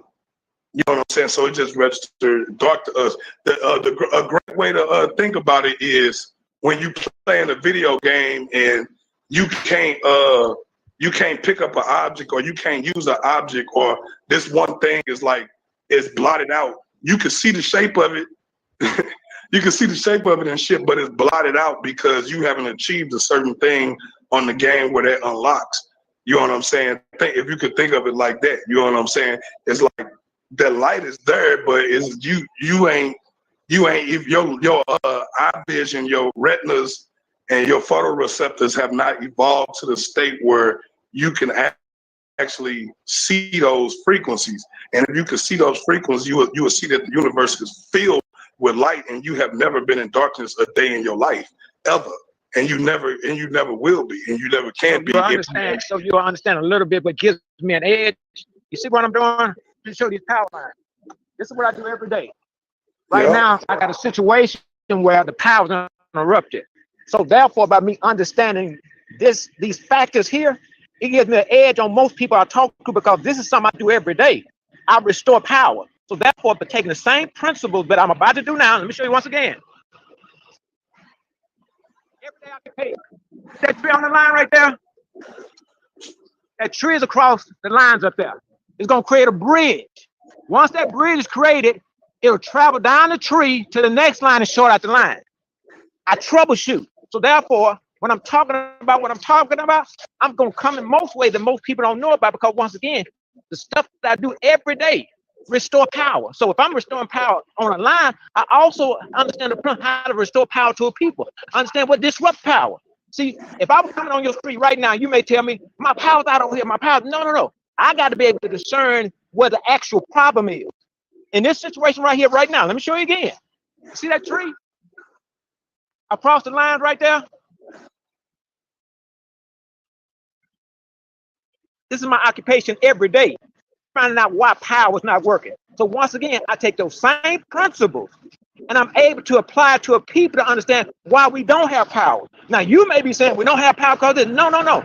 Because of what I do, it gives me a unique edge on most people who talking about what power takes for us. What it takes to get power restored. Take it out to the source. Yeah, my occupation. So therefore, I feel that, but I don't know if I would allocate removing tree limbs off of no. It's not about tree limbs. It's about understanding what's disrupting the power flow. See, if you came here, you say, but the people say, well, why is our power out? I got to be able to see. I can show you. See that line now? You got to be able to discern what's causing the outage. Yeah, but that makes you like a repairman, though. That doesn't mean that you understand electricity. That tell you what, I'll bring you out here and put you on the situation then. Tell you what, I'll bring you out here and put you. Let me bring you out here. Let me bring you out here, and then you tell them what you know about the situation. I haven't had the formal training in repairing phone lines or power lines. No. Restoring power. Right. Restoring the power lines. That's what we're talking about. And that's why I say, if I could go through a course and learn the same thing that you know and do the same thing that you do, you know what I'm saying? Like, it's no problem. I'm saying that don't give you the authority on understanding Lorentz force or understanding Coulomb's law, understanding Maxwell and Faraday law. That don't mean that you understand quantum electrodynamics. That don't mean that just because you do those things. Okay. I'll let you sit with that. I'll let you sit with that since that's what you need to sit with.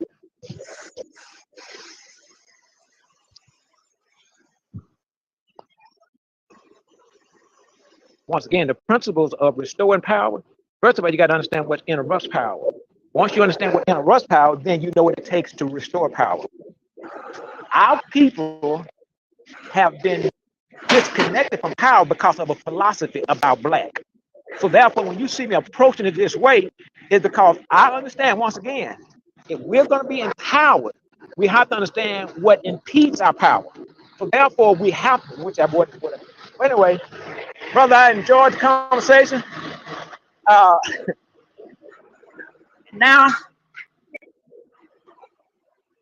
I got to restore power.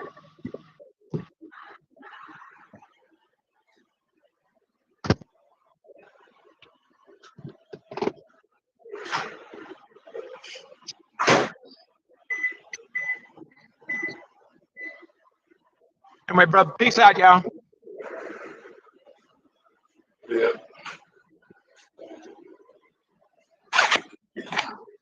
See, you know what it is I recognize that I'm psychologically dominating over a lot of niggas. And morally, it's actually morally wrong for me to beat up on these retarded ass niggas.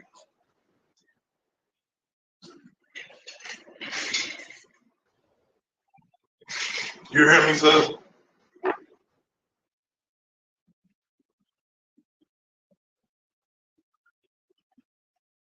You hear me, sir? Correct.